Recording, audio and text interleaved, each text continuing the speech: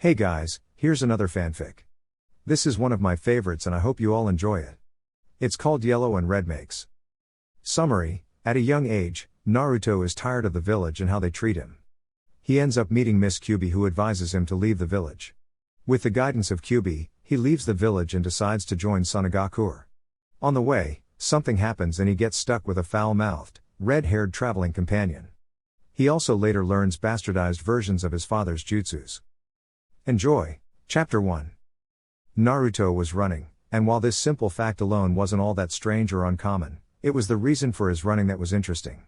He ran a lot, whether it was because of training or because he was running from people annoyed by one of his frequent pranks. He was well known for his ability to run. Except today, that didn't seem to be helping him at all. He had once outran a team of trained Onbu Black Ops specialists after he had placed itching powder on their ever-present masks, but for some reason he couldn't shake the large mob of civilians on his trail. Maybe it was the fact that he was tired. It had been going on all day, and even for somebody like him, with near inexhaustible stamina, that was difficult. Maybe it was because even when he rounded a corner there would just be a whole new mob waiting for him, as if the entire population conspired against him to lead him into a trap. He wouldn't actually put this past them. Years and years of his own life had taught him as much.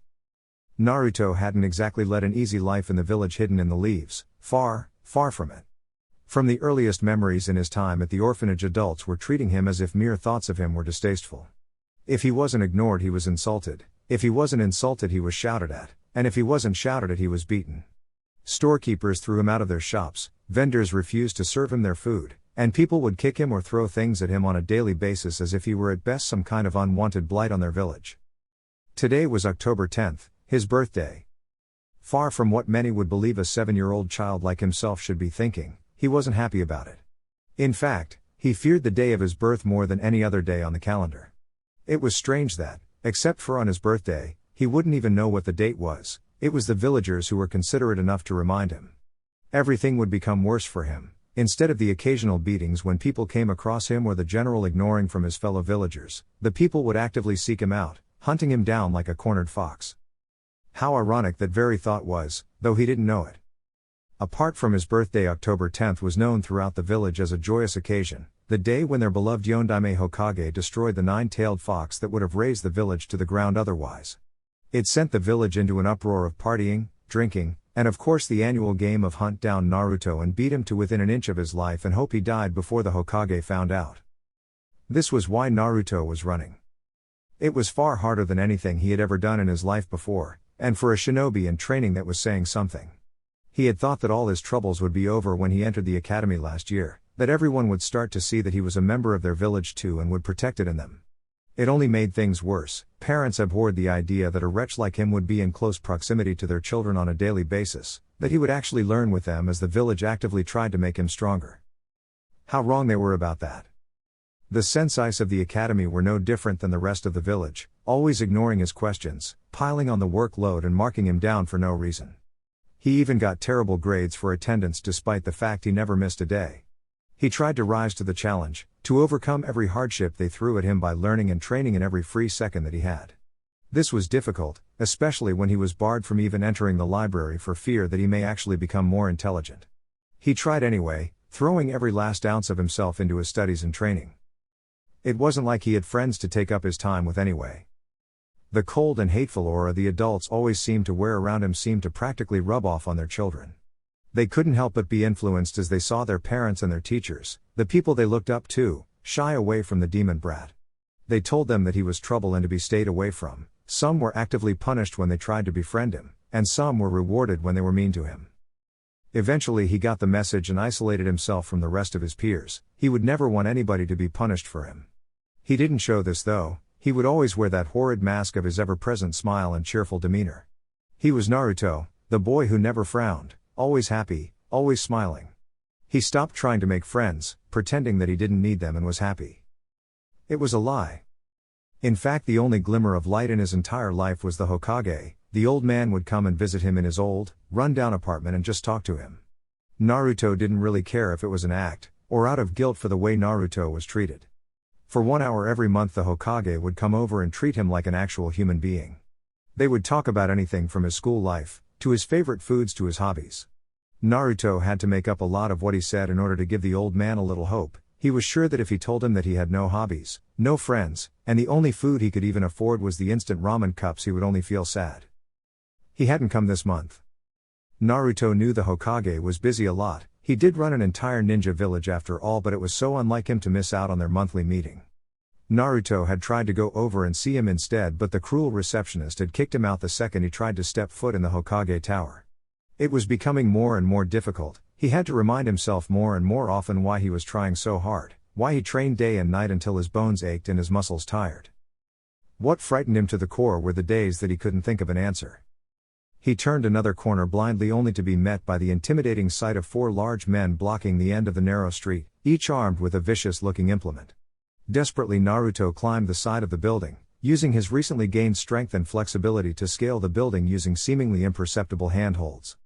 It took him a few seconds, but by that time a few people had caught up and were throwing rocks at him from below.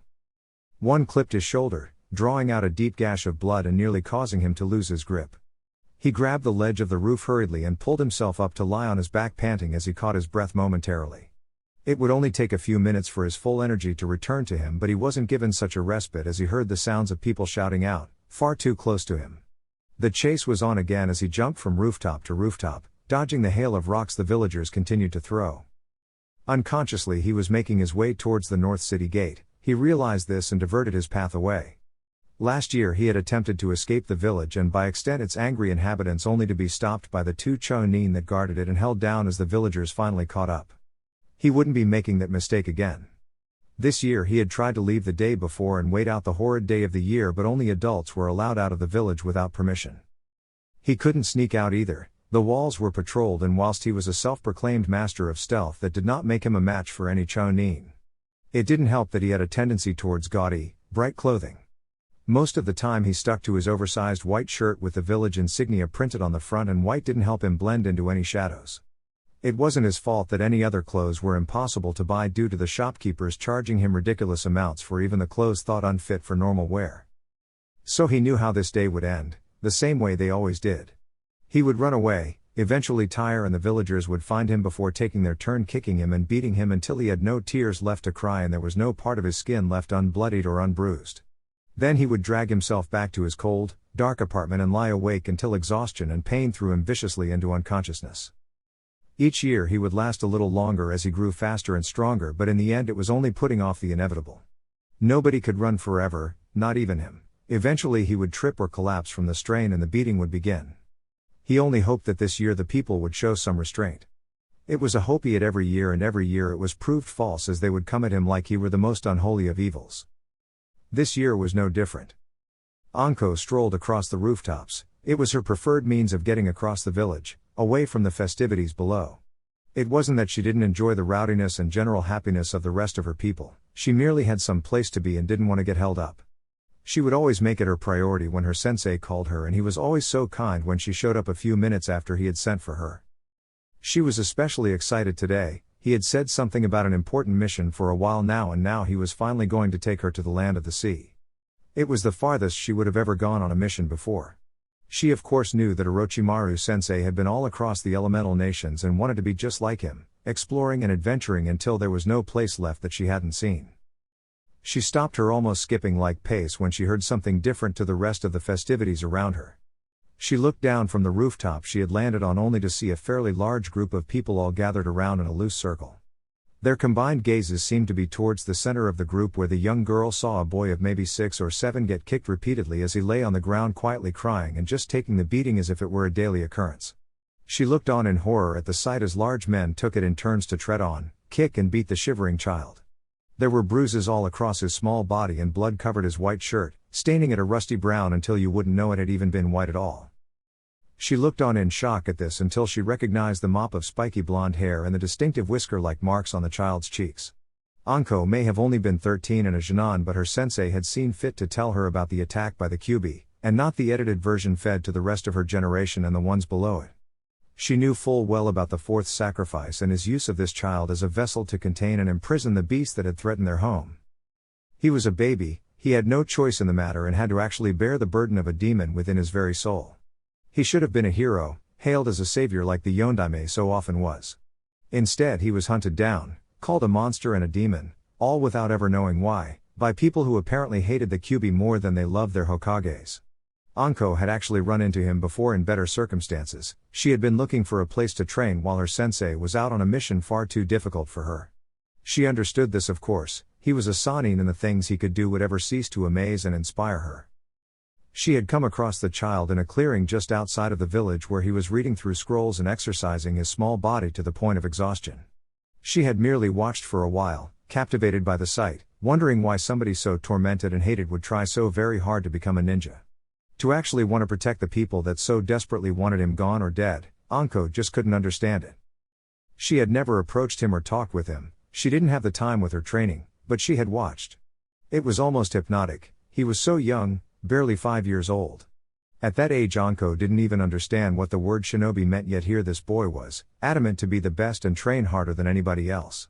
She had to run off and continue her own training before too long, but that image would stay with her a long time, as a symbol of dedication and strength. Now here that same boy was, being beaten to within an inch of his life by the very same people he had unwittingly sacrificed so much to protect.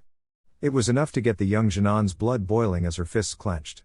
She was about to intervene, despite her earlier thoughts about getting to her sensei as soon as possible, when a squad of Onbu landed on the roof across the street from her.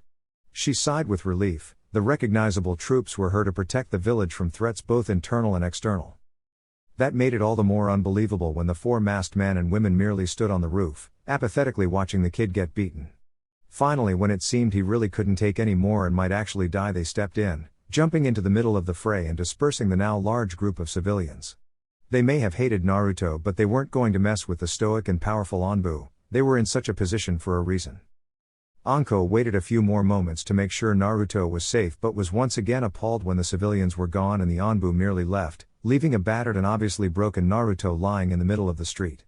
As if their sole responsibility had been merely to make sure he hadn't died. As long as he lived, they were under no obligation to lift a finger further. She jumped down when they were gone and ran over. For once her sensei could be damned, she wasn't going to leave somebody in this condition, demon container or not. The small pool of blood around the young boy was sickening, and the state of his torn-up body made her fear he actually was in fact dead. It was only when he released a pitiful and cringe-worthy moan that she sighed. He was severely injured, but he would survive. She picked him up very carefully, not really caring about the blood that got on her clothing, and walked off at a steady and even pace that wouldn't upset the boy's injuries anymore. She didn't really know where he lived, but when she placed him down a moment to ask, she was gladly told by a very excited young man who believed she was going over to trash his apartment. She was disgusted by the encounter but understood why he had been that way when she reached the address she had been told about. The boy's home, if you could call it that, was a hovel, barely livable for rats.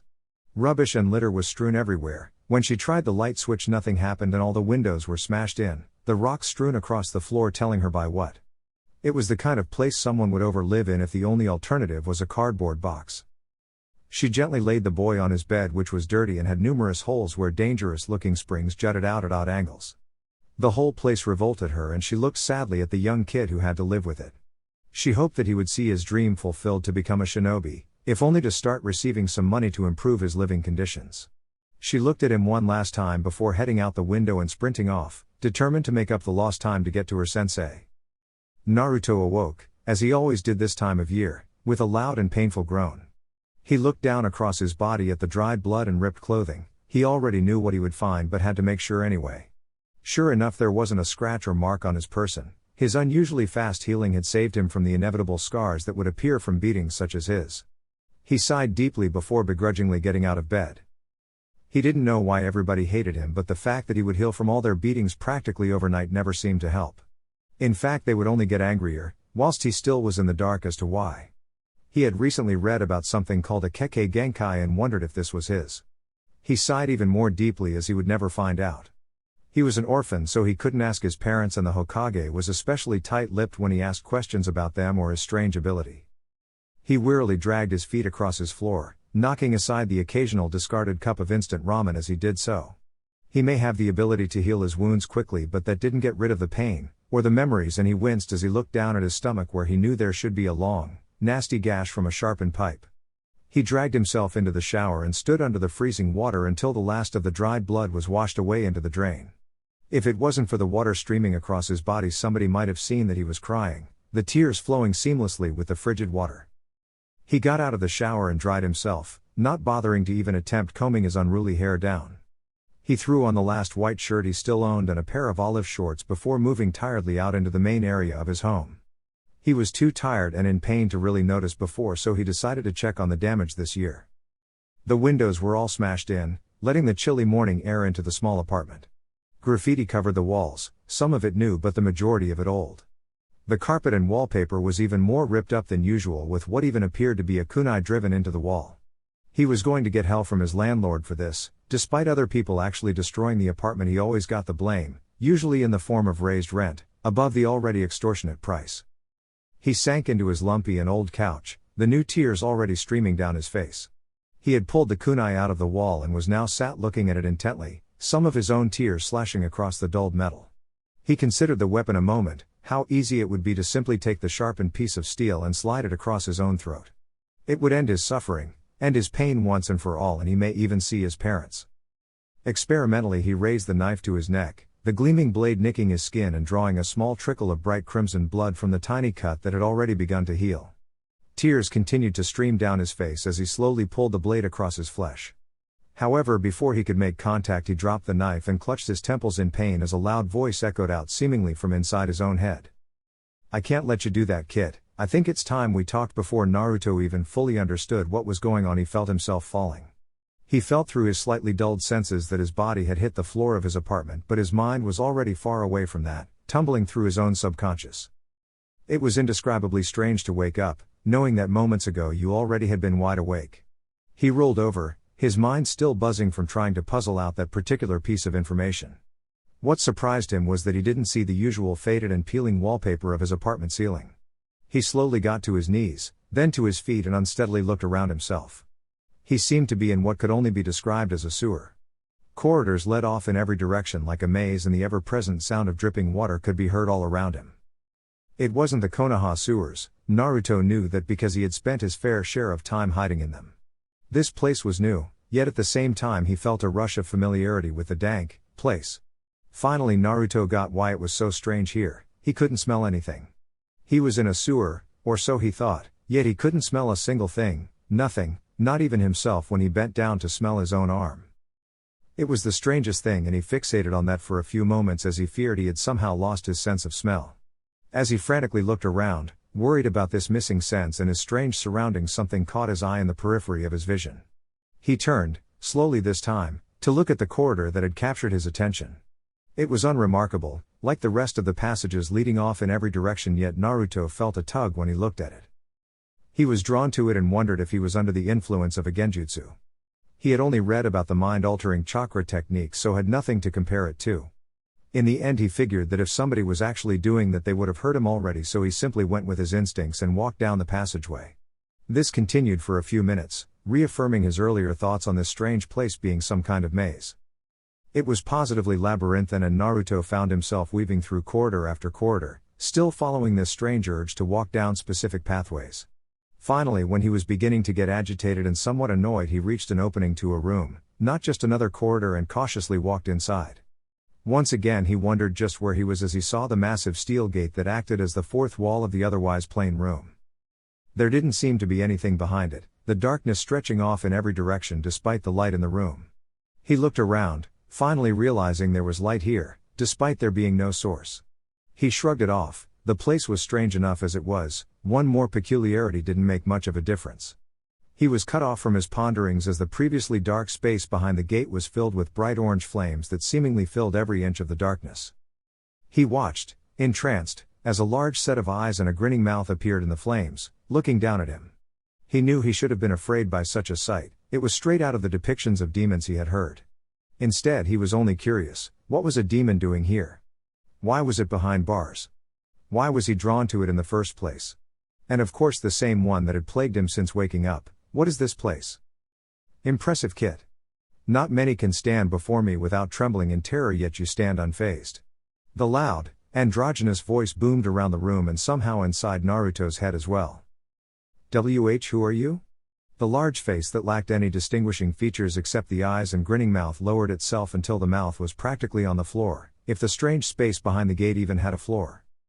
I am the Kyuubi no Yoko, or in your tongue, the nine-tailed fox. Naruto stared back at him blankly and the massive creature sighed.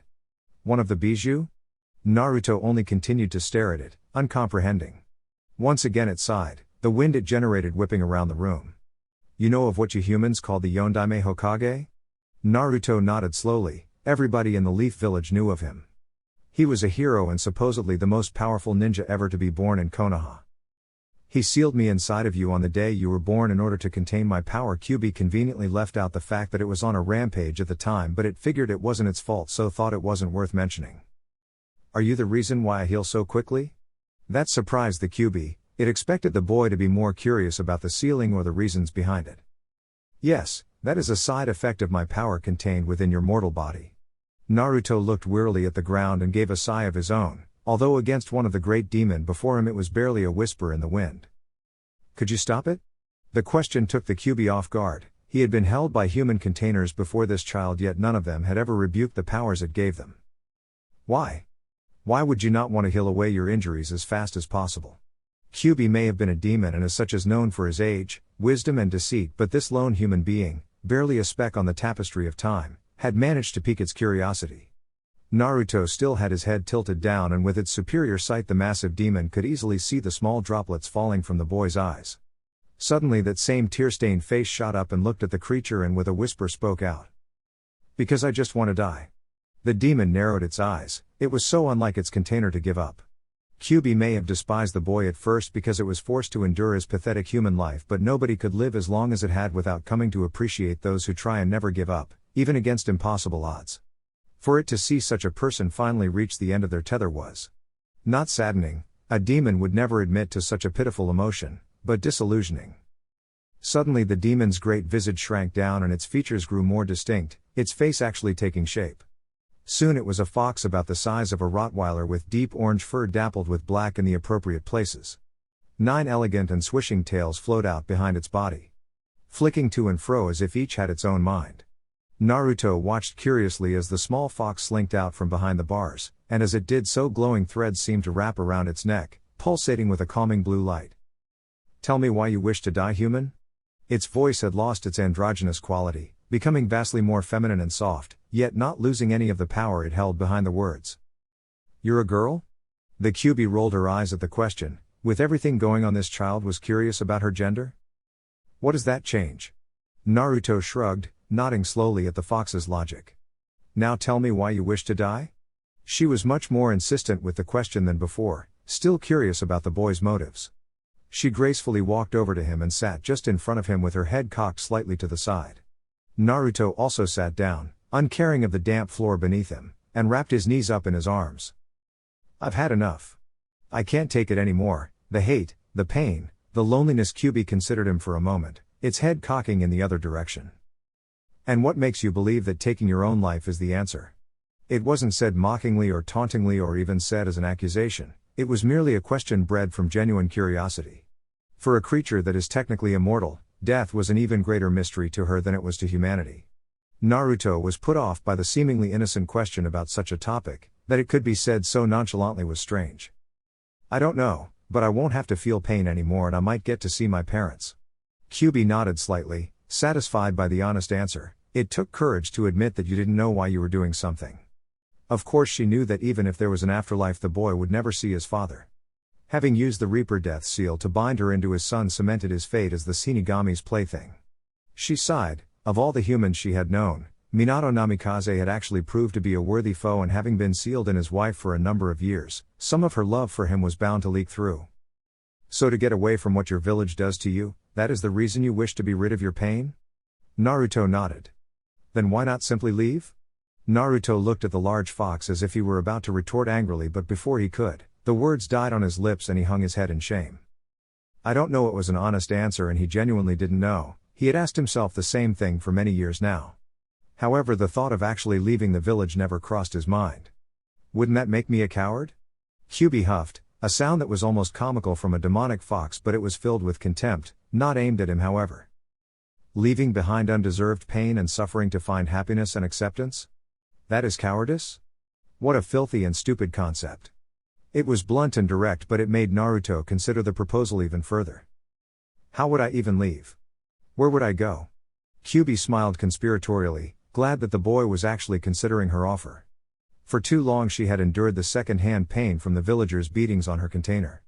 He was technically her mortal form and his experiences were hers by proxy. Don't worry Kit, that's the easy part. Chapter 2. The two talked long into the night until Kyuubi finally let him go. He rubbed the back of his head, smiling slightly and looking around at the room he was in. He had been absent-mindedly scratching Kyuubi behind the ears for the last portion of their conversation, an action she hadn't minded in the least if her low purring was anything to go on. When he removed said hand she looked up at him with a sigh of disappointment, noticing the odd behavior. Kyuubi?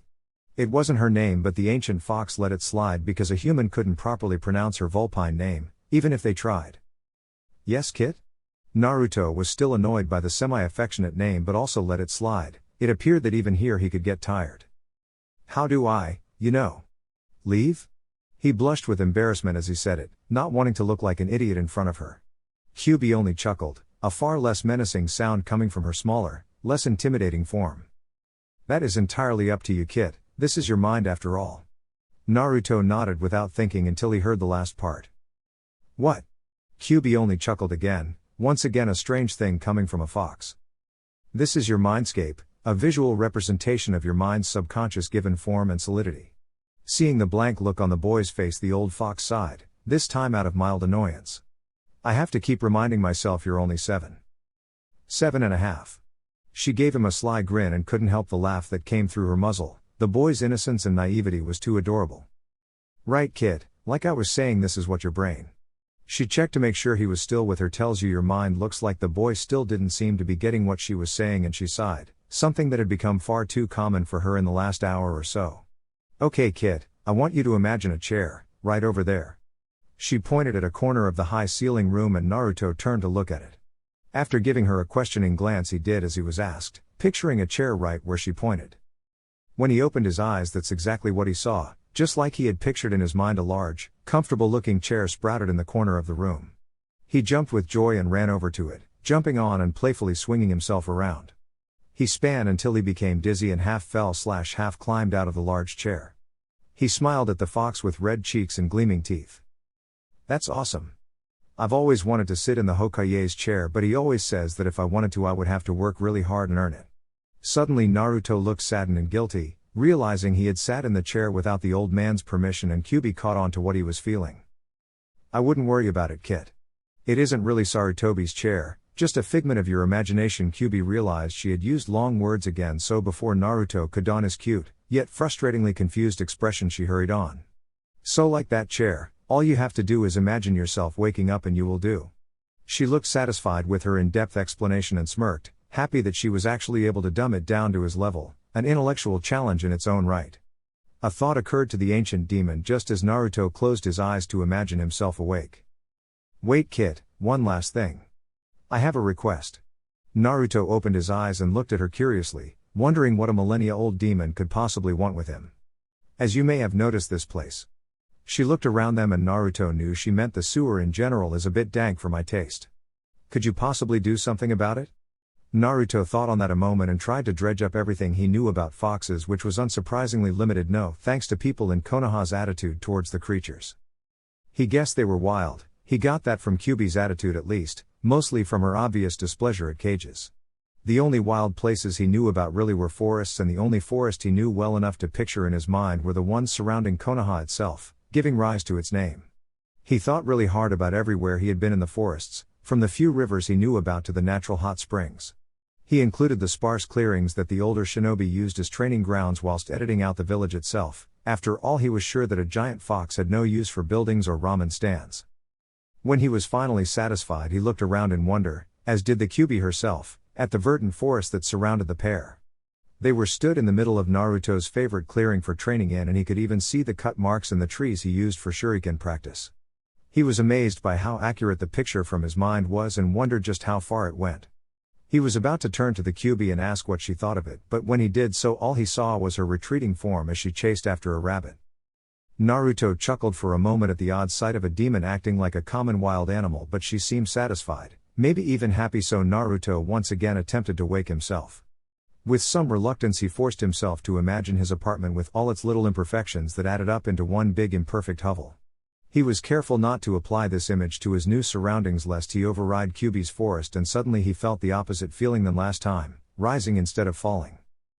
Once again there was that strange feeling of waking up without having actually gone to sleep, which messed with his senses for a moment. In a daze he got up and looked around his apartment. He had collapsed on the floor and the kunai knife was by his feet. He picked it up and slid it into a pocket despite the fact that a few hours ago he had been willing to kill himself with it. He would have thrown it out of the window, but they were expensive, especially with the prices the shopkeeper charged him specifically. Suddenly thinking about the time, he looked outside and realized that it appeared no time at all had passed since he'd fallen asleep, or unconscious, or whatever that was. Mindscape Kit, Mindscape. Naruto jumped backwards from the window in alarm at hearing the voice ring out in his mind, still the softer feminine voice instead of Kyuubi's menacing power voice. "Ah Kyuubi, you're in my head." Naruto heard the great beast sigh, which proceeded to reverberate around his head. "I would recommend that you don't shout out loud every time I commune with you. People will think you are crazy, merely think what you wish to say and I can hear it." Naruto was a little startled by this particular revelation. "So you can read my thoughts?" "Yes Kit, I have done ever since I was sealed inside of you. Now if we are done here, I've nearly caught that rabbit." Naruto waned to ask about the weird time difference between his mind and the real world, but he guessed it was self-explanatory and left the older creature be. Nervous now about the fact that his every thought was being listened in on, he moved about his apartment, gathering up the necessary supplies he would need for later. He tried to clear his mind of all thoughts, an exercise he had actually read about in his scrolls and had thought too silly to try. Now he wished he had paid more attention. He was unsuccessful to say the least, as his mind kept darting from one thing to the next, mostly in excitement for what he was going to do. There were a few things he still needed but didn't have, so he would have to go out. Luckily it was Sunday, so there was no school, and he happily jumped out of the window onto the adjoining roof, where he flew across rooftops until he reached the food district. He kept at the mind-clearing exercise unsuccessfully while Kyuubi merely chuckled at him from inside his mind. Looking around the area, he looked for a place that would sell the items Kyuubi had told him to get. Easily portable, long-lasting and easy-to-cook food, and before he could even suggest it, Kyuubi shot down the idea of instant ramen, mostly due to the fact it was practically all he, and therefore she, had eaten in their 7 years. He collected what he could with what little money he had left and continued to walk around the area. He told himself it was because he was looking for more of the items on his internal list, but in reality he was just taking in the village for the very last time. He walked past a place he knew used to serve octopus balls but had been closed up. There was a sign on the front of the shop that read "Coming soon, Ichiraku's Ramen." He only glanced at it disinterestedly. There were a few ramen places in Konoha, there was nothing to say this one would have been special. He walked on through the food district, reaching the academy and simply staring at it. This place had been more of a home to him than his own apartment had in the last year. Here he could at least pretend to have friends and imagine that he could take part in their games of missing nin/hunter nin. It was basically glorified hide and seek, but Naruto wouldn't have cared as long as he got to play it. There were also the people in his class. He didn't know anybody specifically, but there was a girl, Sakura, who he had a small crush on. He guessed he would have to forget about them all if he was to move on. "Yes Kit, it would be best if you cut all ties to your past here. It will make it easier for you to find a new and better life." Naruto started, still unused to the sudden appearance of Kyuubi's voice in his mind. "Would you please stop scaring me like that?" His only reply was a quiet chuckle before Kyuubi returned to what she was doing in his faux forest. He felt uncomfortable with the idea of merely forgetting about his friends and decided instead merely to not think about them anymore. He smiled and walked on. His friends may have been hard to forget, but that didn't mean it was the same for his teachers. His senseis never taught him anything, always making sure he got the rattiest textbook and no proper tutelage at all. He would enjoy forgetting about all of them. He came to his final stop on his journey, the Hokage Tower, and quickly climbed up the side of it until he was on the roof. There was no point going in. While he would have liked to see the old man one last time, he knew that his receptionist wouldn't allow him to even touch the door if she could stop him. He sighed and thought it was for the best. Kyuubi had told him to try and cut all ties, and that was what he was doing. The Hokage may hold a special place in Naruto's heart, but he couldn't let that cloud his decision to leave, which he knew it would if he saw him.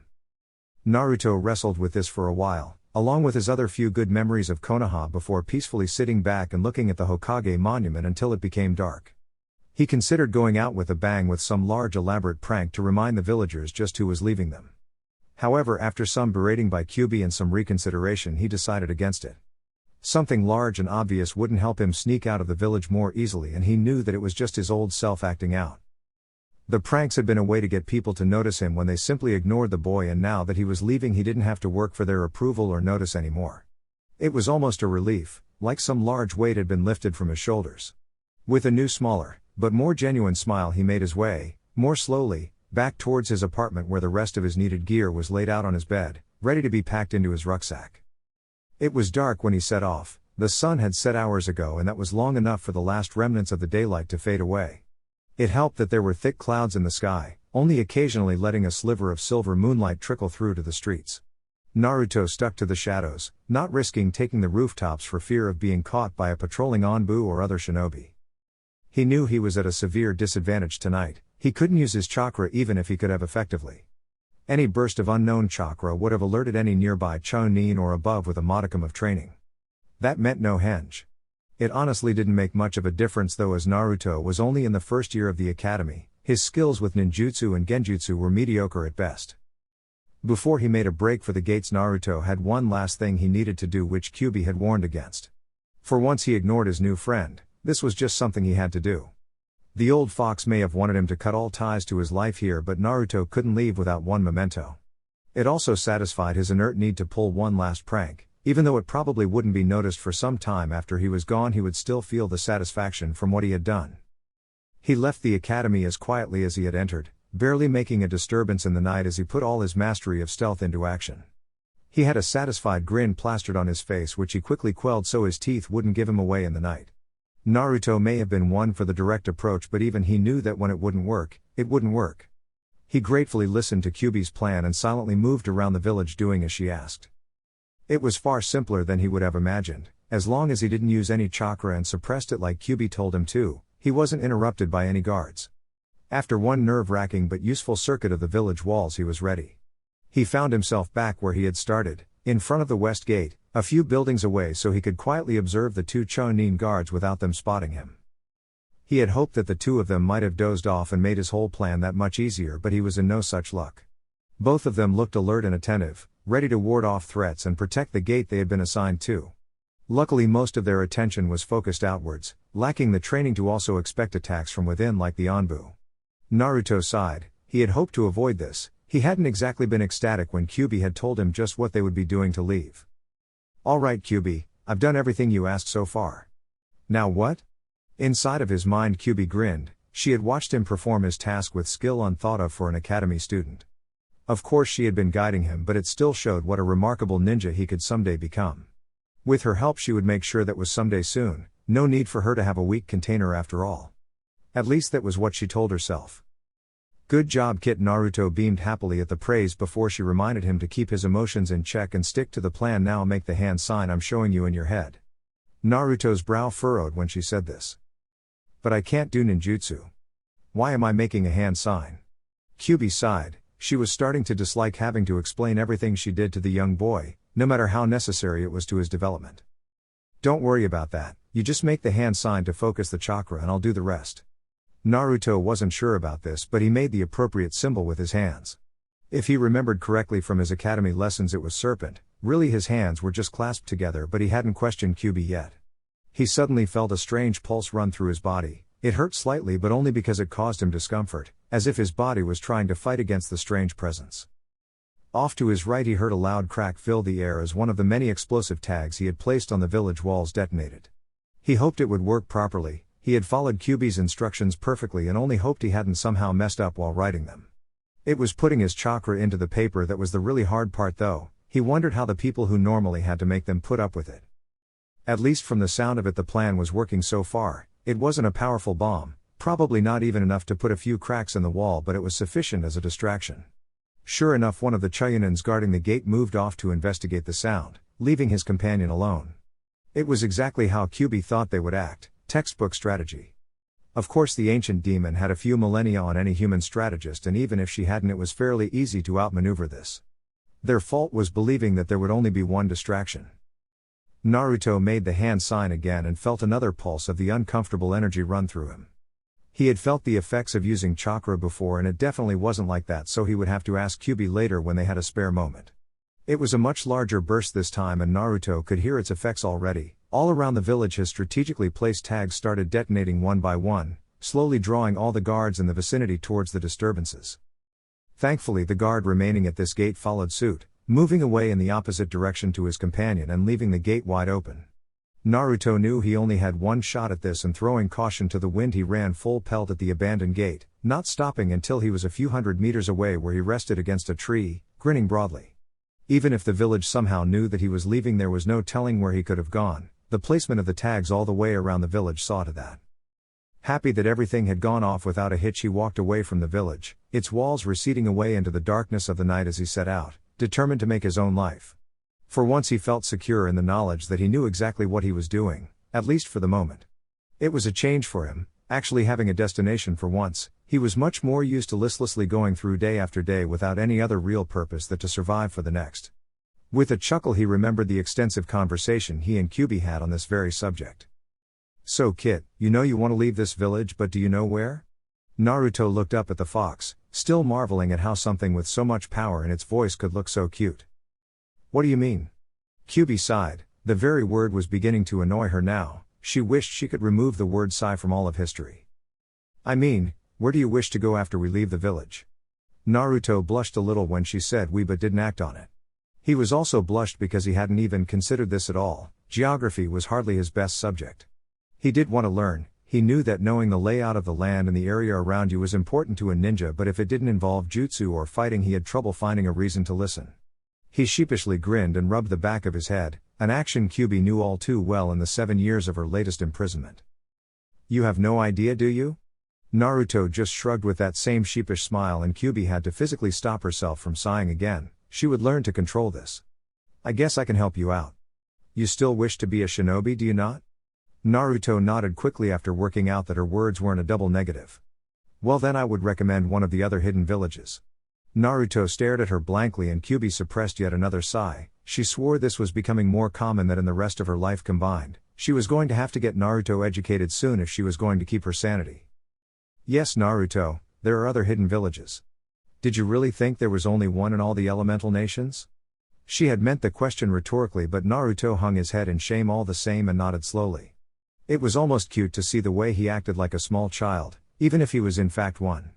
Even so, he was a ninja in training, and the academy should have gotten this out of his system straight away. She cursed his teachers. They gave her so little to work with it might strain even her endless patience.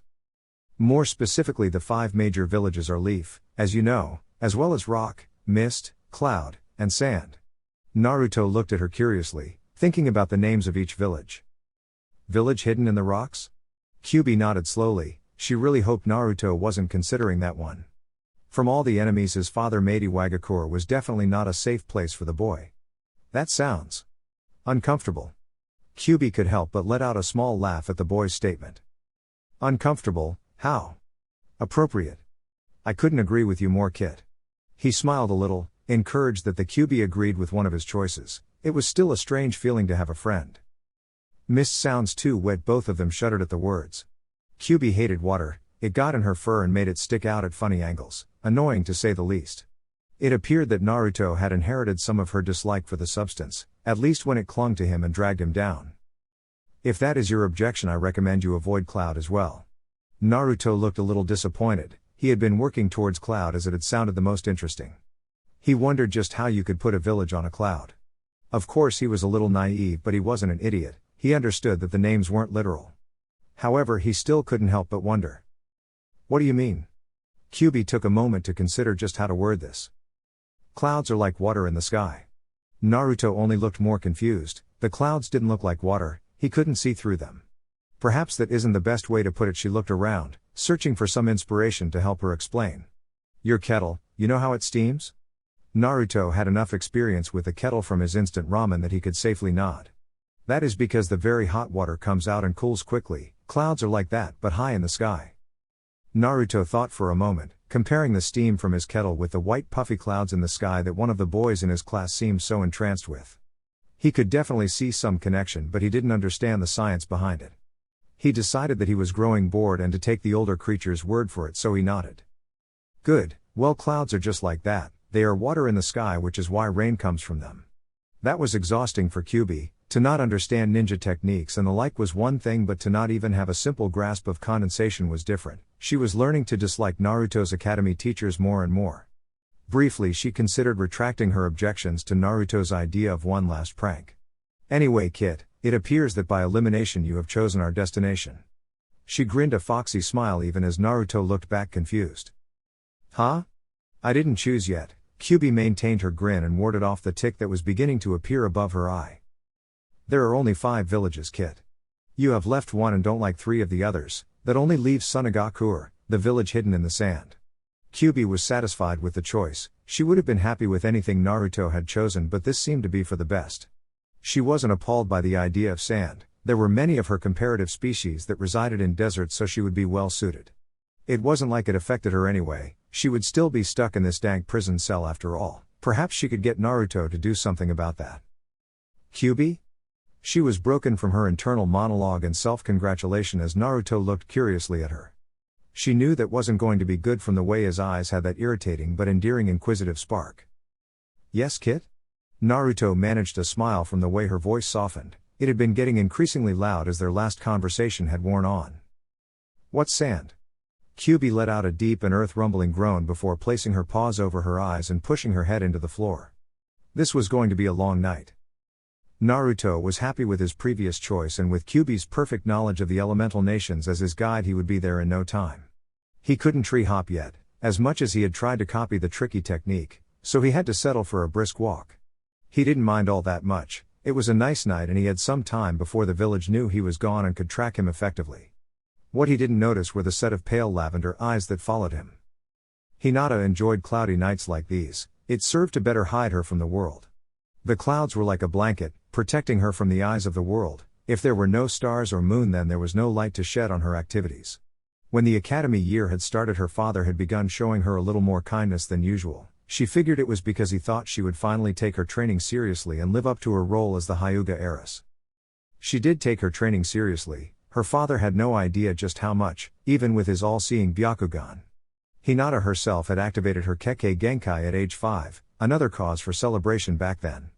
Those were the 2 times she had known her father to express emotion around her. All other times he would be the proper clan head. It was nights like these that she would come out into her favorite clearing, a small pasture of land that was surrounded on all sides by dense foliage that further served to hide her presence. It was because she was practicing the gentle fist's defensive stances with her Byakugan activate that she saw the retreating form of her secret crush.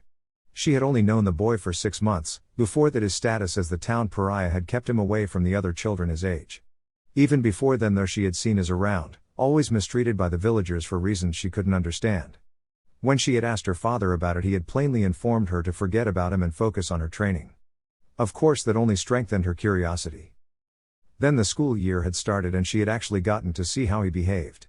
He was like a role model to the young Hyuga. No matter what life threw at him, he would always pick him up with a grin and dive right back in. They were almost polar opposites in her mind. He was loud, outgoing, and a little clumsy, whereas she was quiet, shy, and reserved. In all the time she could have gotten to know him, she had barely spoken 5 words to the boy, barely enough that he knew her name. For some indiscernible reason, she would always become flustered and embarrassed when he was close to her.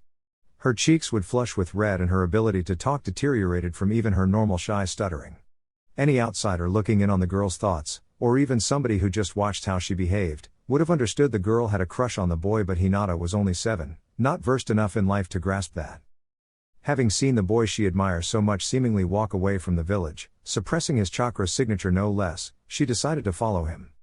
Her curiosity was piqued when he showed no signs of stopping anytime soon. She wondered how he had even gotten out of the village so late. Permission was only granted to adults and shinobi. She was only allowed to leave because nobody would question the heiress to the most prestigious family in Konoha, after the Uchiha of course. She began to worry when he started to get really far from the village, and she only now noticed the backpack slung over his shoulder and the dark clothes he was wearing. He couldn't be leaving, could he? No, this was Naruto, he never ran away from anything. However, as she tried to rack her mind to figure out what the enigmatic boy was doing, he was getting increasingly further away from her home. She wanted to call out, anything to make him turn around and see her, but her body wouldn't follow her mind's commands. As if Naruto had somehow heard her thoughts, he paused a moment, as if considering some unspoken voice. He turned slowly and peered into the brush where she was currently hidden, and Hinata had to stifle a squeak as his eyes seemed to land directly on her, as if he could pierce through the darkness and see her. "Hello?" That was impossible. She had been hiding her movements and was practically silent. He wasn't facing her, so he couldn't have seen her. She hadn't been hiding her chakra, but there was no way Naruto could detect her because of that. She didn't have a strong chakra signature to begin with, and only a jounin would have picked it up. Even so, Naruto was looking straight at her position. He must know somebody was there, but he didn't know who. There was no point in hiding anymore. Hinata knew Naruto was an inquisitive boy. If he thought there was somebody here, then he was going to investigate. She stepped out of the bushes into the weak light that drifted onto the path while Naruto just looked at her curiously. "Hey, you're that girl from my class." Hinata. Chapter 3. Oh, hi, and Naruto. She was pressing her fingers together the whole time she talked, refusing to meet Naruto's surprisingly penetrating gaze. His cerulean blue eyes tried to lock onto Hinata's paler lavender ones, but they darted around too quickly and he gave up trying. He was wondering what the girl was doing so far out of the village so late. He had seen her a few times in his class but hadn't talked to her much. Mostly she just seemed shy and, in his opinion, a little weird. "Hinata, what are you doing out here?" He knew he really didn't have a right to ask her that, considering he too was out, but he needed to hurry the conversation along before the Anbu or other shinobi could catch his trail. "Oh, I was training." Naruto's brow furrowed. He thought he was the only one who actually trained outside of school time, but he guessed there were others as well. He was suddenly caught off guard as Hinata gained a sudden burst of fleeting confidence. What are you doing out here?" He gulped, not sure whether or not to actually tell the truth or not. Honestly, he didn't have a real excuse for his actions, a rather large oversight on his and the Kyuubi's part. He hadn't known Hinata nearly long enough to know whether or not he could trust her. In a split-second decision, he figured it wouldn't matter anyway, as he was still leaving. "I'm leaving the village." Hinata's eyes widened, something that looked strange with her already rather large eyes. All the confidence was drained out of her with that statement, and her whole world was rocked. Naruto was giving up? At least that was how her mind connected the dots. Seeing the girl in front of him almost short-circuit from his explanation, he continued, the silence becoming awkward. At least he was about to, until Hinata seemed to reawaken and look at him, her eyes shimmering in a way that Naruto just thought was a trick of the light. But why?" Naruto paused. The way she said it made it sound like she actually cared. It was a new sensation for the young boy. "I needed a change of scenery." He couldn't help the old mask slipping back on. It just tended to happen as a reflex around his peers. He said it with a false grin, but upon seeing Hinata's slightly shocked and partly disbelieving face, he dropped it again, taking on a more serious face. "I have my reasons, Hinata." She nodded, mostly out of practice for whenever somebody said anything to her in that same serious tone, especially her father. She had of course seen the way Naruto was treated in the village, and for a while she had assumed it was because of his pranks or maybe something he had done in the past. Except it seemed to go beyond that, to something much deeper that couldn't possibly have earned Naruto the ire of the entire village in his short life. It was a mystery to the Hyuga heiress, one she had hoped to unravel as the two became friends, and she now saw that chance slipping through her fingers. Where are you going?" No, that wasn't what she was supposed to ask. Why did she do that? Naruto was about to answer the question before Kyuubi's voice rang out in his head quickly. "Stop, Naruto, you can't tell anybody where you're going or they'll be able to track you and take you back." Naruto firmly shut his mouth on the answer he had been about to foolishly give away.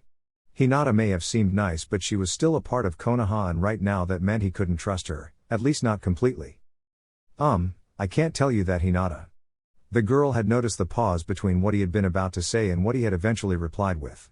It was like before when he had first spotted her, like he was hearing one part of a conversation Hinata wasn't privy to. "Are you ever see coming back?" Again Hinata screamed at herself inside. That wasn't what she was supposed to say. She had firmly told herself to ask him to stay, to reconsider and just come back to the village before he got in trouble. Technically he was an academy student, not a shinobi yet, so he wouldn't be counted as a missing nin, but if he was caught outside of the village so late he would be punished. "I don't know." The answer was completely honest. Naruto honestly had no idea. The whole point was to go out and make his own life somewhere new, somewhere that wouldn't treat him unfairly or put him down.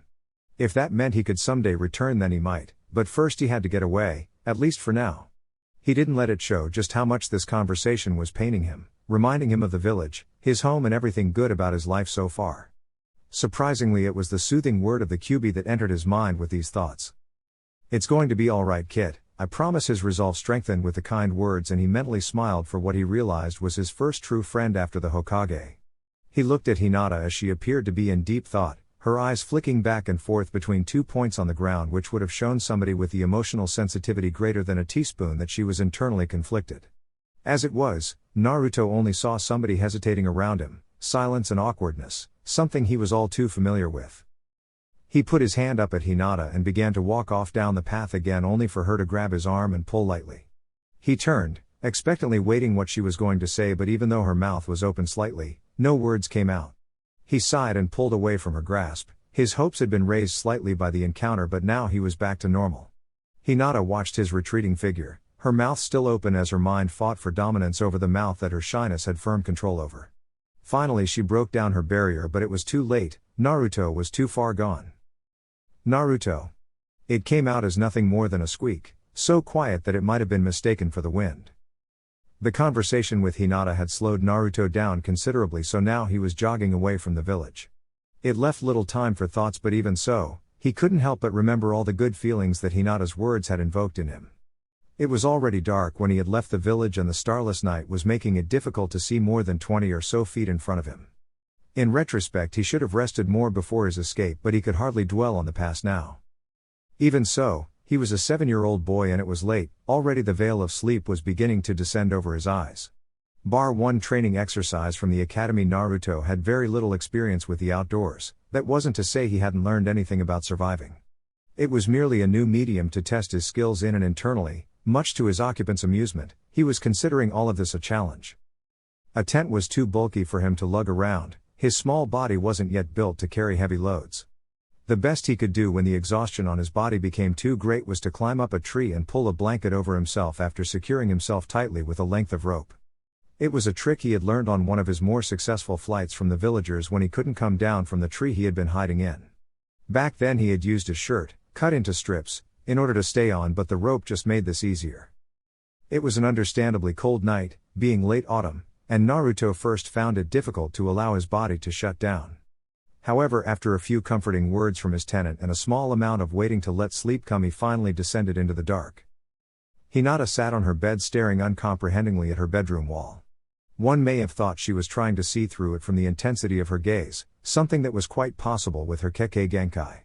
However, her mind was far from the images her eyes projected, too lost in her own thoughts to even begin to care. All of these turbulent thoughts that swam through her mind and distracted her from her usual sleep focused around one mop-headed boy. He had left. That one phrase in particular stood prominent in her thoughts, and for good reason. The very reason Hinata had begun to notice and especially admire Naruto was his inability to give up, sometimes to the point of idiocy. Everything that life threw at him he merely took a hold of and peacefully returned it with a smile. It was the single most important trait of the kid which had allowed him to last even this long against the impossible odds of loneliness and hatred. Hinata kept trying to puzzle it out, kept trying to figure out the ulterior motive, the other way of seeing this that didn't mean her idol had simply given up. However, when she did try and take that route, her mind simply turned to more saddening thoughts. Her gaze turned inwards, looking at herself and berating harshly her own inability to simply talk to the boy, to ignore her father's warnings and try and make a friend out of him. She cursed her shyness and blamed herself, unfairly of course, for the fact that Naruto had left at all. She believed it was her own weakness, her own unwillingness to act, even if it meant she could help him and maybe even herself. It was thoughts like these that made her want to break down and weep. She was only kept from doing so by the other thoughts that inhabited the current maelstrom of her mind. Maybe if she was stronger, maybe if she had said something or did something, then this wouldn't be happening. It was her fault, and she truly believed that. She thought of Naruto some more, the way he might have handled the situation in her position, how he might have acted to bring her out of whatever it was she was going through. She knew he would. It was just the way he was so unused to kindness in his own direction that he constantly had to project it outwards to even glimpse at what it felt like, at the cost of his own happiness. It was a strength she never thought she could have, and finally the barrier couldn't hold back anymore. The overwhelming tide of negative emotions burst through and Hinata began to cry. She thanked the protective seals on the walls that prevented her father from looking through into her room and seeing her in this weakened state. He would have berated or punished her, calling her unfit and weak, unworthy of her position as heir. It was a vicious spiral of thoughts that appeared to have no end to them, but end it did when a bright glimmer of hope erupted through the pain and sadness.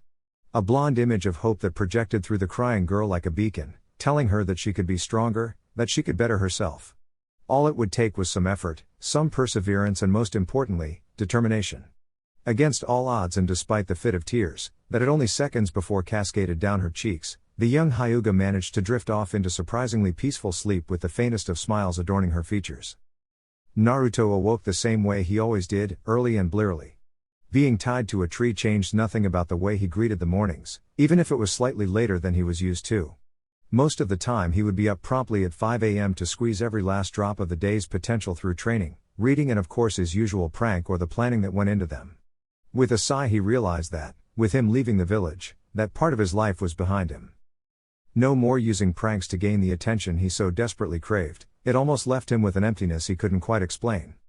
It had been a part of him for so long that it had actually managed to wriggle through his facade and become a part of his life. He shrugged wearily, something that would have looked impressive, being tied up like he was, to an onlooker. As it was, there was nobody about to witness the awakening of the young shinobi in training and he was allowed to continue with his improvised morning routine in peace. He bathed in a nearby stream, the cold water not even affecting him as he was so used to the cold showers in the morning. Normally he would have worried about some passerby catching him, but he was tired and distracted and thought nothing before shedding his clothes and lightly treading water. He got back out and drip-dried, only putting on his boxers in case someone did happen to chance by. He got started on his breakfast, marveling briefly at the unusual sensation of not having ramen first thing in the morning. After that, and when he felt he was dry enough, he shoved his clothes back on in a hurry, packed away anything loose that he had used and began to walk down the same path he had arrived here from. He chuckled briefly as he heard the yawn that reverberated around his kind that definitely wasn't his. Morning Kyuubi, he heard another yawn before he got his reply. What time is it? Naruto looked about him, then up at the sky to where the sun was beginning its lazy drift across the sky. Around 7. He heard an unpleasant groan and a small growl from his traveling companion. Why in the world would you wake this early? Naruto continued to walk at a steady pace, considering her words. He had gotten up as early as possible for as long as he could remember, by now it was merely routine. He shrugged and somehow knew that the old fox had understood the gesture, even though he had said nothing. He heard more mumbled complaints before Kyuubi seemed to wake up properly. We need to get you on a new schedule, we foxes are nocturnal creatures and it might suit us better to be shrouded by the night as we travel. But I can't see in the dark. Naruto heard a chuckle from his companion, a light, tinkling sound that was quite pleasant. Don't worry about that, the ancient demon left her statement hanging in the air without further explanation and Naruto didn't bother to ask, knowing that she would tell him when she was ready. It was strange that he barely knew this being, yet he felt an intrinsic bond between them as if he had known her his whole life. It was disconcerting and comforting at the same time.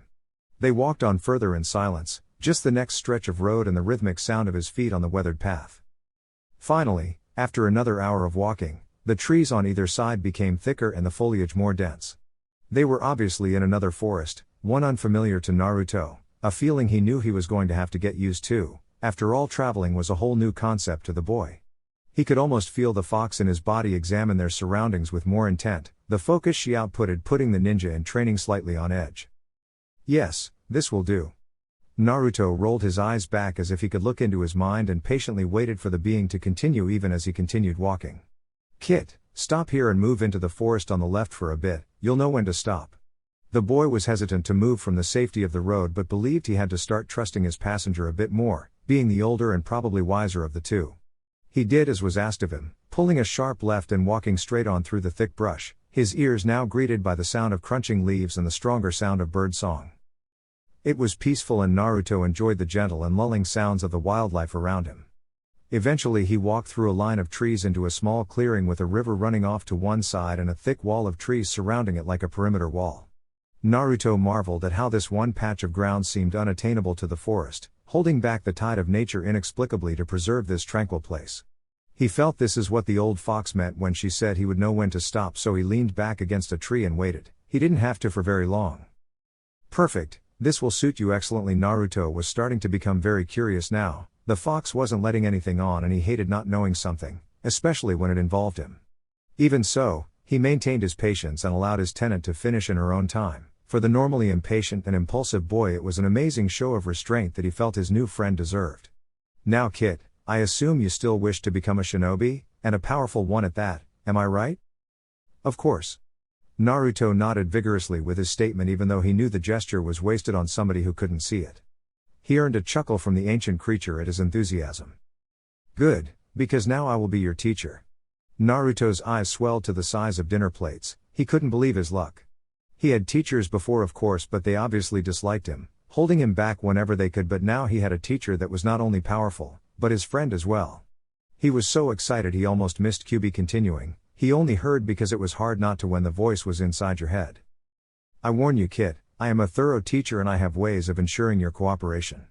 The tone was more menacing than Naruto was used to and it made him gulp. However, the old fox immediately lightened up. Of course, the benefits you will reap will be great. Naruto smiled broadly. It was exactly what he wanted after all. All you must do is accept. Naruto immediately nodded, not even thinking it through beforehand. No, kid, I must hear you say it. Naruto took a breath to calm his excited nerves. However, he could do nothing to remove the smile plastered on his face. I accept you as my sensei, Kyuubi. Even in his own head, Naruto could barely keep the excitement from his voice. He heard a deep throaty laugh that sounded a lot more like Kyuubi's original, androgynous voice than the more feminine one he had become used to. Excellent, let's begin then. And that was the last thing Naruto heard before pain shot through his head and he blacked out. Hours later, and he knew that because it was obvious the sun had set a long time ago, Naruto slowly got up from where he had laid sprawled out on the forest floor. He had his eyes closed and was rubbing the side of his head against the throbbing headache that had suddenly settled behind his eyes. After some time it died down into a light ache that he could live with and he opened his eyes. Amazingly, when he looked around he could have sworn it was early morning, instead of the late hour he knew it must be. Everything he saw had somehow lightened, the colors were more vivid and everything was much clearer than it ought to be when it was so late and dark. Naruto wasn't even sure how he knew that it was dark, but he did. If he had to guess he would say it was something to do with his body clock. He was cut off from his musings by a light chuckle that washed the thoughts from his mind. Now this is a more appropriate time to wake up, don't you think, kid? Naruto was still at a loss for words and couldn't answer Kyuubi, who just settled on another laugh before continuing. So are you enjoying the upgrade? Naruto continued to look baffled, not that the old fox could see that, but she had been with the kid long enough to know what would and wouldn't startle him. Eventually he rallied himself together, turning his attention inwards, away from his unsettlingly excellent vision. What did you do to me? It came out slightly more accusatory than he had intended, but the feeling behind the words was clear. What? Don't you like it? Kyuubi put on a mock hurt voice and Naruto could practically feel the pout and puppy dog eyes the old creature was directing at him. It worked all the same and Naruto found himself buckling. It turned out even a female fox held emotional sway over him. No, I didn't say that, I just wanted to know what you did. He tried to put on a placating tone and it worked as Kyuubi suddenly turned happy again. At least it appeared that way to the emotionally naive boy. Oh, in that case then it's okay. Naruto found himself wishing he was in his mindscape right now so that he could enjoy the beam the fox was obviously leveling at him. I just messed about with your senses a bit. Naruto gulped at the thought of an ancient demon playing about with his senses like a mechanic might a piece of machinery. Then he latched on to the second thing he noticed about her statement. Wait a second, senses? He put heavy emphasis on the plural nature of the word, only to be met by another chuckle from the older creature. Of course, why would I only improve your sense of sight when I can open a whole new world of feeling for you? You humans use your body's potential so sparingly. Smell, hearing, taste, all as valid as sight, some even more so. Naruto briefly pondered how taste could possibly be more useful than sight, but let it slide as he realized something else. My hearing isn't any better. Sure enough, the birdsong in the air and the gentle rustling of the leaf in the tree could be heard no more clearly than when he had passed out. Of course not, the sensory overload from all four senses being finely tuned at once might have knocked you out again. It is only because sight is your main reliance I was able to bring all the changes to the forefront. He quickly, and rather smugly in Naruto's opinion, added on, including your new ability to see much better in the dark. So what does that mean for my hearing? Kyuubi sighed and wondered why the boy was so fixated on hearing after she had explicitly told him all of his senses would improve. The other senses will improve slowly, you will begin to notice the changes by tomorrow, and by the end of the month you will be used to your new abilities, as well as being able to use them effectively. Naruto nodded, satisfied and slightly excited. He was anxious for the time when he would get to experience the world like an animal, not just relying on his eyes to see the world. It was something shinobi actually strove towards, and he knew that, to actually be in tune with the world enough that your ears and nose were just as valuable as your eyes. Anyway, kid, I didn't just bring you to this clearing for the scenery, I think it would be best to begin your training as soon as possible. Naruto nodded, only happy to agree with the fox's verdict. He sat under the tree he had fallen near and eagerly awaited his new teacher's first lesson with barely suppressed glee. "Now Kit, tell me everything you know about chakra." Kyuubi had to correct a great deal of Naruto's knowledge, not just about chakra, as after that they had gone through a number of things. They had covered the basics of being a ninja, ninjutsu, genjutsu, and taijutsu, as well as their applications. She had been disappointed when the boy had displayed little to no interest in genjutsu, obviously thinking them useless in combat. It was a mentality she assured herself she would remove from the boy. Starting to understand how Naruto saw things, she tried to put everything in words and phrases he would understand. She also tried to make what she said as interesting and as relevant as possible, not wanting to lose his interest for a moment. It seemed to be working as the boy sat there, rapt with attention and happiness at finally being taught properly. She was genuinely surprised that when she pointed out gaps and errors in the boy's knowledge, he only seemed eager to correct them. He proved to be a good student, and after a while, as well as a few stories and examples of their actual use in combat, she even managed to get him interested in genjutsu. It was mostly through telling him that the best ninja were those that utilized every advantage available to them. If one could distract their opponent even for a few seconds in the heat of combat, then they had an immediate advantage. It was obvious that his main focus was on chakra, what it could do, how you form and refine it, as well as how to use it to its fullest extent. After a lot of shouting, she eventually hammered in the point that chakra control was just as important as volume. It made her wonder how the boy could be the perfect and attentive student one second and a stubborn brat the next. She sighed to herself out of the boy's earshot. With her immense chakra contained within her body, as well as the large amount he was instinctively using to suppress hers, chakra control would be anything but easy for the boy. However, she knew how hard he trained, and if he applied that same mentality to his new regiment, then she was sure he could master just about anything. She also made sure to look out for anything that could help speed the whole process up, not shortcuts exactly, but ways to improve his learning rate. Shocked out of her internal monologue, she realized light was beginning to stream through the tree trunks as morning finally came. Naruto wasn't tired, but she insisted he rest. It would be better if he became nocturnal like she was as soon as possible. After he settled down for the night and she felt his conscious mind drift off, Kyuubi was finally left to her own devices in the boy's mindscape. Ever since he had created the place, she hadn't ceased to be amazed by its precision and intricacy.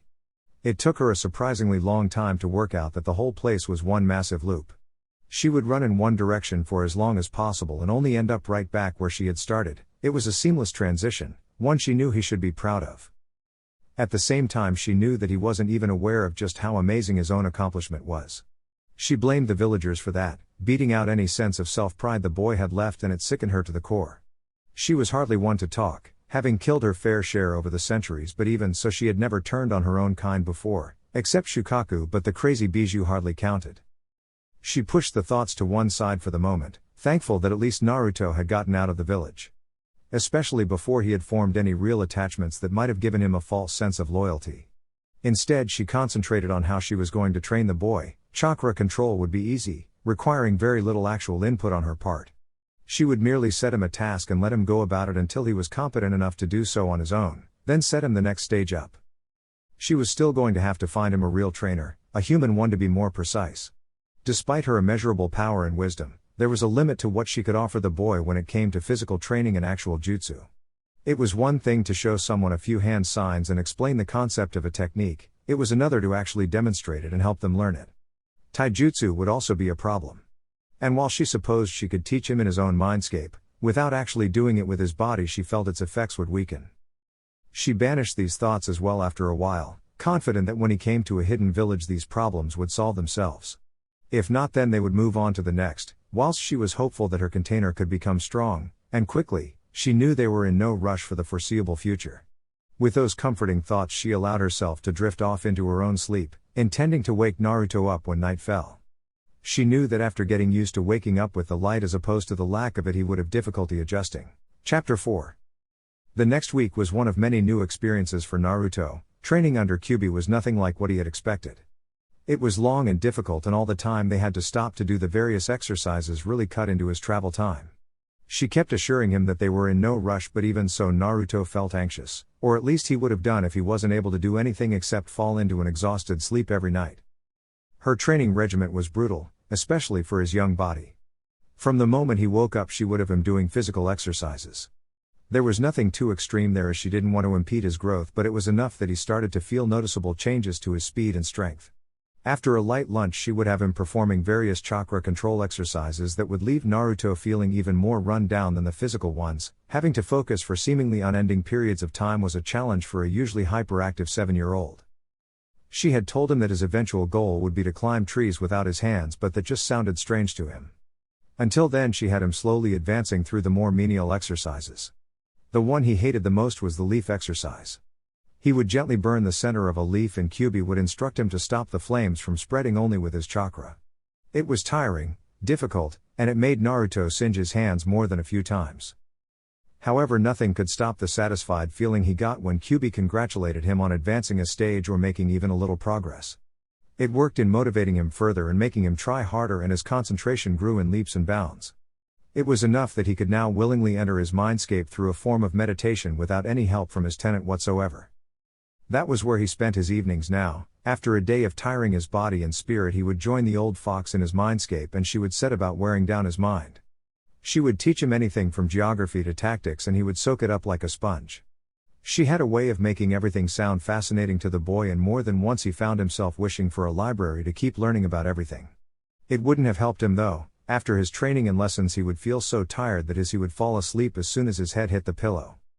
Sleeping during the day posed its own challenges for the boy. Apart from the obvious body clock adjustment, it forced him to hide up in trees, which wasn't the most comfortable way to sleep. As well as that, he found himself being woken up when the odd ray of sunlight would find its way through the tree he was in and land straight on his closed eyes. Of course, Kyuubi would happily sleep through it all, ignorant to the boy's suffering. After a while, when his concentration began to grow and his body's exhaustion increased, it became less of an issue, and soon he was practically a nocturnal creature himself. With his new sense of sight, navigating the thick forest was simple. Everything was clear and visible as if it were midday. It meant he could safely travel at a decent pace, not as fast as if they had used the paths and road, but still enough to meet Kyuubi's liking.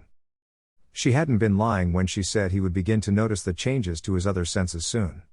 The very morning after she had told him, he had woken up because he could smell the scent of a rabbit run off from where it had been peacefully napping. He had the strangest urge to run after it, but managed to control himself when his mind caught up to his waking body. He didn't mind the smell. He could quickly put it to good use in hunting for food and smelling out danger. It was the hearing that took the most getting used to. Every bird call and cicada's chirp nearly drove him insane, actually forcing himself to tie a strip of cloth around his ears until he grew accustomed to it. After a while though, he did begin to see the benefits. Where before he had thought himself a master of stealth, he could now hear every soft footstep on the ground. It allowed him to work on it, and while it would take a long time for him to walk in a way that he couldn't hear, once he did, he would be nigh undetectable by that means. The same was true for his sense of smell. Waking up to his own sweat in the mornings was never pleasant. It was so bad that he had taken to washing before he went to sleep and after he wake up, as well as a midday soak if his training had been particularly intense. The change was welcomed. Instead of body odor and sweat, he woke up to only the gentle scents of the wildlife and plants around him, a marked improvement. He would have loved to have said the same thing about his breath, but when he had left the village, oral hygiene hadn't been high up his priorities, something he sorely regretted. He made sure to remember for the next time they went through a village. He didn't have a lot of money left, but now that he was learning to hunt and food became less of an issue, he figured he had more to spend on other things. Clothes, for instance, were something he was really lacking in, and another thing that was now shifted on his priorities. While he could always wash himself of any sense, his clothes were a whole other story. Cold water alone just wouldn't cut it. The stale smell of his own shirt, especially, considering he only had the two, was beginning to make his nose twitch whenever he was unfortunate enough to cross a breeze. Kyuubi knew of his growing discomfort and began to lead him towards a village she thought would be there. Her information was 7 years out of date, but it was large when she had been sealed, so she figured it was probably still there. If it was ruins, then she could incorporate that into her students' training. Much of the Land of Fire and the surrounding nations had leftover ruins from the First, Second and Third Shinobi Wars, and navigating them would become invaluable training for actual urban infiltration, without any of the dangers of being spotted. They broke out of the dense foliage of the forest that Naruto had spent the last week surviving and onto a broad, obviously well-used, road. It was clear of travelers in both directions, and Naruto set off in the direction Kyuubi pointed him in. He was in an exceptionally good mood tonight, even for him, as Kyuubi had finally allowed him to advance from the more remedial control exercises to the tree climbing, and it didn't disappoint. Of course, her explanation had been short and vague. She wanted to see just how much Naruto could grasp on his own. All he knew was that it had something to do with directing chakra to your feet. Anything else he had to work out as he went. Unfortunately for him, on that first day his view of the world was his undoing. To a 7-year-old, walking up a tree without your hands seems like the greatest challenge in the world. Naturally he had put as much chakra into his feet as he could. Whilst he was only 7, Naruto was still an Uzumaki and his chakra reserves were exceptional for one so young. Of course this meant that when he had placed his foot on the first tree he was immediately sent shooting back across the clearing to land in a painful heap almost 30 feet away. When his vision cleared and all the spots were gone, he looked back to where he had been and only saw the shattered stump of what used to be a tree. He visibly gulped and learnt something that day. It wasn't about how much chakra you put into something, it was about using the right amount for the right situation. It was a lesson that would become invaluable to him over the years, and when he was older he would be able to trace it back to this point. His next few attempts weren't much better, and whilst he didn't destroy any more trees he wasn't having much success actually sticking to them. That didn't mean he had given up. He tried until he used up every last ounce of chakra in his body, falling into an exhausted sleep that even the sun couldn't pull him out of. That was why he was grinning broadly as he walked along the road with the stars and moon as his only illumination. Despite his failures he still knew that Kyuubi believed him ready for this next step and he wasn't going to disappoint her. He only now started to realize just why she stressed control over everything else. Maintaining a small, constant flow of chakra wasn't easy. At least she had told him that if he could do it to his feet then in theory the rest of his body would be no problem. An unfortunate and unforeseen side effect of the young boy's good mood was that his senses hadn't been on full alert. If they had been, then he would have been able to smell his 3 followers before they had gotten close enough that it was too late for him to run. As it was, the scent of sweat, metal and another that felt familiar but he couldn't place, was on him before he could properly react. Well, looky here boys, we got ourselves a run out on his own. Naruto immediately spun to see the 3 blatant bandits standing easily in the middle of the road. One's hands twitched over the hilt of the sword by his side and the other 2 stood calmly and watching him. The one in the middle, the obvious leader of the trio, stepped forward, far too close for Naruto's liking. He was a scrawny man, but there was no hiding the well-toned body he hid under the baggy clothing designed to make his enemies underestimate him. He stank of the unidentified smell the worst. A small lad like you, young, fit and healthy, oh yeah, you'll do great as a slave, probably at least enough for us to live comfortably for a week. He grinned as he said it, taking another step towards Naruto in a menacing fashion whilst one of his friends casually walked around the boy to cut off his escape. Come with us easy and we won't mess you up too badly, okay? His words were dripping in sarcasm and malice at this point. The buyers generally don't like him scratched up too bad. His 2 companions joined in on their grin and Naruto continued to be rooted to the floor in panic, unable to move. Calling out was pointless, there was nobody around for miles to hear him and it would only serve to anger his captors. He was so caught up he didn't notice the largest of the 3, the one that had walked around to his back, approach him and roughly grab him. He was hoisted into the air and firmly held against the large man's chest in an unwavering grip. Perfect, that wasn't so difficult now, was it? The 3 continued to hold their malicious sneers before they formed up and continued to walk down the road. And here I was thinking you might be one of them ninja brats, guess I was wrong. The large man who was holding him let out a laugh, an unpleasant noise that caused Naruto to wince as it reached his sensitive ears. The last of the trio, the twitchy-looking man with the sword, kept throwing glances at their latest capture. Hey boss, what's wrong with the kid's eyes? They're red. Eyes ain't supposed to be red, are they? I ain't never seen red eyes before. I seen really dark brown and I seen those weird purple ones, but I ain't never seen red eyes. What about those pupils too, all slitted like a cat? That ain't normal, I'm telling you boss. Shut up Tazu. His leader's words immediately stopped the smaller man and he settled into an uncomfortable silence. Naruto had hard time hearing any of what the thin man had said, as most of it had been said at an ungodly speed and sounded like the babblings of a moron. However, he knew it was about him, something to do with his eyes being red. Except his eyes were blue, which made no sense, and what was that about his pupils being slits? Apparently he wasn't the only one made curious by the jittery man's hasty words as the large man carrying him adjusted his position. He was curious to see what his partner was going on about. Usually he would tune out Tazu's babblings, but the thing about the kid's eyes had gotten him interested. He shifted the kid until his face was turned towards his own and he examined the kid's eyes, seeing nothing but normal blue ones, nothing out of the ordinary at all. Naruto suddenly found himself in an odd position, facing towards the ugly brute of the man that was currently carrying him. His legs were braced against the man's muscled stomach and he couldn't help but draw parallels between this position and his tree walking exercise. The man definitely fit the description of a tree trunk with legs. His mind working in overdrive flashed back to the image of the shattered tree stump that was his first attempt at tree walking. It was like his body was on autopilot, automatically sending all the chakra it could muster in such a short time towards his feet. They only glowed an ominous blue for a moment before Naruto relived that first attempt and was sent flying backwards at a dangerous speed. He impacted with the ground painfully, digging out a small shallow trench that marked his impact. It didn't take him long to gather his sense and get to his feet where he could see two of the bandits stare at something on the floor with incredulity. From his position Naruto couldn't see what they were looking at, but when he stood up he looked at it in horror. Naruto, being only 7, couldn't be blamed for failing to know about the conservation of momentum. When he had performed the explosive chakra maneuver he had only been expecting to be pushed away from the brute of a man. He wasn't to know that for him to move one way, something had to move the other. That something just happened to be the man, and the other way just happened to be towards the tree line of the forest around them. As it was, he was currently impaled up to the trunk on a large, unfortunately sharp branch that protruded out of the tree like a hedgehog's quill. Naruto just stood and looked on with 1 part curiosity and 10 parts shock as he watched the small river of red run from the hole in the man's chest to form a steadily growing puddle around his feet. Even in death the man seemed just as incredulous as his companions, his face frozen into a pale look of shock as he looked down at the branch protruding from his chest, right where his heart should have been. The entire branch was coated in thick blood that caught the moonlight, adding to the already horrible scene currently being etched into Naruto's memory.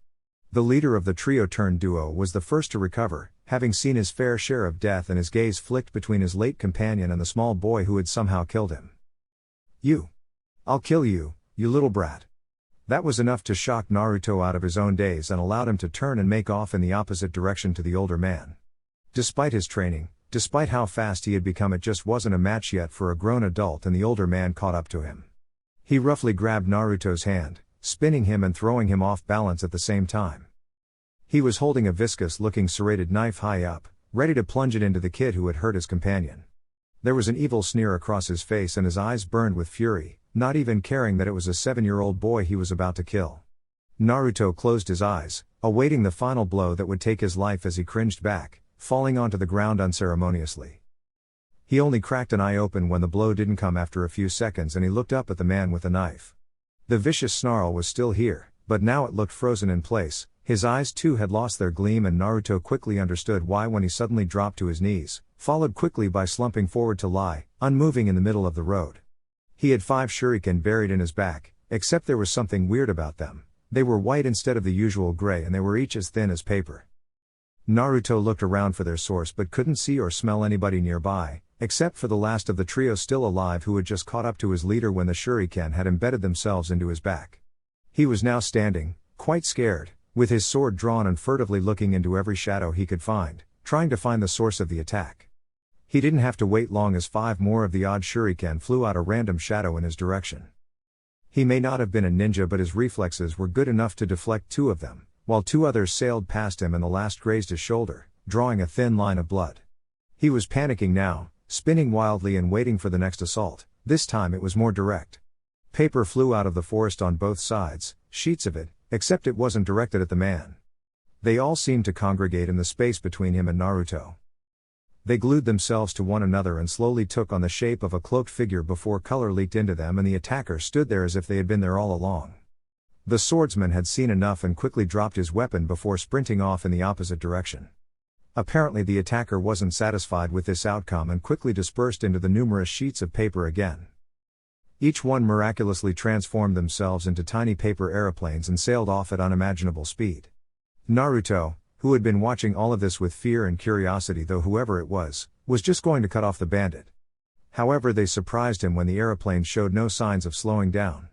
They were all aimed at his back, and in the time it took for Naruto to blink, they were stuck in his back like kunai, hundreds of them, each creating a small trickle of blood. He was dead before his head hit the path, and the paper was already reforming itself into the ominous figure. They walked back over to Naruto, who was still paralyzed in his position on the ground, and looked down at him.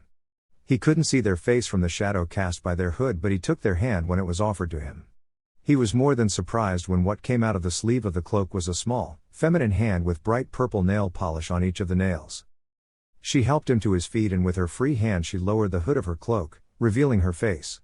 She was a woman of around 20, maybe in her late teens, but she had eyes that had seen much more than one should in such a brief span, much like Naruto's own. She had a shock of blue hair that went past her neck with a small paper flower nestled in two of her indigo locks. She had no other discernible features that would make her stand out in a crowd, unless you counted her seemingly orange eyes, except that might have been a trick of the light. She projected a very neutral atmosphere, her eyes were dulled and apathetic to everything they gazed on, and her mouth seemed set a position of indifference. She looked at Naruto once with those same half-lidded eyes and motioned with her head to the road before walking off. Naruto quickly understood and walked after her, not willing to say anything to the strange woman unless she spoke first, especially after the display he had seen. After a while of walking in unbearable silence, he had to break that self-imposed rule, as he hated long periods like this. "Thank you." It was quiet and meek, far from his usual voice, but the woman acknowledged it all the same with a curt nod. "You do not have to thank me, those men were scum and deserve to die. Slavery is pitiful." Her voice barely changed pitch throughout her entire sentence, staying the same deadpan, emotionless tone. "I'm Naruto." He was growing more confident now that the woman seemed to have no ill will against him. Again she replied with the same nod, but her pace didn't change. "Konan." They continued on for a while in another oppressive silence that seemed to surround the mysterious woman. Naruto couldn't think of anything else to ask that would jeopardize his position, so kept quiet as well. At the pace Konan was setting, it didn't take them long to reach the next village, and they passed through its gates without any problem from the guards, although Naruto did notice that Konan had put her hood back up. They wound through the streets until Konan stopped in front of an inauspicious inn that Naruto might have missed if he had been alone. She quickly walked in and Naruto nervously followed her, wondering where the strange woman was taking him, and more importantly why he was following. They walked upstairs and she knocked on one of the few doors that were obviously rented rooms. It opened with a creak and Naruto saw someone who surpassed Konan in emitting an impassive and cold aura. His dark red hair hung low over his face, obscuring his eyes, and his skin was very pale to the point of looking almost sickly. He took one glance between them, but his eyes, hidden as they were, lingered longer on Naruto. "Who is the child?" Konan shrugged and only offered a one-word reply. "Slavers." It was enough to satisfy the other man, and he stepped aside to allow them entry. The room was plain, nothing fancy about it, just thin walls and a few beds, as well as a small mirror hanging on a far wall. He was roused out of his semi-stupor when Konan kept talking. "And this?" He didn't know what she was talking about until he turned to see a small red-haired girl of about his own age asleep on one of the beds. She was obviously what Konan was motioning to. The red-haired man offered his own shrug and in an equally curt way offered his own answer. "Orphan." Konan's eyes narrowed slightly, but she nodded. Naruto noted there was obviously something about orphans that affected these people. "And you know this how?" The man just looked at her in that same, dead-eyes way that conveyed nothing to Naruto, but Konan seemed to understand. "Where is Yahiko?"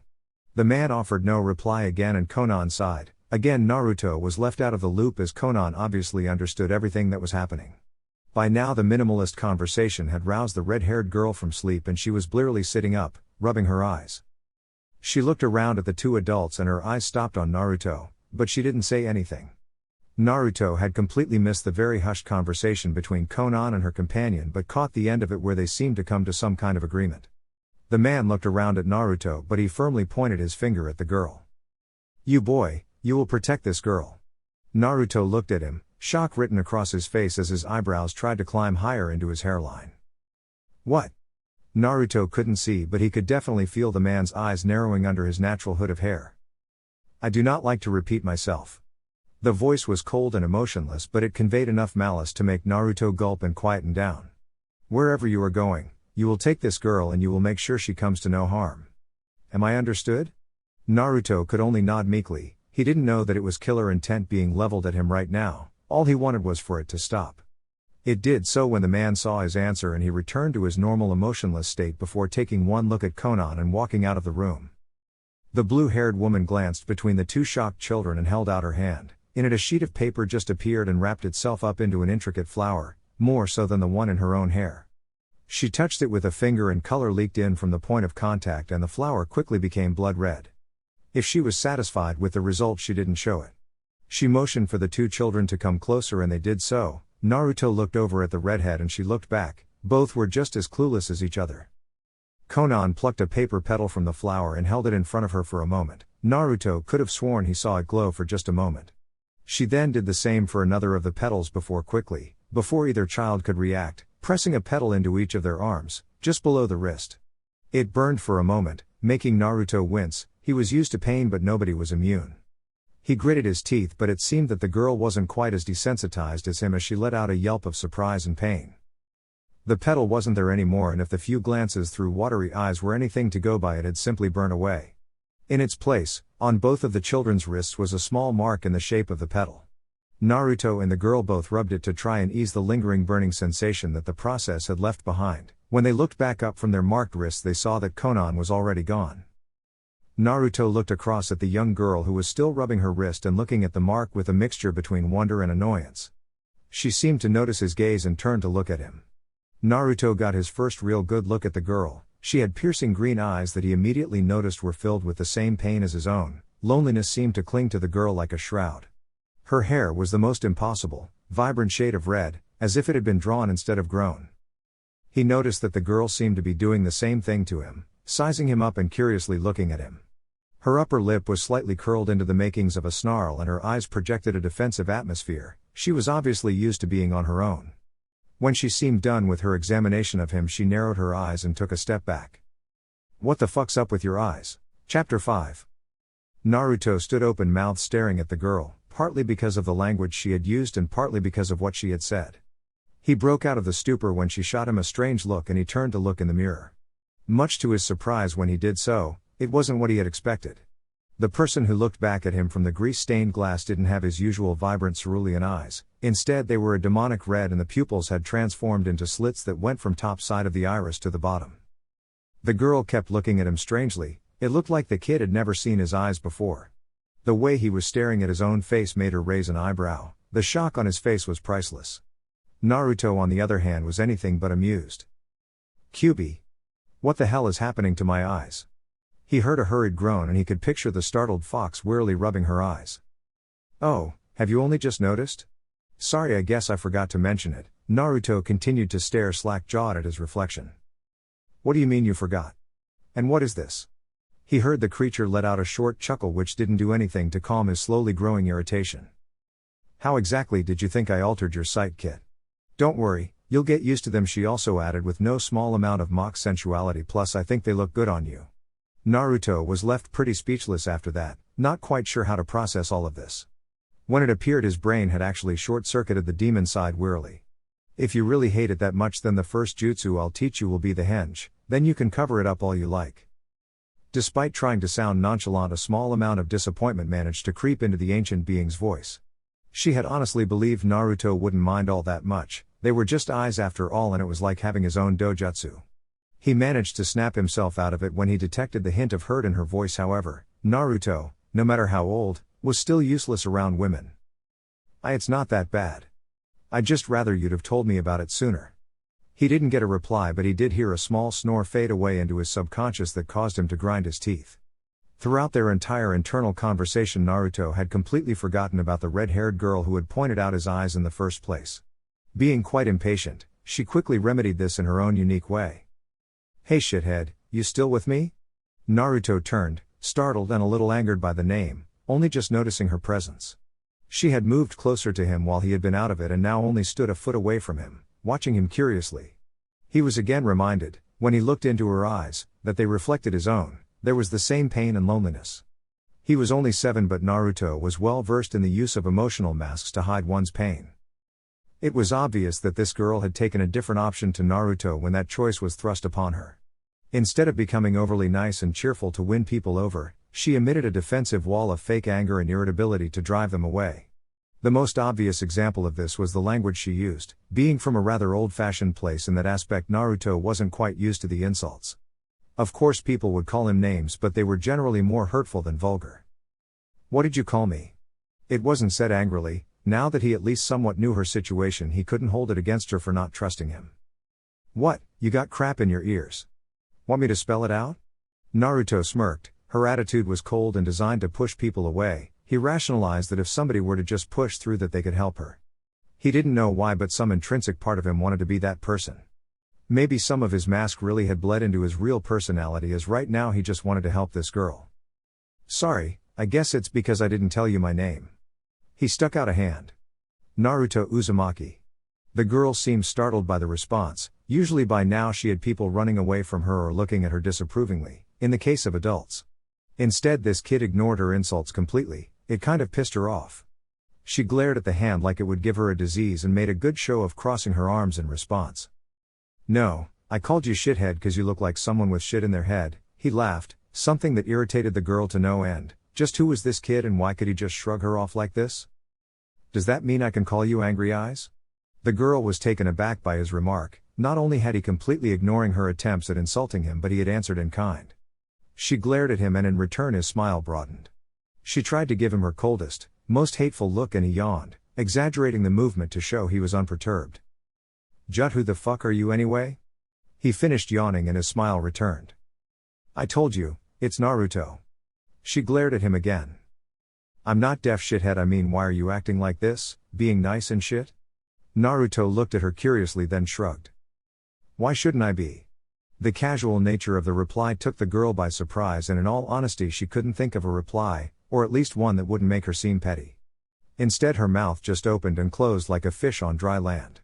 That sight only caused Naruto to break out into laughter, simultaneously enraging the fiery-haired girl and breaking her out of her state of shock. "What the fuck are you laughing at?" Naruto thought it was a silly question and didn't even stop laughing to answer, the words coming out in gasps between laughs. "Your face. So funny." Couldn't help it. Like a fish he couldn't get any more out before she started advancing on him menacingly. However, as soon as she brought a fist back to knock the obnoxious kid right between the eyes, he vanished. She looked around startled after a while, questioning her sanity for a moment before a voice right behind her shocked her out of her skin. "You gotta be quicker than that, Angry Eyes." She could feel the smirk radiating off the boy and she instantly turned, fist ready to finish the punch that had failed, only he wasn't there. Oh, that time was a little closer. This time the voice came from above her and when she looked up she saw the kid sitting on one of the rafters in the small room. "Stop moving shithead." He shot her a curious look and tilted his head like a dog who didn't quite understand his master's command. "Why would I do that, Angry Eyes? Then you'd hit me." She glared at him, letting out a small, very unladylike growl in his direction. "That's the idea, shithead. And stop calling me that." He laughed again, only briefly this time, and dropped to the floor right in front of her. "Well, I can't call you your name, you haven't told me yet." "I at least told you mine." She leveled a glare at him but couldn't see the flaw in the kid's logic. "Tayuya," he smiled, finally having a name to put with the face. He stuck out his hand again. "Nice to meet you, Tayuya." Tayuya gave him exactly the same response as last time but this time added a huff in for good measure. Naruto may have been acting goofy around her but by this point he was extremely curious to know what had happened to Tayuya to make her so jaded against the world. He didn't want to ask though, he knew it would be a touchy subject. Hell, if anybody asked him about his past he would be saddened as well. "Well anyway, Tayuya, that scary dude with no eyes told me I gotta look after you. If he's anything like Konoha then I'm not breaking that promise." She looked at him incredulously, when the guy who she knew to be called Nagato had said that she had thought that the kid would just walk straight out of here and never give her a backwards glance. The shock on his face when he had said it immediately told her that it wasn't his idea yet he was actually going to do it. "What the hell? I'm not going running after some shithead that will probably get me killed within a day." Naruto's smile finally dropped, instead replaced with a more neutral, collected expression that seemed out of place after the way he had just acted. "Then where do you plan on going?" The question caught her off guard and without a proper response she was left with that same open mouth expression she had earlier. This time Naruto suppressed his chuckle, knowing that it wouldn't do him any good. "Well, I need to get going, so if you're coming with me then we need to go now while it's still dark."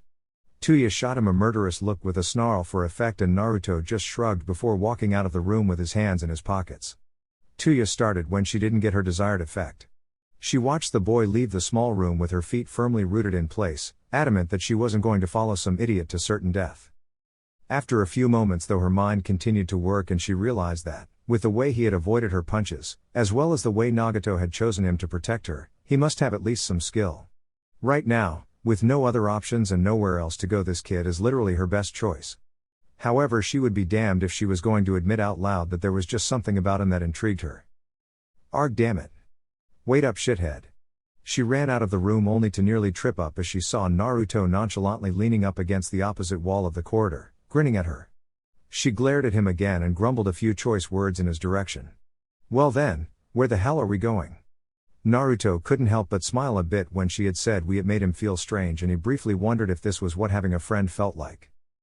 Sunagakure. Tayuya was a little put off. The village hidden in the sand was an odd destination. Why? She seemed to have struck a chord there as Naruto's grin immediately dropped from his face, and for the very first time, Tayuya was allowed a glimpse behind the mask. What she saw was pain, loneliness, suffering and sadness, all blended together in the boy's eyes. It seemed almost too much for a 7-year-old to have had in his life, but she had seen it for herself. As quickly as it had dropped, the mask sprung back into place, although the smile was small and weaker than before. I had to leave my home. Tayuya didn't press any further. It wasn't that she didn't want to know. In fact, he had actually gotten her pretty interested with that small display of emotion. It was the fact that if she started delving into his past, then he might get some funny ideas and start asking his own questions. She just nodded simply, and Naruto turned away, walking out of the building with his new red-haired companion in tow. They had about 2 hours until the sun came up, and Tayuya complained the entire time. Naruto just kept walking, tuning out the worst of it. He knew she was only doing it because she wasn't happy with the situation, not because she actually had anything to complain about. He simply talked to Kyuubi for a lot of the time, having their usual lesson, only in his head as opposed to his mindscape.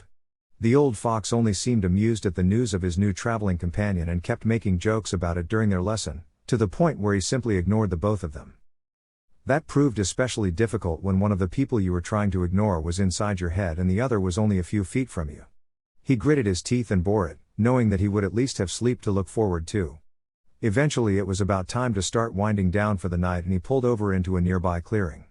He had gotten better at finding them over the week, as he would locate a river or stream and follow it. They eventually found a decent-sized space about 20 feet wide with a stream large enough that Naruto could wash himself in it. First though, he went about setting up the usual camp supplies while Tayuya watched his practiced motions with barely hidden interest. She had been surviving on her own for a while now, but never in a total wilderness like this before. It was interesting to see the way he prioritized things like getting a fire going before collecting water to boil. She noticed the distinct lack of a tent and was nearly appalled when he only brought out 2 blankets. He seemed indifferent and threw her the other blanket. It was still late autumn and he knew it would be cold without the second blanket, but he would survive until they came across another village where he could pick up supplies. He mentally cursed himself all of a sudden. He had been in a town and forgot to pick up the various supplies he needed, but he put it down to the strange events and put it behind him. Hey shithead, do you really expect me to just sleep with a blanket? He looked at her curiously, wondering if this was genuine or another false complaint. When he noticed just how cold it was, he realized she was serious. Well, I don't have anything else, but we could share body heat. Tayuya's eyes opened wide at that statement, in no small part because he had said it completely seriously with no hint of a joke. Are you crazy or just fucking stupid? I'm not sleeping with you. Naruto furrowed his brow for a moment, put off slightly by the way she had said it, but just shrugged his shoulders. He offered to help. If she didn't take it, then it wasn't his problem. He figured after a night sleeping in the cold she would probably take him up on the offer. He was curious about her venomous reaction though. He didn't see anything wrong with sleeping next to someone if it was to just share heat. Oh kid, you have so much to learn, that was followed by a great deal of snickering which only served to confuse Naruto more. He sighed. All these girls around him seemed to only make his life more complicated. He pulled a rabbit he had saved from yesterday out of his pack and put it in the pot of water to cook. After that he started making his way over to the river, shedding his clothes as he went. Tayuya had seen him start to cook. The rabbit made her mouth water a little, but she had snapped out of it when she saw the boy begin to undress. What the fuck are you doing? He didn't even slow down to answer, simply calling back over his shoulder. Washing, otherwise I have to wake up to the smell of sweat. He stopped, now down to his boxers, which thankfully he seemed to be keeping on. If you don't mind, I'd appreciate you doing the same. Tayuya looked at him curiously, considering the words until they sunk in. Hey, are you saying I fucking stink? She heard him laugh softly, out of amusement instead of from his supposed insult. No more than anybody else, my nose is sensitive and I'm only just starting to get used to it. Tayuya barely heard the reply as she was already storming over to him, ready to beat an apology out of him. However, he turned around quickly, shocking her, already beating her to it. Sorry though, it probably came out the wrong way. Tayuya's anger died down a little, but not by much. It was at least nice that he had acknowledged he was in the wrong. Now that her mind wasn't quite so fuzzy with rage, she caught on to something else he had said. What do you mean my nose is sensitive and I'm only just starting to get used to it? He smirked at her, but not in a condescending manner, just out of amusement. He pointed to his eyes slowly. My eyes didn't used to be like this, they only recently changed. It lets me see in the dark better and sometimes I think I can see farther away but I might be imagining it. Tayuya had noticed on their walk that he seemed to have an uncanny knack of seeing where he was going, despite it being so dark. She still didn't see what that had to do with his eyes but she managed to be patient, crossing her arms and waiting for him to continue. My other sense got heightened as well, smell especially. Because it only happened recently I'm still not used to everything smelling so much stronger so I have to wash twice or sometimes 3 times a day. So like I said, if it's okay then I'd appreciate if you did too. Tayuya was a little put off by the polite and kind way he had asked it, there was no demand or forcefulness, just a request. She wasn't used to this kind of treatment at all and it was beginning to unnerve her. She grumbled something under her breath which Naruto heard but didn't make any comment on. It can't be that bad. He grinned again but this time because he was remembering some funny incidents that had arisen the first time he had awoken to the strengthened smell of his own body. It can get pretty bad. He seemed to think that was a good enough answer and turned. If he put off his washing any longer then he wouldn't get out with enough time to finish cooking the rabbit. He walked the small distance to the stream and jumped in. The cold water was refreshingly brisk but he swam about a bit to stop himself from catching a cold. Seeing him wash Tayuya grumbled again however she admitted to herself that water did look good and she probably could do with a wash anyway. As she walked over, pulling off her top, she kept telling herself that this was for her, that she wasn't doing this because Naruto had asked her. She jumped in a little further upstream from him and nearly let out another stream of obscenities when she felt just how cold the water was. After a while though her body got used to it and she swam around a little, making sure to go under every so often to clean her hair. She was surprised by how clean and clear the water was this far into a forest. She expected it to be muddy and full of leaves but she could actually see the bottom. She was startled when she heard Naruto get out of the river and walk over to where the food was cooking. He pulled a towel out of his pack and was about to start wiping himself down when he thought better of it. When Tayuya also got out and joined him he offered it to her.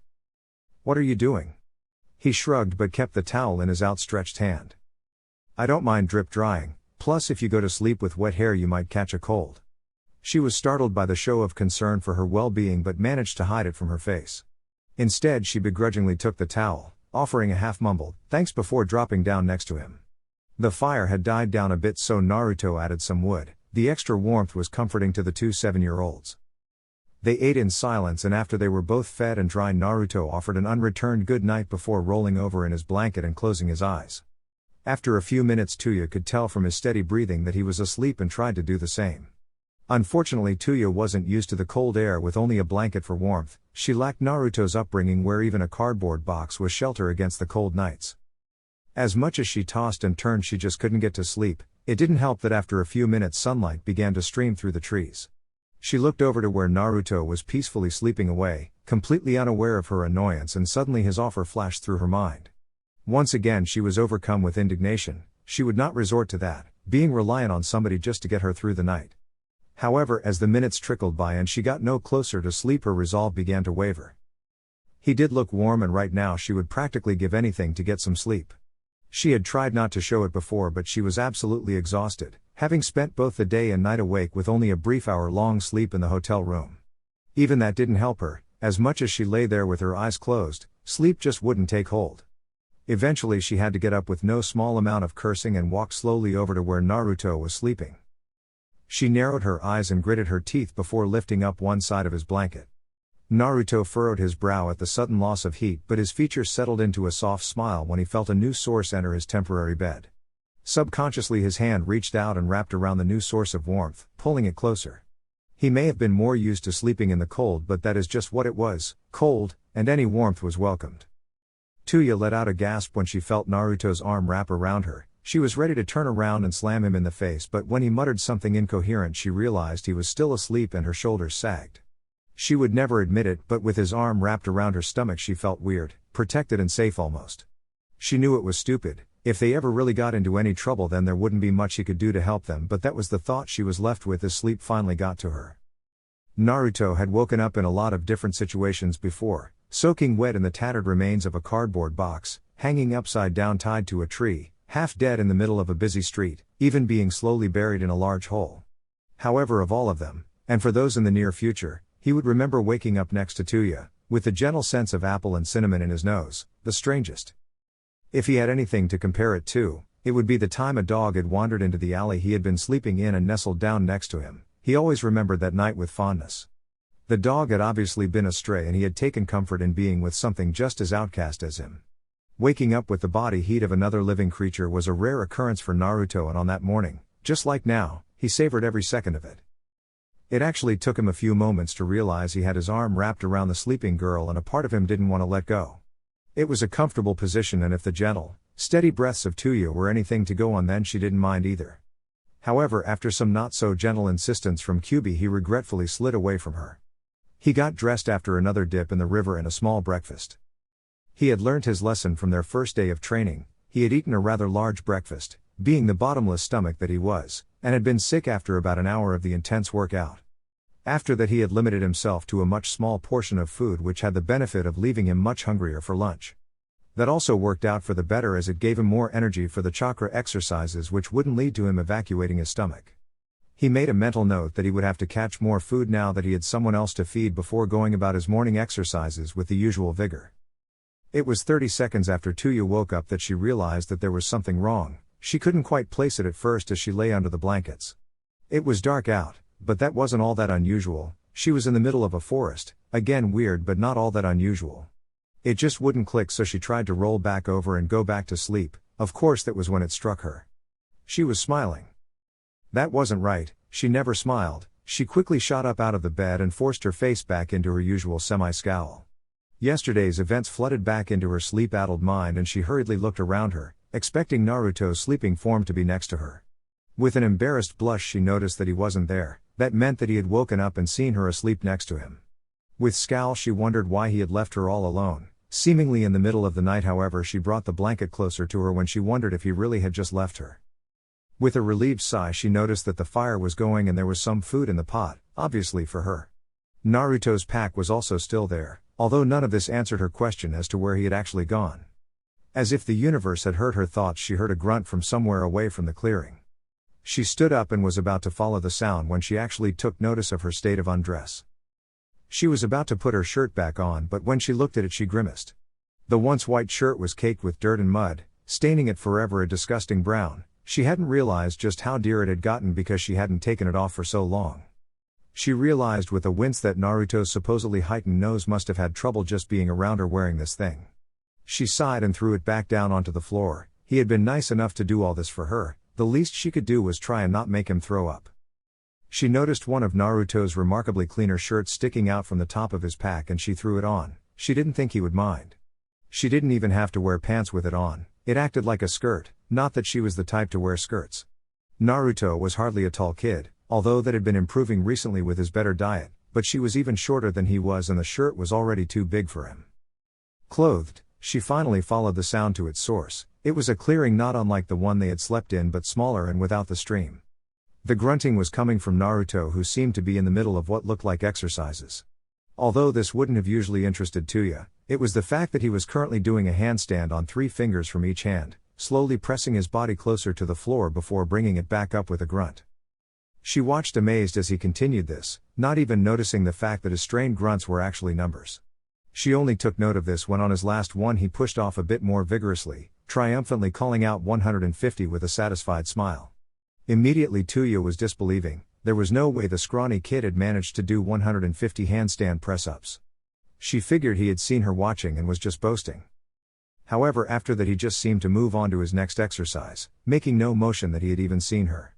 This time she got to watch through the entire thing as he miraculously performed 200 sit-ups whilst dangling from a tree.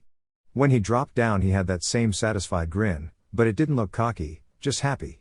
He again made no move to show that he had seen her, but he called out into the clearing, seemingly at random. "I know you're there, Tayuya, you can come out." Tayuya just did a double take but walked out into the clearing anyway, where a sweaty and tired looking Naruto finally turned around to face her. "How did you know I was there?" He smiled sheepishly. "I could smell you." Her brow furrowed for a moment. "But how did you know it was me?" His smile only widened. "It's easy to tell apart different scents after a while. I knew it was you because I already smelled you. You smell of cinnamon and apples." He looked at her for a moment, wearing his t-shirt that acted like a dress. "Although you did throw me off for a while by wearing my shirt, I didn't catch you until I started the sit-ups, and that was only because I moved." Tayuya tried not to look awed, but it was incredible. At least she didn't doubt his heightened senses anymore. With a small cringe she realized she hadn't taken a bath this morning, however he seemed to sense her concerns and smiled. "Don't worry about it, all I can smell right now is my own sweat." Tayuya just nodded. She didn't need a super sense of smell to practically feel the aroma coming from Naruto. "What are you doing out here?" Naruto frowned. He would have thought it was obvious. "Training," he said it as if Tayuya should have just known. It was the first time he had even shown a hint of condescension. Tayuya's annoyance was overcome by her curiosity. "For what?" Naruto's smile returned. He was on to a topic he enjoyed now. "I'm a shinobi in training, I have to be as physically fit as I can."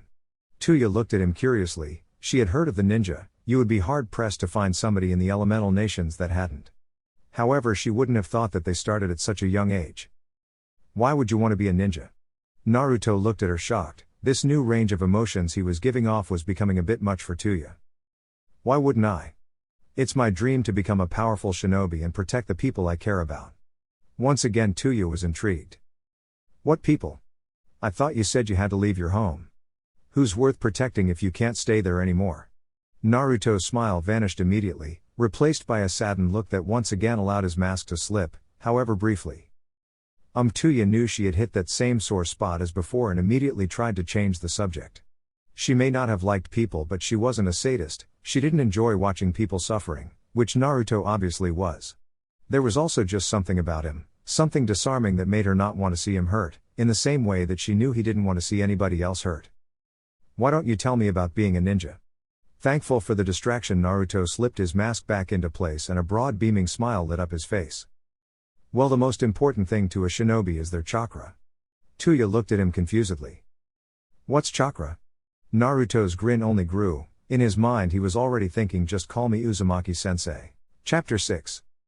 Naruto was surprised at just how interested Tayuya seemed when he spoke about being a ninja. She took it in with more focus and genuine curiosity than he would have thought possible, at least for the short time he had known her. When she asked a question he didn't know, he would just ask Kyuubi, who would quickly tell him before he passed the information along.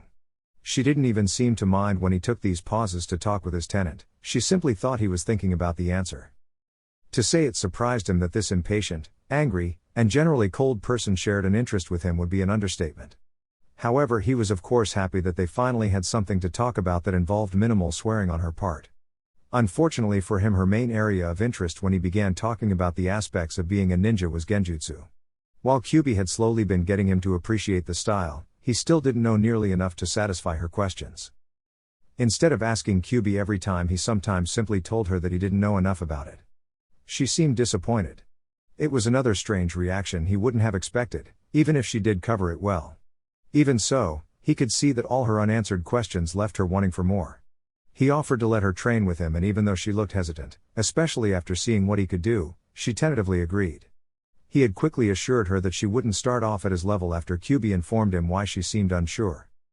Since it was still morning, Naruto would usually have kept on with his physical training, but Kyuubi seemed to let him off for once, instead opting to travel a bit more.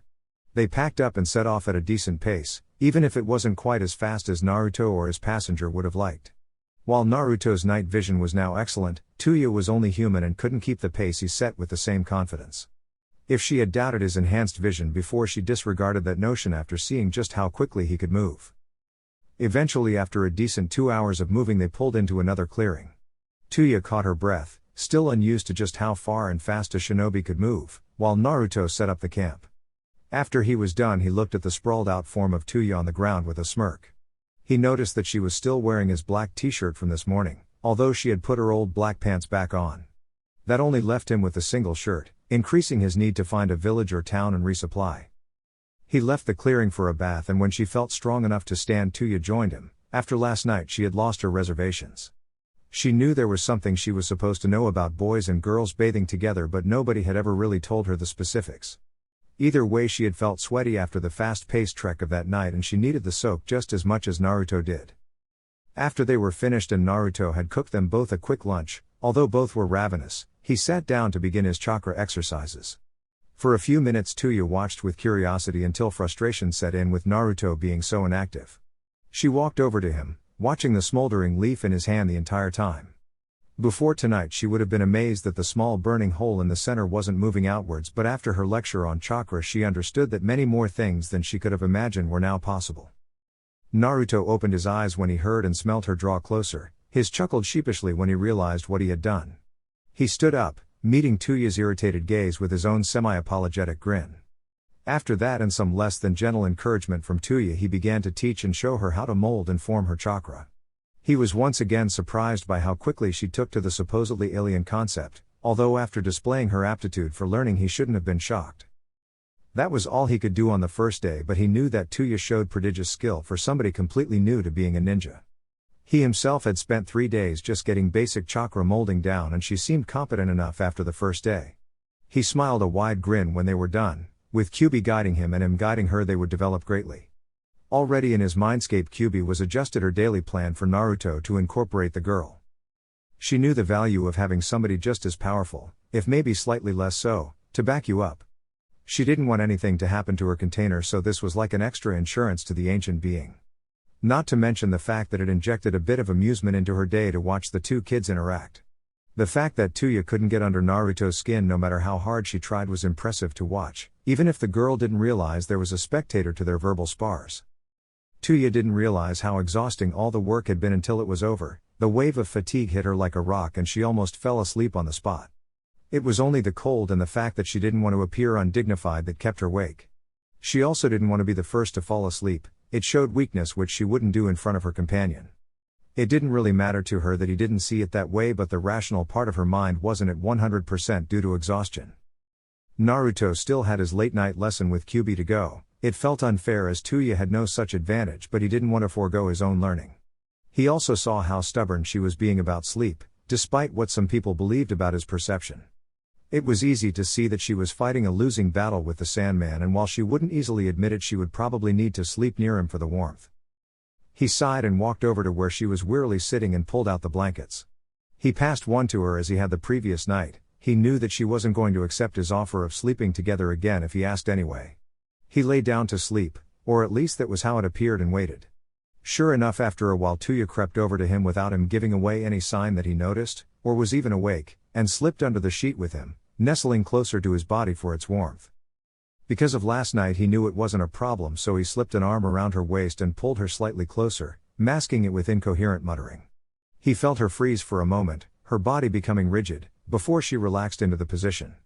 When he finally felt her breathing steady and heard her heartbeat slow, he sighed with a smile before losing himself to his subconscious. Kyuubi was already waiting for him, a sly grin on the vixen's features, but she alluded to nothing as she started the lesson. This was essentially the way the rest of that week went. Naruto's training continued as normal, as did his daily routine. He would awaken, wash, eat, train, walk for a few hours, eat, train, eat, and then pretend to sleep while he had his lesson. Although this time he had a companion, Tayuya would join him in training, as it was halved between him practicing and learning, whilst the rest of the time he would teach her before leaving her to her own devices. This was true for both the physical and chakra exercises, although he had to exclude her from the lessons. Every night was also the same story. Tayuya would accept the blanket before retiring some distance away in the clearing. She would then fight a losing battle against the elements and her own mind before creeping over to Naruto and sliding under the blankets with him. He was still wondering why she bothered hiding it by the end of the week. She must know that he knew. After all, he woke up before her every day. He chuckled in his thoughts. If he could safely say that he had learnt anything over the past week, and he had learned a lot, it was that Tayuya was not a morning person. He had made the mistake of knocking her slightly when he woke up one morning and had received a swift punch in the gut for his troubles. That was another thing he was noticing. While Tayuya did not have as harsh a physical regimen as he did, it was still having a noticeable effect on her speed and strength. When he had met her, she had been a rather scrawny girl. With his meals and the training they did, she was quickly filling out into more healthy proportions for somebody her age. He of course didn't notice that the same was true for himself. Living off of instant ramen for the past few years, and scraps before that, hadn't left him the healthiest of specimens. Now that he was eating right, with plenty of protein from the animals he caught, he too was gaining a healthier physique. He might have even noticed that he had grown a bit. Although of all the good changes that had come about over the week, there were some things that wouldn't change. Naruto was upset and frustrated that in all that time Tayuya hadn't lowered her guard emotionally even once. He tried his best to be there, never prying too hard but always reminding her that he was in fact there. She kept trying to distance him, almost as if she just expected him to leave her at any moment, something he definitely had no intention of doing. He had mused on it a lot, figuring he would need to make some kind of gesture to prove that he wasn't going to leave her. It was her unwillingness to change this, and a few other aspects of her attitude, that made it all the more surprising when the first cracks did start to show. He would remember the start of that exactly 1 week after the two had met. "Hey shithead." He grimaced inwardly, while on some level he had ruefully accepted the nickname. He would still prefer she used his real one, like he showed the courtesy of doing for her. However, after a while he had managed to stop reacting to the name, which caused her to use it less often when it had less of an effect. "Yes, Tayuya?" He was curious to what she wanted. They had just finished their dinner and were about to go to sleep, or at least she was. He immediately noticed how uncomfortable the girl seemed and had tried to be careful in the tone of his reply. She seemed to take a few moments. Whatever she wanted to say was obviously difficult. About sleeping." He started to see where this was going but acted ignorant. "What is it? Do you want both the blankets tonight? I can go without them if you want." She scowled for a moment. It was still too strange for her to have somebody this selfless around. She never knew quite how to respond when he made a gesture like this.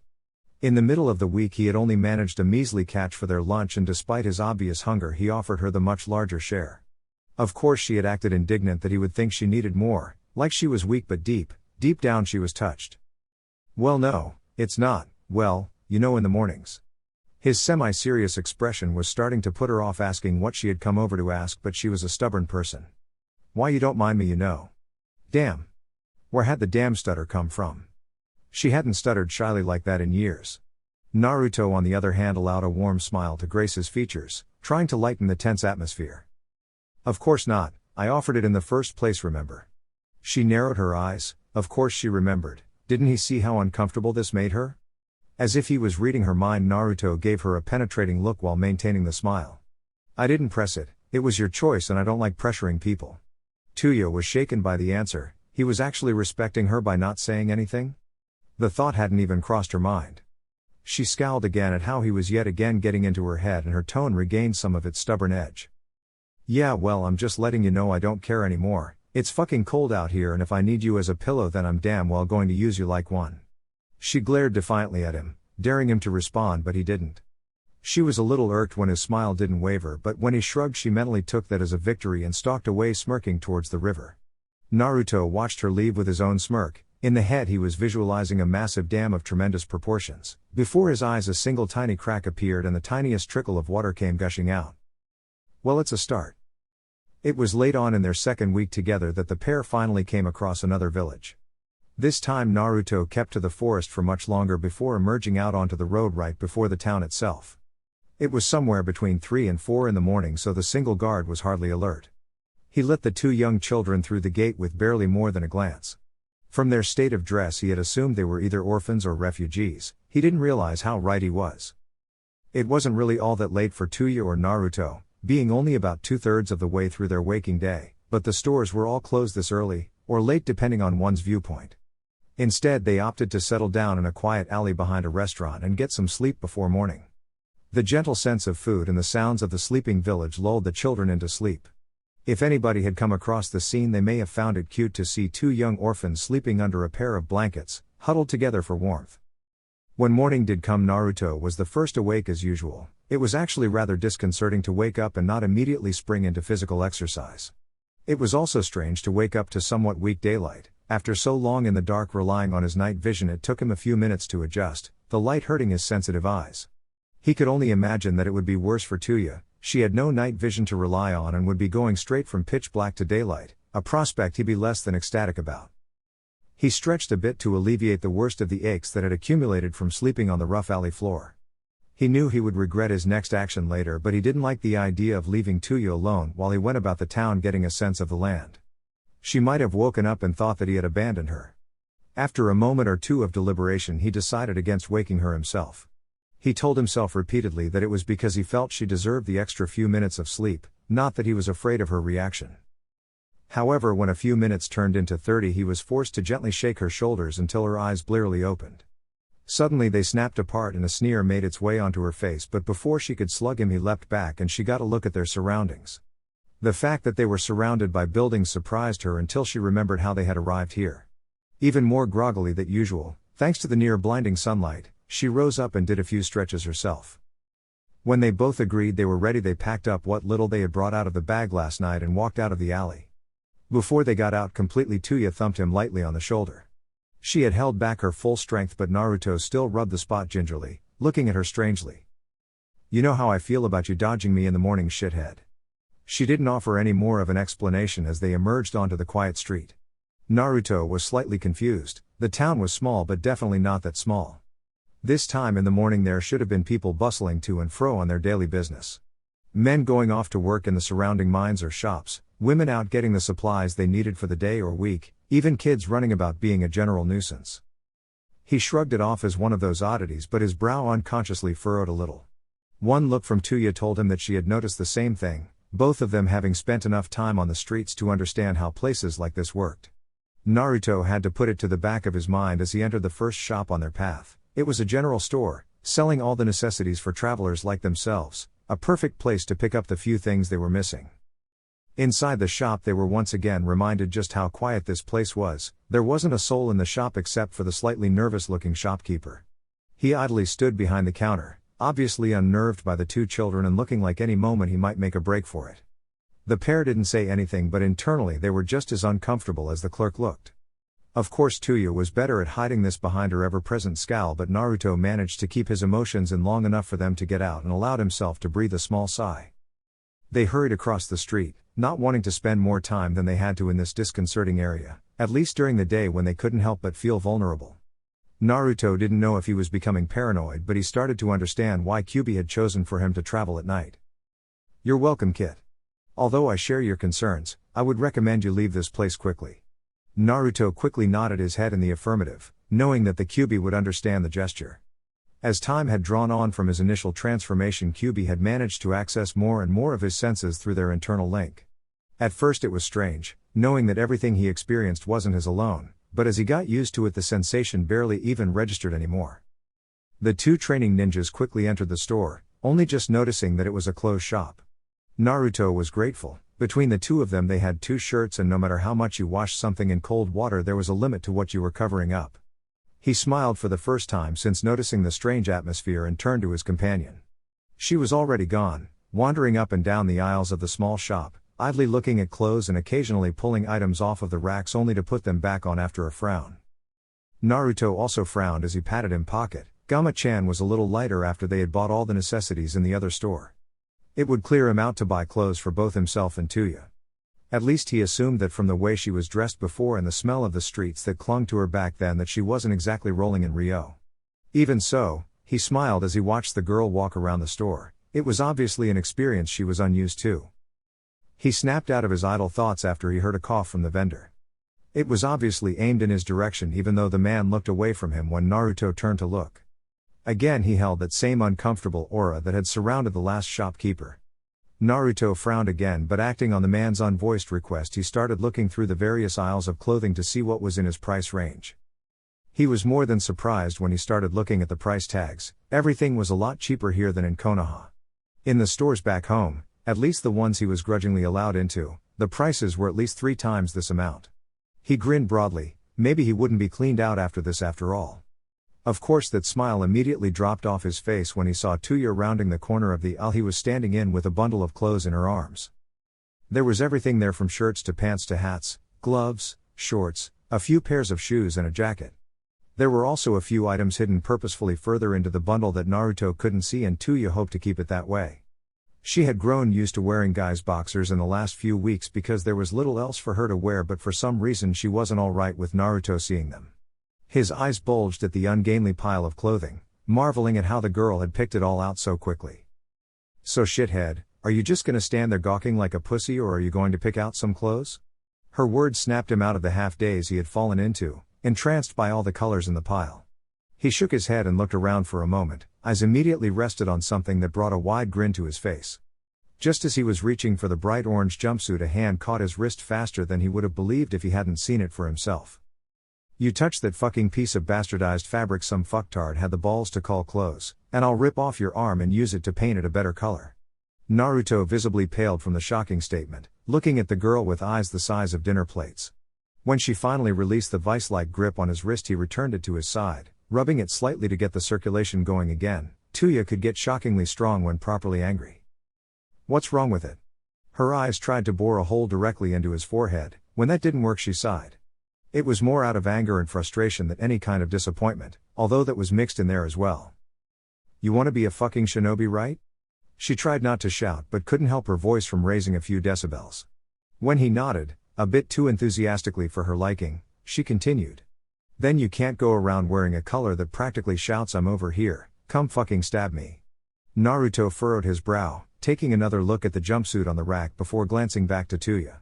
He didn't see what was wrong with it. The color orange was great, but he had a hard time trying to see past Tayuya's harsh logic. Orange was terrible for camouflage in any environment. Yeah, you're right, Tayuya. She was surprised that the kid had come around so easily, expecting him to put up more of a fight. She narrowed her eyes at him, wondering what the ulterior motive was, but when he began to look around the shelves again, she loosened up. Damn right, I'm fucking right.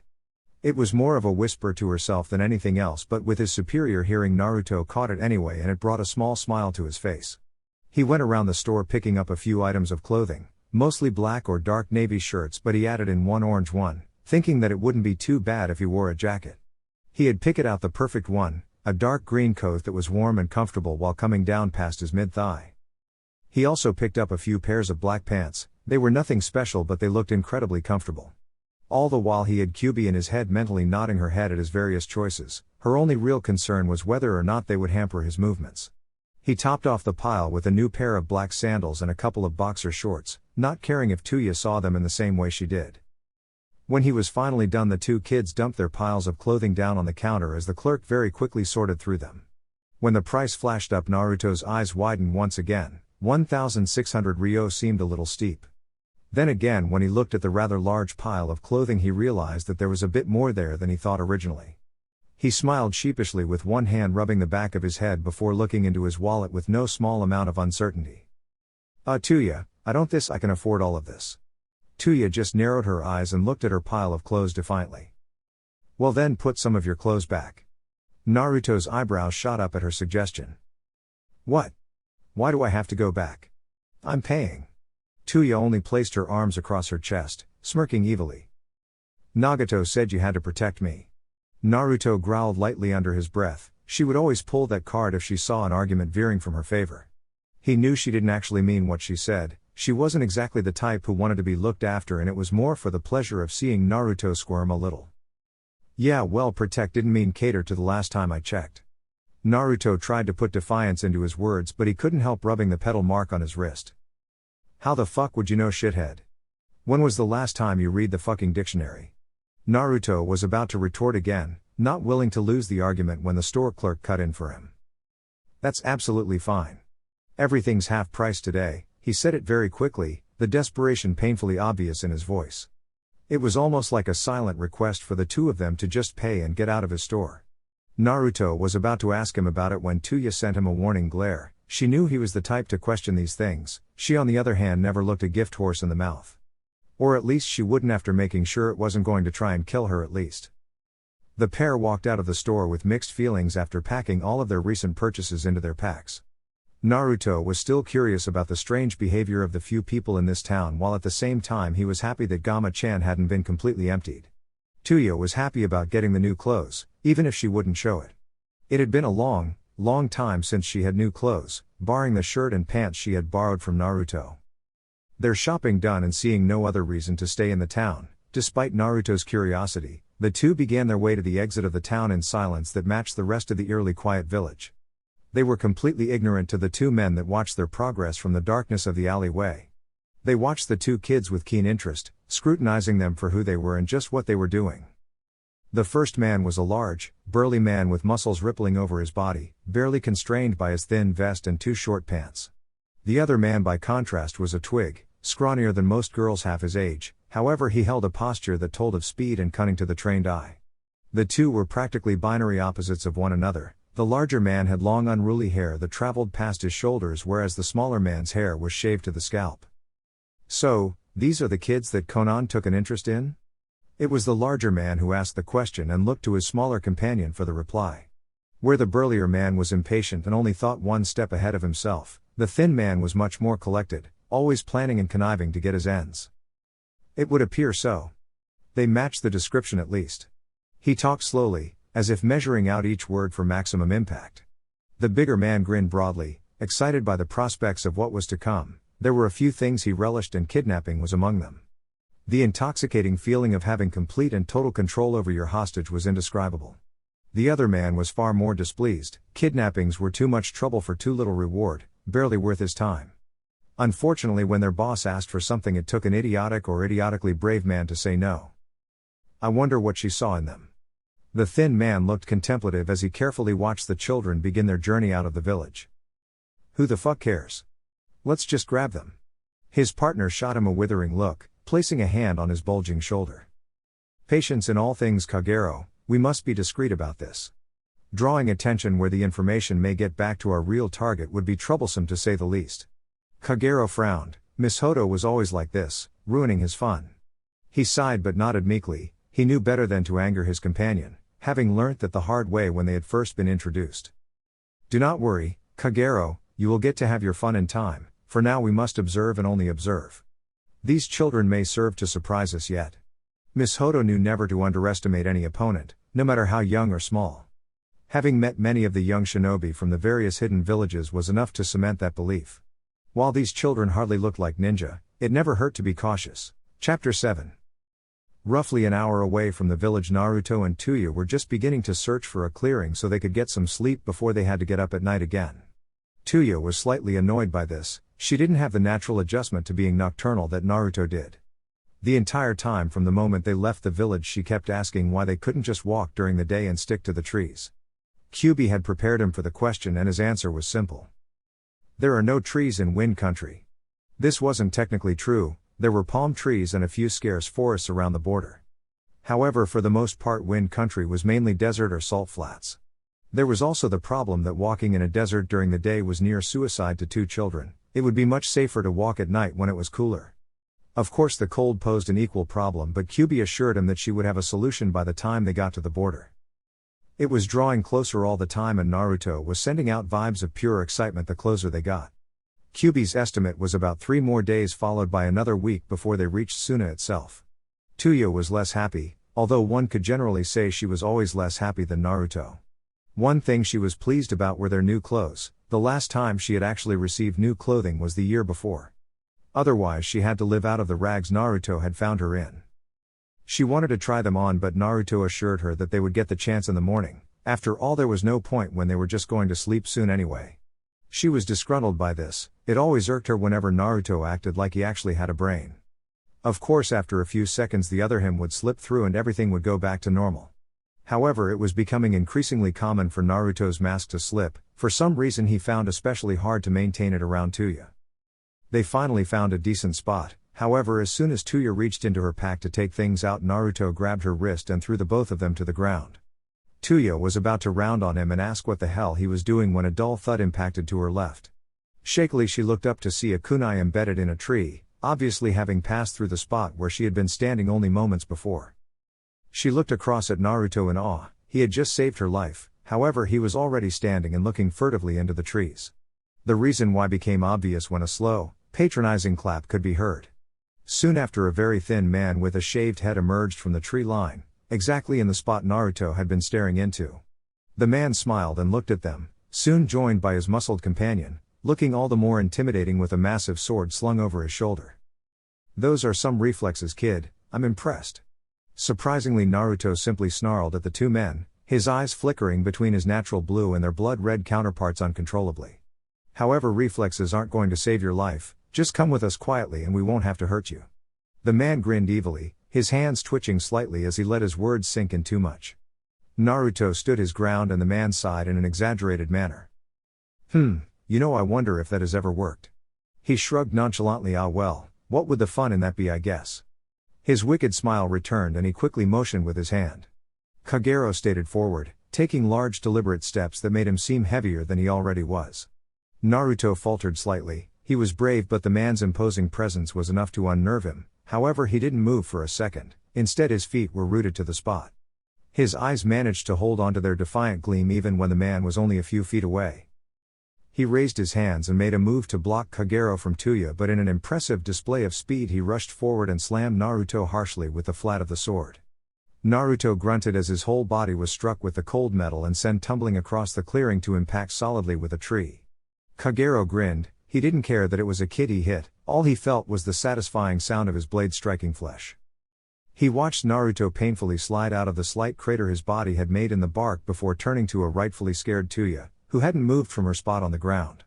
Seeing Naruto struck managed to pull her out of her frightened paralysis, but T was too late as the brute of a man roughly lifted her up with his brawny hands.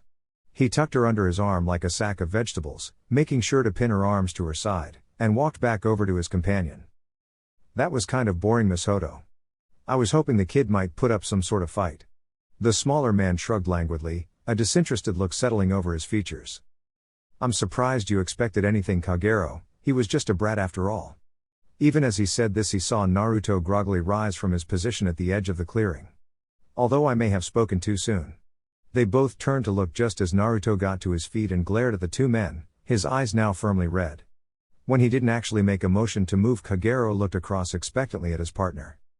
No, Kagero, you have the girl, head over to the meeting point and I'll catch up. I think that it's best I beat a little sense into our young friend over there. The brutish man looked a little disappointed but not at all the same, turning and walking out of the clearing with a limp Tayuya under his arm. Miss Hodo turned back around to return the defiant glare Naruto was sending him before cockily strutting over to him. You got guts, kid, but all that means is there'll be more to spread around this clearing when I'm done with you.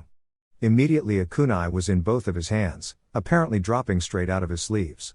Naruto didn't react, instead slipping into the basic taijutsu stance that he had been taught at the academy and Kyuubi had fixed. He should have known the teachers would purposefully try and sabotage his training, but that didn't matter now. Miss Hodo simply broke out into a grin that once again spoke of his arrogance. I had a feeling you might prove to be trouble, and wasn't I right? You must be a shinobi trainee, and from where we are I'd say you were from the Hidden Leaf Village. Naruto didn't move again, implementing the psychological warfare that Kyuubi had taught him, namely never rising to an opponent's taunts. If anything, ignoring them affected the taunter more than it would himself. Miss Hodo saw that his words weren't having an effect and shrugged. Naruto was caught off guard as the casual action quickly became deadly. As he shrugged, two more kunai dropped from his sleeves into his awaiting hands, and in one fluid motion all four were sent flying in Naruto's direction. He reacted quickly, diving out of the way just in time for two of the deadly knives to pass straight over his head. Unfortunately, the other two landed slightly closer to their mark. One embedded itself in his thigh as he turned to move, and the other caught his shoulder. The latter knife managed to draw a thin line of blood before catching his shirt and pinning Naruto to the tree behind him. That, coupled with the knife stuck in his leg, caused him to cry out, sending a few birds flying from their perches in the trees. A steady stream of blood was slowly soaking his pants leg below the wound, and Naruto couldn't even reach down to stem the bleeding, thanks to the kunai holding him against the wood. Before he could reach over and pull it out, Miss Hodo was in front of him. 3 powerful blows to the stomach later and Naruto was slumped over. He would have dropped to the ground from the pain if it weren't for the fact he was pinned against the tree by both the kunai over his shoulder and Miss Hodo's fist, which was still firmly planted in his stomach. Miss Hodo wasn't done yet, and he drew back his fist only to bring it straight back into the same spot, eliciting a small spurt of blood from Naruto's mouth. His world was swimming and thoughts wouldn't form coherently in his mind. The pain was too much and he already felt his grasp on consciousness slip. In his mind he was searching for something, anything that could help him. He needed to escape, he needed to help Tayuya, he couldn't let the other man hurt her. He would never forgive himself if somebody else was hurt just because they were traveling with him. That's when a memory slid through his fuzzy mind. He was in his mindscape, watching with a grin as Kyuubi emerged from the forest around them with a small rabbit held happily in her mouth. She walked over and sat down on her hind legs, plopping the caught animal down on the ground beneath them. Sometimes it startled her just how realistic this place was. If she didn't know the truth, she may have in fact have believed this entire forest was real, except for the whole looping aspect. So kid, is there anything specific you wanted to learn about today? Naruto simply looked confused. Kyuubi had never asked him this before, always having a lesson planned out in advance. What do you mean? Kyuubi gave him a wolfish grin. Nothing, it simply appears that you have a question you desperately wish to ask. I would like to get it out of the way before you learn something important. Naruto nodded along as she spoke until he heard the last part. Hey, who says my question isn't important? Kyuubi just shrugged in an infuriating manner, calmly poking her nose at the rabbit for a while until Naruto started to talk again. She had been right, there was something that had been bugging him all day, but he didn't want to ask through their mental connection. Kyuubi, we talk about my chakra a lot, but what about you? Do you have chakra? Kyuubi stopped what she was doing with the rabbit for a while, looking at the boy with a little bit of pride. That was surprisingly insightful, Naruto. I wouldn't have expected you to grasp that this quickly. Naruto smiled at the praise before once again realized there was a veiled insult hidden in her words. He said nothing, but his annoyed look made Kyuubi chuckle before continuing. Mortal attempts to look intimidating truly are pitiful, although in your case I am willing to call it cute. Examining Naruto's unimpressed features, she huffed, he really could be no fun sometimes. But you are right, I do in fact have my own chakra. As a matter of fact, I am actually a being created purely from chakra, it is what makes me so powerful. She waited patiently for the inane and pointless question that would surely come next, although she was pleasantly surprised. So if you're inside of me, and you have chakra? He took a moment to think again. Am I capable of using your chakra? If Kyuubi wasn't as old and as wise as she was, she may have hung her jaw in disbelief. That he could come to that realization so quickly was astounding. Perhaps the red-haired girl was having a positive effect on him after all, and here was Kyuubi believing all he would get from her was her foul language. Quite astute, Kit. Yes, in time you may be able to access my chakra, with my permission of course. Naruto looked positively ecstatic, he would have jumped about in joy if he didn't have more questions. When can I start to use it? He was so happy. While he knew he had large chakra reserves and that they would continue to grow to immense proportions, he realized that the Kyuubis must already be impossibly large. Kyuubi on the other hand looked markedly grimmer. Not for a while, Kit. That stopped Naruto celebrating in its tracks, and he just stood there looking at her with a frown. Before he could inevitably question her, she beat him to it. My chakra was never supposed to be contained within such a small vessel. In time our respective chakras will merge, mostly thanks to the damnable seal your fourth placed on this cage. Until that time my chakra will pose a risk to your health if used. When will that be? Kyuubi took a thoughtful pose, performing a few calculations in her mind. Based on how hard you train, I would say sometime in your late teens. Naruto's eyes opened wide and he looked at her disbelievingly. That long? Isn't there anything we could do to make it go quicker? Kyuubi had to suppress a laugh at how childishly he was behaving. It actually took her a moment to remind herself that he was in fact a child. I'm afraid not, Kit, this is just something you will have to be patient about. His shoulders slumped in disappointment. If there was one thing Naruto Uzumaki hated, it was waiting. Kyuubi sighed at his almost defeated expression and posture. She was certainly going to regret this, but the look on his face was like a kicked puppy. There may be ways to acclimatize your body to my chakra if you use it for short periods of time, to get yourself used to it. Naruto's grin returned in full and he rushed forward to hug the human-sized vixen. She promptly caught him with a tail to keep him at bay while she explained the rest of it. However, you will still have to wait for a few years, as your body is now, with its underdeveloped chakra coils. Even I can't predict what effect my chakra will have on your body. Naruto looked ready to slump again, but he figured that it was still an improvement over their original deal and he grinned before rushing in for that hug. The kunai in his shoulder finally ripped through the cloth of his shirt, allowing him to drop ungracefully to the ground. He lay there panting with Miss Hodo over him, smiling profusely, deriving some kind of sick pleasure from seeing his opponent, young and weak as he was, beaten on the floor. He gave him a sturdy kick in the stomach to make sure he stayed down and crossed his arms over his chest. He always liked to taunt an opponent while they were at their weakest, to crush any dwindling hope they might still have. Is this all you've got, Leaf Shinobi? I honestly expected more. Naruto tried to ignore him, instead sensing his thoughts inward. However, Miss Hodo wasn't making it easy, kicking him to punctuate certain words. His world was going increasingly dark and he didn't have much time. Kyuubi, I need some of your chakra. He heard a growl from inside his head. I already told you, Kit, it would be dangerous. I don't know what will happen. Naruto grew increasingly desperate. I don't have any other choice. Please, Kyuubi, I need to save Tayuya. There was silence for a few moments before a sigh reverberated in his head. This is not going to end well, but you are right, it seems there is no other choice.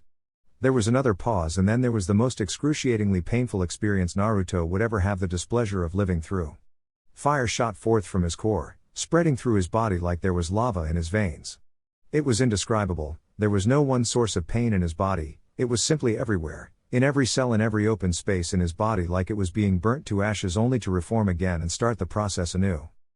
He wasn't the only one noting the changes. Miss Hodo had noticed the slight heat haze that was beginning to form around the quivering child. He also noted the agony on the boy's face. Nothing that he was doing should have elicited that kind of response. He went on for another kick only for a hand to roughly grab his ankle.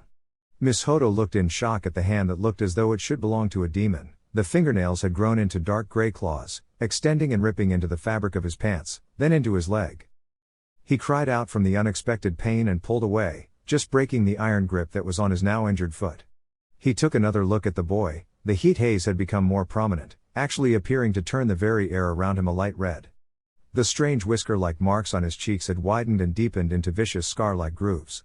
The most worrying was the boy's eyes. They had slits for pupils and irises so red that you might think you were staring into a puddle of fresh blood. There was an animalistic savagery behind those eyes that Miss Hodo had never seen before, that didn't even belong on a human's face. It actually scared him, a full-grown man scared of a 7-year-old. It might have been laughable if anybody else wouldn't have felt the same in his place. Naruto moved and Miss Hodo expected him to get to his feet. Instead he only rose a little of the ground, adopting a more bestial four-legged stance. That's when Miss Hodo found there was something to be more scared of than the kid's eyes, when he opened his mouth to snarl and showed off two gleaming elongated canines. They were like fangs and the hunger in the boy's eyes showed that he desperately wanted to use them on him. Miss Hodo couldn't help but be curious about the change, no matter how drastic or terrifying might be. However, he was a trained fighter and any lapse in concentration such as studying your opponent too long could be fatal. He quickly lashed out with a repetitive volley of kunai pairs, smirking when the kid didn't even move and every knife struck home. 8 kunai littered his body, sending him reeling back against the tree. Blood poured from the open wounds but Naruto didn't even look fazed. One by one he drew out the kunai and Miss Hodo could only watch in wonderment as the jagged holes they had made in his flesh sealed themselves. Each time they did a small plume of red steam would hiss out of each wound, leaving only the faintest hints that there was a cut in the first place. "What are you?" Naruto only growled in response and charged forward at blinding speed. Being an accomplished combatant, Miss Hodo normally would be prepared for such a charge, but he wasn't expecting it because of who his opponent was. He was also slightly frozen with fear. In a few seconds Naruto was in front of him. In the few after that Miss Hodo was halfway across the clearing with 4 jagged lines across his stomach. He grimaced and clutched at the wound, desperately trying to stem the seemingly endless flow of blood that only served to coat his hands. Naruto stalked towards him, not even bothering to charge this time, a 7-year-old kid that managed to look like the Shinigami incarnate. The scrawny man tried to go for some shuriken in the pouch on his belt but his hands, slick with his own blood, couldn't gain a grip on the zipper. It was too late. Naruto had already reached him and with one clawed hand he grabbed the front of Miss Hodo's jacket, halting any further attempt to stop the bleeding. The man could clearly see the sunlight reflecting off of the boy's enlarged teeth. His young face seemed permanently set in that ferocious snarl. "Where's Tayuya?" The voice was truly demonic, gravely, completely out of place on such a young child. It only added to his menacing aura and frightening features. This was somebody you didn't lie to, the eyes told him as much. "The river. There's a spot at the river we meet at whenever we get split up. It's next to a waterfall, you can't miss it." The words gushed out uncontrollably. It was like Naruto's eyes were actually pulling the information out of him, leaving him strangely hollow. Naruto just scowled, managing to look even more menacing than he had before. Miss Hodo was still trying to wrap his head around the fact that a 7-year-old boy was lifting him up with only one arm and didn't even look to be exerting himself. Satisfied that he had the information he needed, Naruto clenched his fist further on the jacket before winding back and throwing the man clear across the clearing. He impacted with a tree heavily, nearly splintering the wood and ripping the tree from its roots. He was unconscious before he even made contact, the power and the malevolence coming from the child proving too much and shutting down his mind from the strain. How could a mere mortal stand in the presence of even a fraction of the Kyuubi's chakra? Naruto was moving before Miss Hodo slumped to the ground, diving through trees and smashing through the ones he didn't want to go around. He left a small but direct path of destruction through the forest, moving at speed he never could have dreamed of before. He moved from branch to branch, crashing through thick trunks like they were just another part of the air. His aura of Kyuubi's chakra floated out behind him as he ran like the wake of an enormous boat. He only had the vague directions of Miss Hodo to go on, but it didn't matter. By now he could smell Tayuya. He had been around her long enough that her scent was practically ingrained into his memory. He could probably trace just a hint of it from miles away. The sound of rushing water and the crash of a waterfall meeting rocks was next to come into his sensory range, and before long the trees dropped out from under him and he was next to a massive river. It took him a second to locate Tayuya and the slightly less familiar scent of the more brutish of the two men. He reeked of sweat, alcohol and women. Naruto growled loudly at the man who currently had his back turned to him, looking expectantly into the tree line. He turned suddenly, expecting some kind of wild animal from the sound it had made. What he didn't expect was the weakling of a kid that they were there to kidnap, surrounded by a veil of burning chakra and the most feral expression on his face imaginable. Hey, it's you. Naruto just snarled a deep sound that even a man as large as Kagero found intimidating. By now Tayuya was struggling to get a glimpse of what was going on. She was facing the opposite direction and could only hear animalistic growling. "Where's Miss Hodo?" Another growl was his reply. Naruto's attention was on the red-headed bundle under his arms. "What did you do with him?" By now Tayuya was really struggling to see something, writhing in the man's grip like a snake. "Hey, let me fucking see you, dick." Kagero absent-mindedly slammed the hilt of his massive sword into the girl's stomach, producing a quiet whimper before the girl went limp. Naruto's eyes widened and he let loose what would best be described as a roar. It actually created a wall of air that immediately rocked Kagero, loosening his grip on the earth but not quite knocking him off his feet. "You hurt Tayuya." It was Kagero's turn to widen his eyes at the sheer fury in Naruto's words. He had worked out by now that Miss Hodo was either unconscious somewhere or dead. Both scenarios scared him. Miss Hodo was the better fighter out of the two of them, so Kagero saw no way of coming out of this unscathed. Hey look kid, it's alright, I'll give you the girl back. He very carefully set Tayuya down and I'll just walk away. Nobody needs to get hurt. Naruto's eyes narrowed and he took a hesitant step forward while Kagero took one back. Unfortunately for the larger man, Tayuya chose that moment to roll over and painfully cough, forcing a small amount of blood to trickle from her mouth. Naruto could now clearly see the bruises on her face from where Kagero had hit her every time she had sworn while walking to the river. If any of Naruto's more demonic features had dissipated in those brief moments, the now decided to return full force. "You hurt her. You'll get no mercy from me." Kagero was downright scared now. His plan had failed and it now looked like he was going to die for sure. He saw no other choice. As fast as possible he drew his sword and leveled the sharpest part of the blade against Tayuya's neck. He also placed his foot on her body to stop her moving or accidentally nicking herself on the sword. "Stay there or I'll kill the girl." Naruto said nothing, not moving an inch. He took one step back, then another before very slowly dropping down onto all four limbs. "Hey, I said don't move. What are you doing?" Again Naruto didn't rely, but when Kagero strained his ears he could hear a steady growling from the boy's throat. He should have been more focused on his surrounding, as when he looked, one moment Naruto was there, crouched down like he was going to pounce, the next he was right next to Kagero. In a moment of panic he brought his sword around, forgetting about Tayuya entirely, but Naruto rather calmly, despite his feral state, caught the edge of the blade with his own hand. Already the wound was healing itself as he pulled the weapon out of the massive man's hands and snapped it into two pieces. Kagero could only look in shock as the weapon was shattered, leaving his hands empty. In that moment of hesitation Naruto grabbed the man and threw him into the river. He didn't stop there though. A second later he was sprinting across the surface of the river with the water steaming where his feet made contact.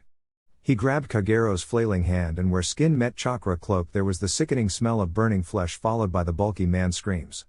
A few steps later and the man was precariously hanging over the edge of the falls. Naruto was seemingly unaffected by the river's current and his feet didn't move from their spot. "Please don't do this. I'm sorry."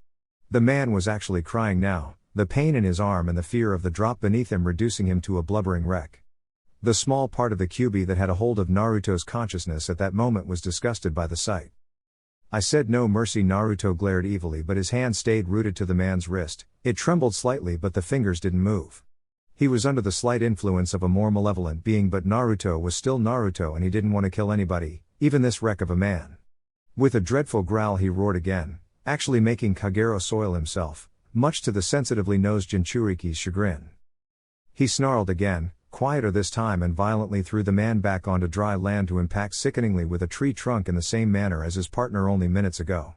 He was already forgotten by Naruto as he dashed away towards the still prone form of Tayuya, the cloak of chakra fading as he took his first step off of the rushing river water. He ran as quickly as he could, which now seemed painfully slow compared to when he was under Kyuubi's influence. He was pale and his legs shook uncontrollably, but he made it over to Tayuya's side and hefted her onto his shoulders. It was difficult, but he managed to make it back to where they had been about to set up camp. By now, even with his immense and near unquenchable stamina, Naruto could barely stay awake. He forced himself on, not wanting to lose himself quite yet, not until he was sure Tayuya was okay at least. He noticed that Miss Hodo was gone, but he didn't care. All he wanted to do was slump against a tree and allow unconsciousness to take him. His skin still tingled uncomfortably from the oppressive chakra that had been surrounding him, and he felt naked without it. Luckily, just as he was on the brink, Tayuya stirred and looked up at him with bleary, uncomprehending eyes. "Sh shithead?" Naruto let out a half-hearted chuckle, even after all that she was still calling him that name. That was all he had left, and after he made sure to give Tayuya a smile, he promptly passed out, slumping to the ground like a puppet whose strings had been cut. Chapter 8 Uck.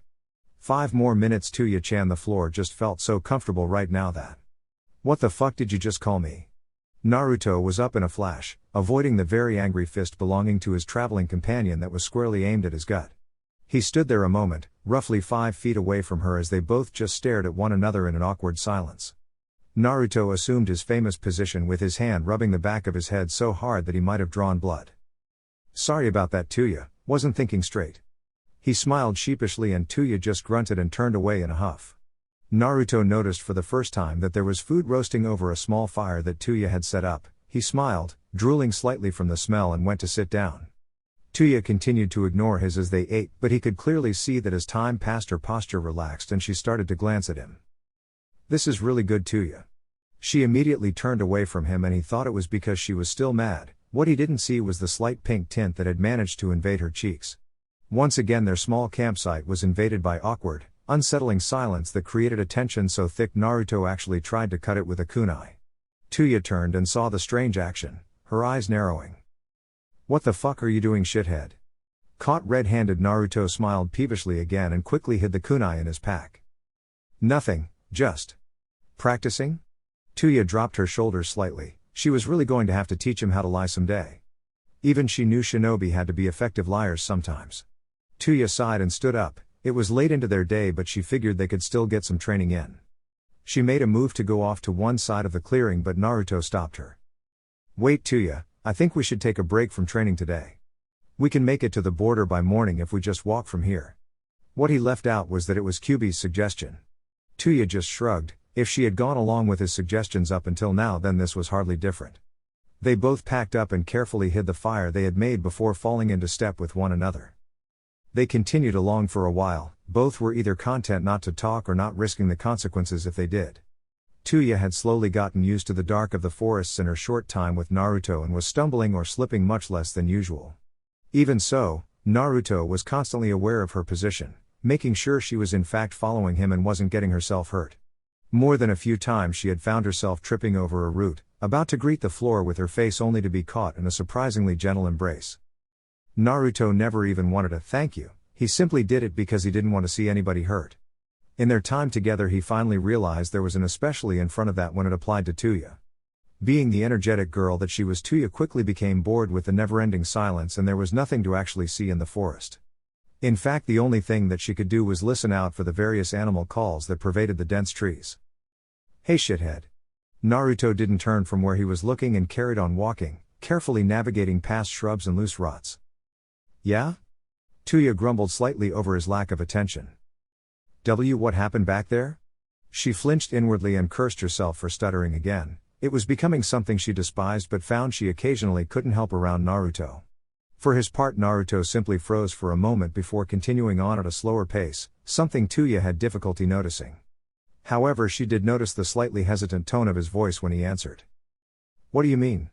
Tayuya narrowed her eyes, something that didn't make walking any easier in the near pitch black. "I mean with those two fucktards back there. One second they were beating the crap out of you and carrying me off, the next thing I know is there was some kind of wild animal growling and I'm unconscious." This time Naruto stopped entirely and Tayuya nearly walked straight into his back, only managing to swerve around him and trip from her awkward footing. Once again she was immediately in Naruto's arms, being slowly lowered to the floor where he sat down next to her with his legs crossed. Naruto looked contemplative for a while. He had no idea how to even begin to explain all of this to her, or even if he wanted to. Despite all their time together, Naruto knew barely anything about his companion. She never opened up and never talked about herself. He sighed slightly. It was probably a reciprocal thing. He too hadn't talked about his past in the slightest, so maybe one of them simply needed to go first. "What do you know about the nine-tailed fox?" Tayuya's face was hidden by darkness, but with his eyesight Naruto could clearly see the confusion on her face. What the fuck's a fox got to do with this? Is that what attacked those guys? Naruto chuckled lightly. Sort of, but no. Tayuya was getting irritated with all the riddles and half-answers, and Naruto could see that. The nine-tailed fox was a demon. He heard a very loud coughing in his head that sounded just as irate as Tayuya looked. Sorry, eh? He was at a blank. He actually didn't fully understand what Kyuubi was himself. We were once known as the Bijou. Naruto was surprised at the melancholy in Kyuubi's words. It wasn't a tone she used at all. A bijou? Again there was confusion written across Tayuya's features. I don't really understand it myself, but from what I know the nine-tailed fox was the most powerful of them. While her curiosity was slowly being sated, she still felt as though Naruto was avoiding her initial question. However, he didn't give her a chance to interject. 7 years ago, the fourth Hokage. He was concentrating on what he said and missed the slight flinch that Tayuya let out after hearing the name sealed the nine tails into a baby to contain its power. Recovered from her shock at hearing the fourth Hokage, Tayuya returned to her default scowl. She was thinking what about this fairy tale had to do with anything.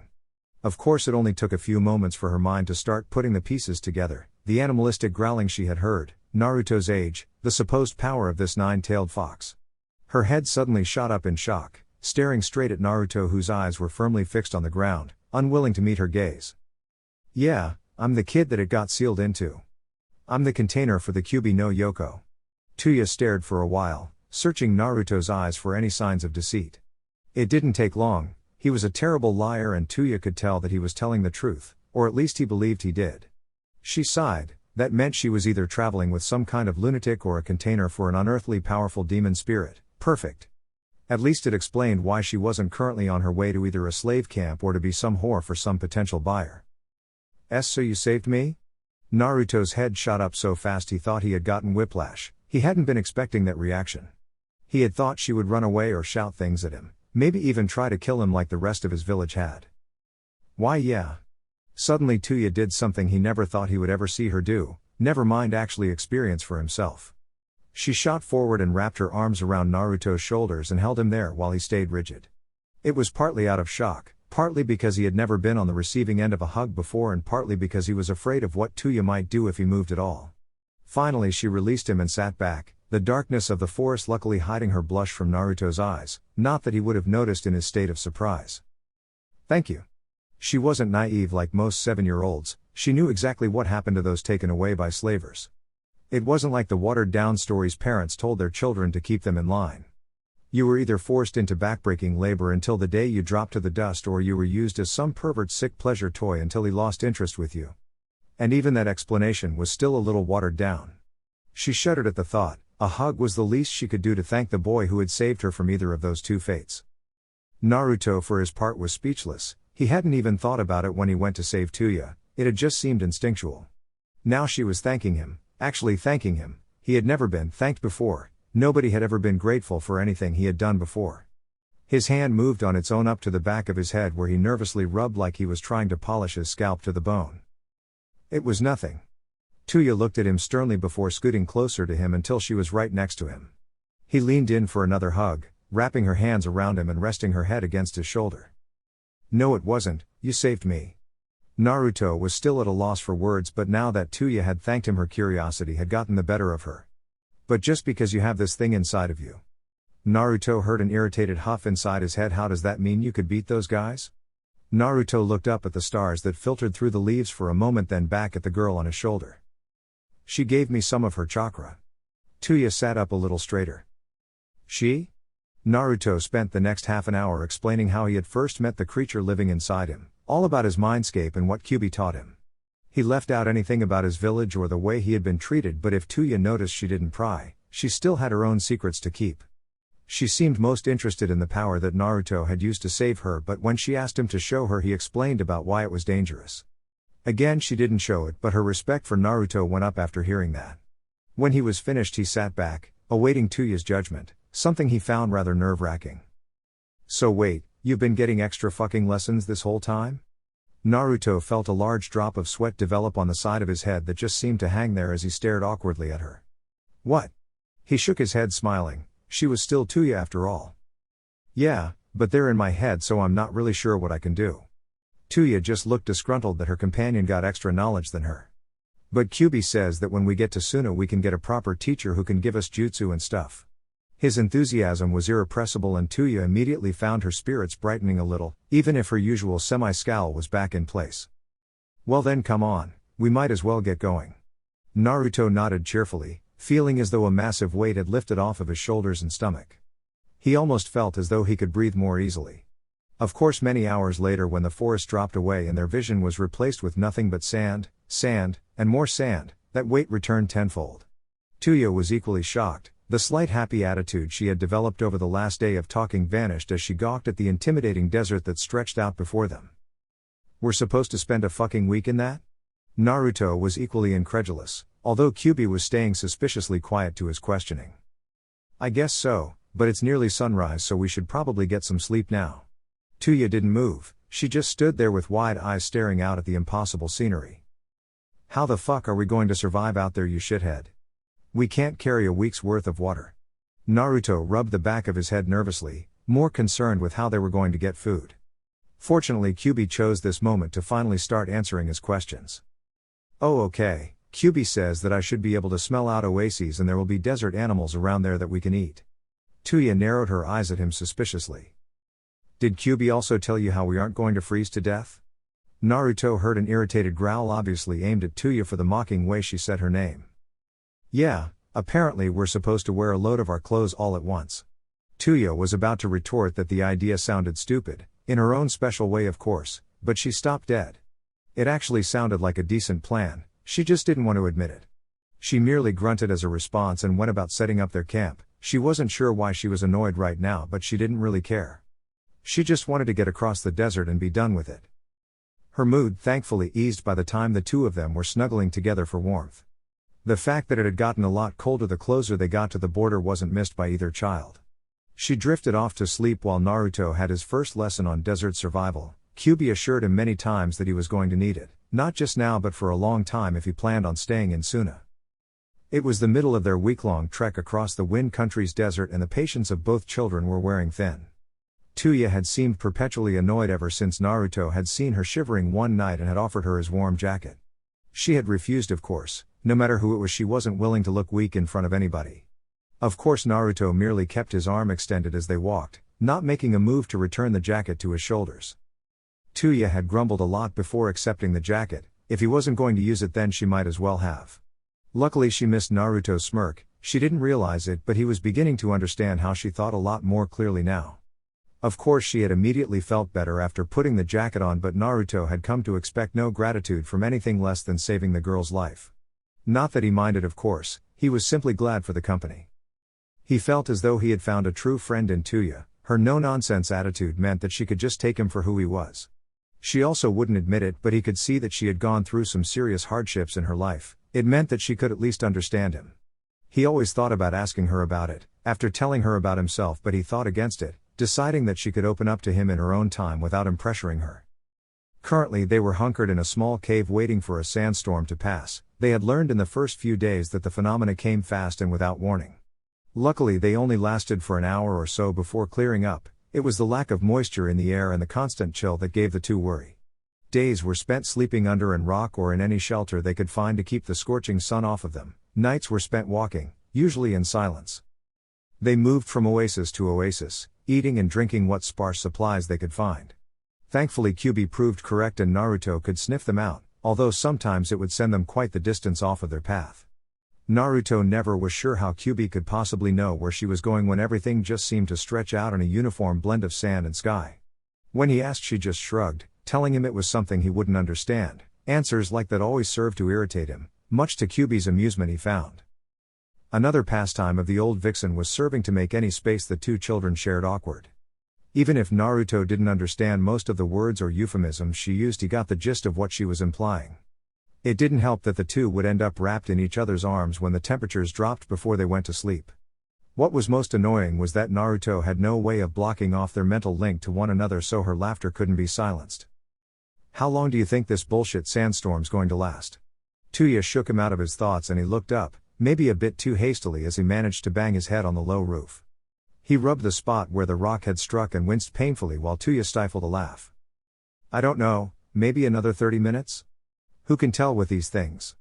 What I'd give just for some rain. It never rained out here, it seemed even the word rain was lacking from the desert's vocabulary.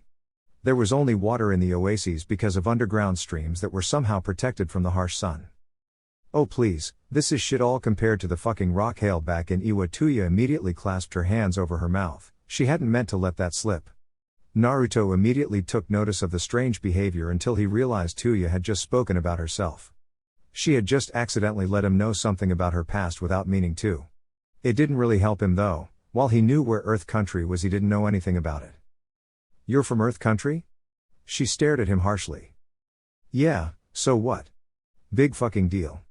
Naruto just shrugged his eyes, genuinely innocent, and Tayuya found that her rocky outer shell was more difficult to maintain than usual. Her shoulders slumped. When she actually thought about it, she had to admit it felt good to actually talk about her past, even if it was just that shred of information. What was it like? She looked up at him and nearly blanched at the puppy-like curiosity on her face. Dry. Naruto smiled a broad grin. He had just asked a question about Tayuya's past and she had answered, probably truthfully. It was like a small breakthrough and he couldn't help but feel a little proud. That dam he had envisioned early had managed to gain a few new cracks. Drier than this? What about where you lived? Tayuya wasn't speaking, but somehow she managed to go even quieter, the small cave becoming deathly silent. Naruto immediately sensed the hesitation over the question and decided that he was asking too much without giving anything in return. I never know what to think when I imagine the Leaf Village. Tayuya finally started breathing again as she looked questioningly at Naruto. It was pretty a lot of the time. At night you could see the stars, but the edge of the sky always had this orange tint. None of the houses ever looked the same and there was so much variety in every street it was like you were walking into a whole different country. From the Hokage monument it would stretch on for what I used to think was forever. He smiled as he thought of those good memories from his time there. It had become so quiet after he stopped talking that even Tayuya's meek voice had no difficulty reaching Naruto's ears. In the winter we would always get snow, it would cover everything and make it seem really clean and fresh. Then when it melted the ground would go a funny shade of red and the other children used to paint themselves with it like we would see the soldiers in the pictures do. Naruto's smile was softer now, he could tell that it had been incredibly difficult for Tayuya to tell him even that small snippet of information. It would be pressing his luck to ask any more. I think the storm's letting up. We should get ready to move on. Tayuya just nodded slowly, her mind obviously elsewhere, but she mechanically went through the procedure of packing up the gear. Naruto was happy inside, perhaps now he could finally start to learn more about her. Not even half an hour later another sandstorm passed over them. Unfortunately they couldn't find another cave in time. They were forced to walk through it, which was made all the more difficult by the fact that it completely threw off Naruto's sense of smell, leaving them to rely solely on Kyuubi's directions. Visibility was so low that they had to hold hands just so they wouldn't lose one another. Naruto's heightened senses meant absolutely nothing in this kind of weather. Finally they crawled into a cave, tired out and partially blinded from all the sand. Naruto might have regretted his earlier fascination with sand if it weren't for his natural determination. Tayuya on the other hand was much more willing to berate him for it. Fucking Sunagakure, it had to be motherfucking Suna. You couldn't have chosen Kumo, could you? No, it had to be the one with all the goddamn motherfucking piece of shitty ass sand. As she was saying this she was pouring the surprising amount of said sand out of her sandals, something Naruto figured would probably be a good idea for him as well. Well, it's nearly sunrise anyway, so we might as well have found shelter. Tayuya merely shot him a deathly glare and Naruto quickly quietened down. She was in one of her moods and nothing Naruto said right now was going to help him. Unfortunately neither of them were even remotely tired yet, despite all the walking they had done. The chill of the desert night permeated even the rocks surrounding them, forcing them to huddle together. A fire was impractical as they would only end up killing themselves from the smoke, not that they actually had any wood for them to burn. The only trees they had actually come across in the entire time out in the desert were a few scarce palms. They couldn't even sit in silence. The sandstorm outside was causing a dull roar that echoed around the tiny cave, grating on their nerves to the point that they couldn't even hear themselves think. Don't you fucking dare go into your mindscape, shithead. You're not leaving me alone in here with this crappy noise. Naruto smiled sheepishly and would have rubbed the back of his head if his hand wasn't otherwise occupied with hugging Tayuya for warmth. He was actually planning to escape and talk with Kyuubi for a bit and Tayuya had nearly caught him in the act. What do you want to talk about then? Immediately Tayuya became defensive, narrowing her eyes at Naruto. Who says I wanted to talk? I just don't like being left alone. Immediately she turned away and scowled. She hadn't meant to sound like that, as if she needed Naruto. It was besides that point that right now she did in fact need his warmth. It was almost unnatural how warm Naruto could manage to be despite everything that should say otherwise. He was better than a blanket most nights, one more thing Tayuya would be loath to admit. Naruto just shrugged, an impressive action considering his arms were otherwise engaged and Tayuya for her part sighed. When you talked about your village you seemed to be happy, so why'd you leave? She could feel Naruto stiffen in her arms, something that made their position markedly more uncomfortable. Also, you only talked about the place, what about the people? Naruto relaxed a little, but not to how he was before. Strangely Tayuya also noted that he had become colder, as if his emotions were tied in with his body heat. There was old man Hokage, he would come around every month to check on me and we would talk for a while. Nothing specific, we would talk about food or how my studies were going. Tayuya noticed that he had completely avoided her first question and was too busy considering this that his counter question came as a complete surprise. What about you? Was there anybody special in Earth Country? Tayuya paled a little and Naruto could already see her unwillingness to answer. However, he had told her something and now she felt like she owed him something in return. I had my grandfather, he wasn't much and he would ignore me half the time but we had a few good moments. Her face fell and she mumbled something Naruto wasn't supposed to hear but couldn't help anyway when he was sober. What about your parents? Tayuya's face shot around so fast that Naruto thought it might twist off. There was fire in her eyes and her glare was hard as ice. What about yours, asshole? All the anger bled out of her features when she saw the emptiness and sadness in Naruto's eyes, unbidden and unshielded unlike normal. I don't know. I never knew them. The old man told me they died after I was born but he never told me anything else about them.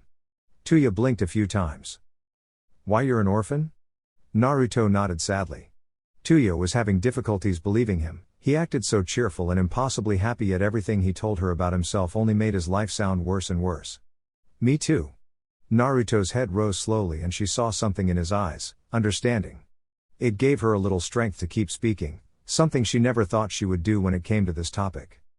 They died when I was young as well, I don't even remember their faces. I was never told how or why they died but it had something to do with the last war. Naruto didn't even realize he was doing it but he found himself hugging Tayuya a little tighter. Once again the sandstorm outside began to die down but Naruto didn't say anything while Tayuya seemed too distracted to even notice. So what about your grandfather? He thought Tayuya was going to round on him again but instead she just lifted her head wearily, her eyes dulled and tired. Someone once told me he was a great man, a powerful ninja that was feared during the Second Shinobi War. Her head dropped again but he hated me, said I reminded him of the daughter he lost. He drank all of the time and when he drank he would get angry. She left the sentence hanging but Naruto could see where it was heading. I had no friends to turn to, their parents told them to stay away from me because of something my grandfather did during the war. Naruto could understand this, there was nobody in his age group that he could talk to, nobody who would come up to him and try and befriend him anymore. Those that did were punished, those that didn't would whisper behind his back, spread rumors of the monster of the leaf. Children would sometimes run away from him out of fear, others would actively try to hurt him to appear brave. It was all the same to Naruto, the loneliness, the pain, and sadness. Everybody in my village hated me. The adults would beat me or ignore me and the children would whisper and throw stones in my direction. People would come and try to burn down my apartment and scratch things into the wall. They all believed I was the so-called demon that was sealed inside of me. I had no friends except for the Hokage. The orphanage even kicked me out when I was 4, said I disrupted the other children. This time it was Tayuya who found herself subconsciously hugging Naruto and closer. How do you do it? How do you stay so happy? Naruto's shoulders slumped. I was never happy in that village. The day before I left I was about to kill myself. Tayuya involuntarily gasped, it was quiet but still noticeable. It was the Kyuubi that saved me, we talked for a while and she convinced me to leave, to find somewhere I can live happily, somewhere I can find friends. He looked up and smiled at Tayuya, a genuine smile that seemed to warm the cave slightly. And I met you, my first real friend. Again Tayuya gasped but this time managed to keep it in her head.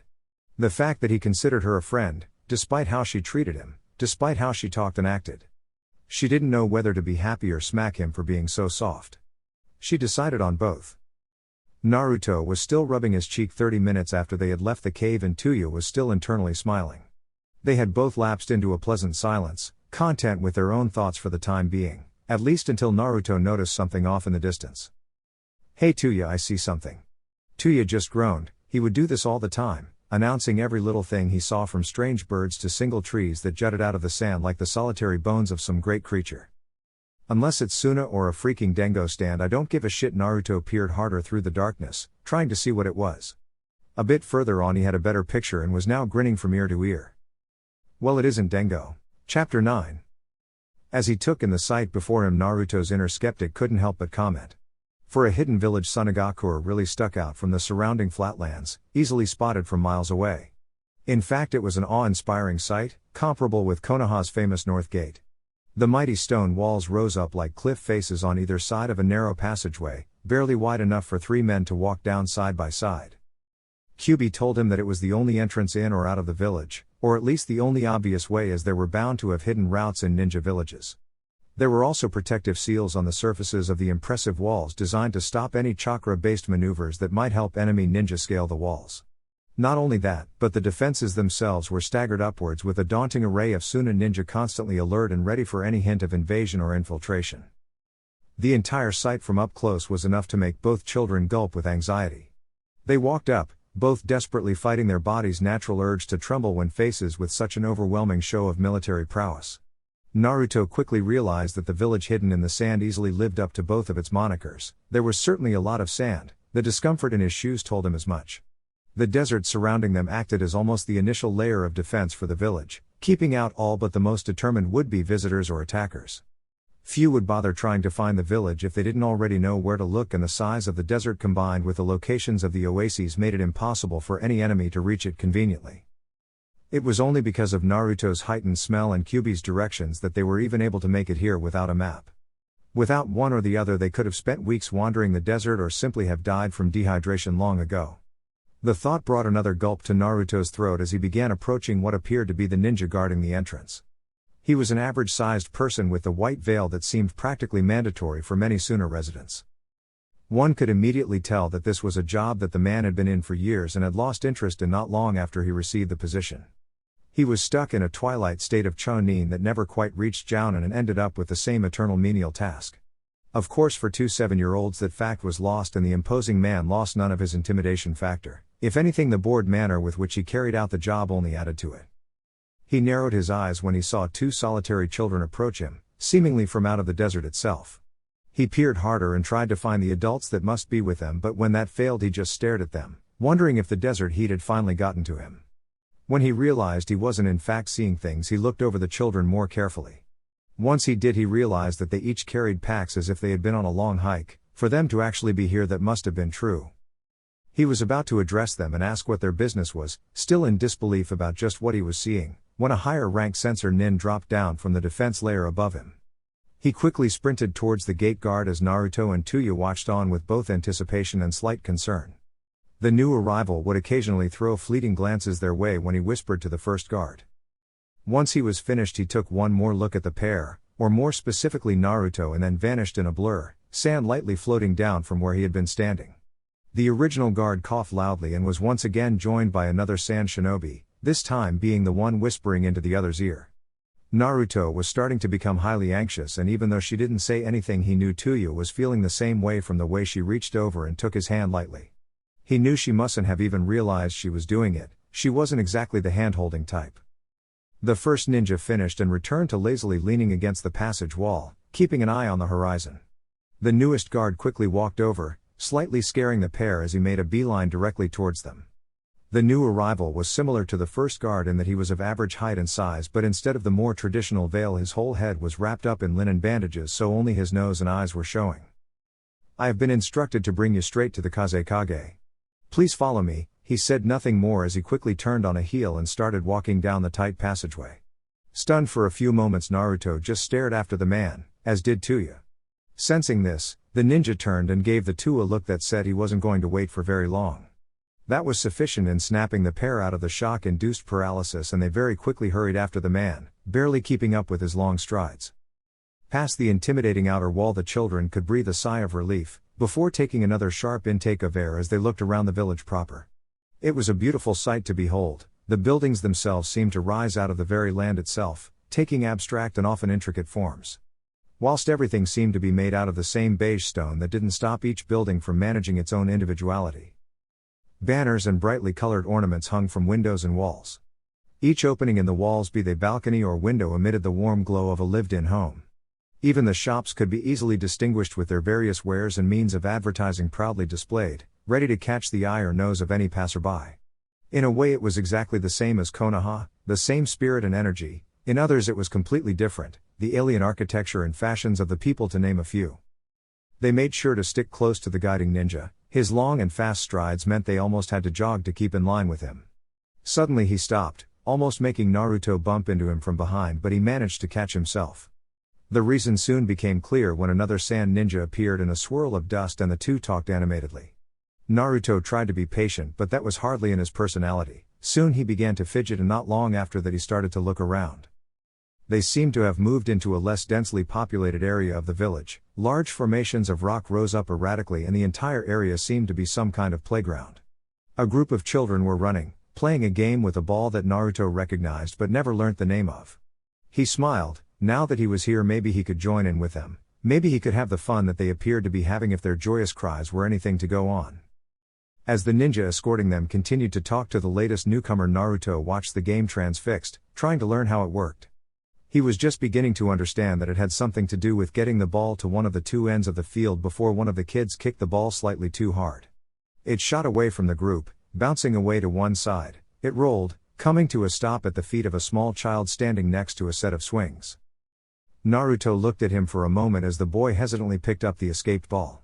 He was small, smaller than Naruto, but they were obviously around the same age. His spiky red hair sat in a mop on his head, not dissimilar to Naruto's own hair. He wore a beige wrap around his upper body and shoulders and a pair of darker shorts with plain sandals. In his other hand he clutched a stuffed toy which Naruto noticed looked particularly worn from age. The child approached the larger group, almost as tentatively as he had picked up the ball itself. After a moment of what seemed like self-deliberation, he held the ball out to the other kids with a meek smile. The reaction he got wasn't at all what Naruto was expecting. The children seemed terrified of the boy, pointing and nervously whispering amongst themselves. When he took another step forward, it was the final straw. The children took off, screaming and crying in fear of him.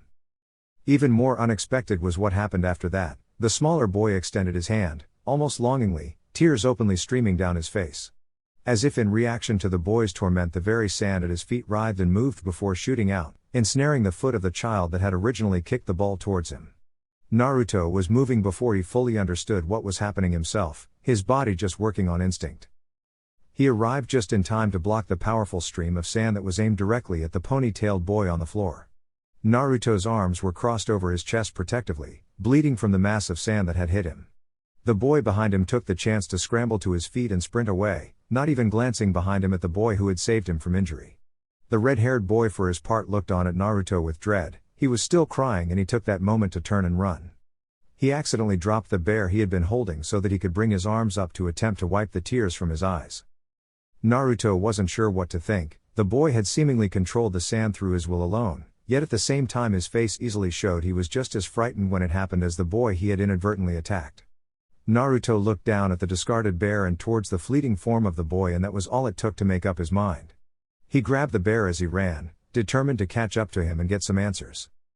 It was difficult. The kid knew Suna better than Naruto did and he almost lost him a few times, but luckily he eventually found him. He was hunched over at the end of the darkest part of an alleyway. The only indication that he was there at all were the quiet sobs coming from the shadows.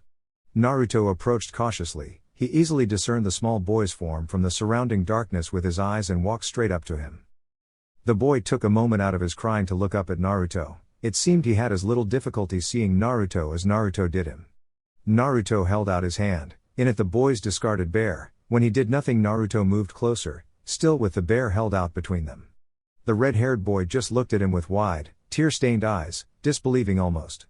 He even rubbed them once as if he believed Naruto would simply vanish as a hallucination. "Why don't you run like the others?" Naruto smiled as kindly as he could as the boy finally accepted the bear, clutching it close to his chest like it was his own mother. Naruto walked a little bit closer and sat down opposite him. "Your eyes." The boy looked startled, but no less hesitant or disbelieving. A finger moved up to his eye and lightly traced around the thick black lines that encircled it. "And my eyes?" Naruto nodded slowly. his smile taking on a more somber and saddened look, one that he had no difficulty in dredging up as he looked back over his life. Our eyes are the same. The boy seemed to peer into Naruto's eyes for what seemed like an eternity, searching for what it was the blonde meant. Why, you have it too. He turned away, looking at the ground. The loneliness and the pain. Naruto nodded again, still slowly. He didn't want to startle the boy. Why did they run from you? First the other boy looked up in shock, like he just expected Naruto to know, and even if he didn't, he still saw the display earlier. The sand. Naruto firmly shook his head, cutting him off before he could finish. You tried to help them, giving them back their ball. Why did they run? The other boy seemed almost desperate now. He was having a conversation with somebody his own age. He felt like if he told him the truth he would lose this one shred of normality. Sensing his discomfort, Naruto tried something else. This boy had intrigued him. There was something about him, like an intrinsic bond between the two, like they could relate on some unseen level. I'm Naruto Uzumaki. The other boy looked up, visibly relieved at the change in conversation. Gaara no Subaku. Naruto smiled brightly. The warmth he emitted encouraged Gaara to try his own, weaker smile. Before the conversation could develop any further, they were interrupted by a swirl of dust that deposited the ninja guide from earlier and a frightened Tayuya. You. I told you to follow me, and. Mid-sentence the guard saw the other occupant of the alley and took an instinctual step back. Gaara, I did not know you were here. He thought for a moment. I was given orders to bring you to your father if I saw you. Gaara nodded meekly, but the smile that Naruto had given him just managed to stay where it was. The older ninja walked over, and when the three children were all around him, he made a hand sign and the four of them disappeared in a swirl of dust. Naruto had never experienced a sunshine before, and it was disorienting to say the least. Immediately he lost his sense of balance and would have fallen over if it weren't for the firm hand on his shoulder. It seemed the older ninja wasn't taking any chances on losing his charge again. After a moment of confusion and his senses catching up to his location, Naruto realized he was in an area that was unfamiliar to him. They were in an office of sorts built out of the same stone as the rest of the village, but lavishly furnished. Despite the lush walls and floor, the desk that was the center of the room was rather plain, just a normal rectangular wooden desk. Even so, it managed to convey the importance of the man sitting behind it. He was a thin but well-built man with shaggy auburn hair not dissimilar from Gaara's. He wore a black collared shirt with a mesh shirt underneath. He maintained a perfect look of indifference as his eyes lazily, but attentively, moved over the four entrees. Gaara, wait outside. I will speak with you later. His voice was calm, but there was an undeniable authority behind the words that spoke of his importance. Gaara nodded meekly and timidly walked out of the room with his head hung low, red hair falling across his eyes as he did so. The ninja who had escorted Naruto and Tayuya this far took that as an opportunity to walk up to the man. By now Naruto had recognized that this was the Kazekage, evidenced by the white robes and green trimmed hat that hung on the wall. Once he made his realization, he bowed his head down low. Earlier he had run away from his guide, and right now he didn't want to cause any more of a disturbance. This was his fresh start and he wouldn't let anything ruin it, not even himself. Tayuya just looked across at him, furrowing her brow at the odd behavior. She didn't have the benefit of having known a Kage personally and didn't fully understand the position she was in. The side of the Kazekage's mouth twitched up into a small smile, amused by the small child bowing to him. That is not necessary, Naruto Uzumaki. Naruto raised his head slowly, the worry evident in his eyes. How did you know my name? The Kazekage merely smiled again in the exact same way. I am the Yondaime Kazekage, there is nothing in this village that I cannot find out. Seeing Naruto's slightly odd expression, he chuckled rather humorlessly. If you must know, the ninja that escorted you heard you say your name when you introduced yourself to my son. Naruto let out a slightly sheepish smile while rubbing the back of his head, the unspoken tension in the room finally broken. The Kazekage leaned forward in his chair with his elbows resting on the sturdy desk and his hands forming a pyramid as he peered closer at the young boy. I am not one for small talk nor long drawn-out conversations. I had you brought here because one of my sensor nin detected the presence of a strange chakra signature. His glance flicked between the two children. That would either make you enemy ninjas that are henged or under some kind of genjutsu. His stare hardened and seemed to rest on the both of them simultaneously, causing both children to gulp audibly. Or one of you is a Jinchuriki. He's talking about you, Kit. A Jinchuriki is one who bears a bijou sealed within them. Naruto nodded in understanding, drawing a curious glance from the Kazekage, who took the nod as a sign that he was correct. Interesting. If I may ask, which of the tailed beasts do you contain? Naruto looked at the man nervously even as a growl rolled through his mind. I hate that name, it's almost as bad as demon. Naruto just laughed timidly, unsure of what to do. You may as well tell him, Kit, he is the leader of this place and will not hesitate to kill you if he deems it necessary. The nine-tailed fox, Kyuubi. The Kazekage's eyes widened for a moment and his features gained a broad grin as he took in the news. A child is the Jinchuriki of the most powerful entity since the Jubi itself? Naruto nodded, not fully understanding the words the older man was saying. A story for another time, Kit. Right now you have more urgent things to hear. Once again he heard the pang of melancholy in the Kyuubi's voice, it just sounded out of place. By now the Kazekage's attention was solely focused on Naruto, he felt the heat of the man's gaze as he searched him for any signs of deceit. Last I heard the Kyuubi was under Konoha's control. So why are you here? Naruto became nervous again, unsure of what telling the truth might bring him.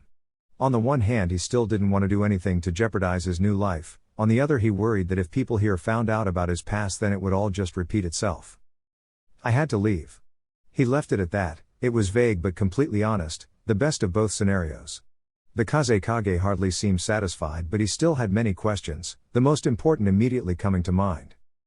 What is the relationship you share with the demon sealed inside of you? You know of it and it hardly seems likely Konoha told you considering what happened to their village 7 years ago. Naruto immediately sent a questioning thought to the Kyuubi who stayed mysteriously silent, despite the demon remark. I assume you have had contact with the demon yet you seem healthy enough. Does this mean you are in control of it? Again Naruto was unsure of how to answer, the questions seemed to come non-stop and it took him a moment to catch up. I wouldn't say that. We have more of a. He briefly searched for the right word, an understanding. It appeared that this wasn't the answer the Kazekage had hoped for, however it still seemed that it was good enough and he nodded with his face set back in its previous indifferent state. My son Gaara is like you, the Jinchuriki of the One-Tails, Shukaku. Unlike you his demon torments him, stops him from sleeping and if this carries on I fear I will have to kill my son before he gets out of hand. Naruto would have cried out in protest if Kyuubi hadn't quickly shushed him from inside his head, he didn't know if the sound is laced by something but it had an immediate calming effect. I wish for you to help Gaara control the demon within him. Befriend him, train him, beat him if you must. Under his breath he muttered or can. Then carried on in his normal tone but I wish for him to at least gain the same control that you do. He sighed heavily if that is not the case by this time next year I will unfortunately have to go through with my original plan. Again Naruto wanted to cry out and again Kyuubi calmed him quickly. You will live with us in the Kazekage mansion. There are plenty of spare rooms so that you're. He shot a glance at Tayuya who had miraculously stayed perfectly quiet throughout the entire encounter. Companion can stay as well.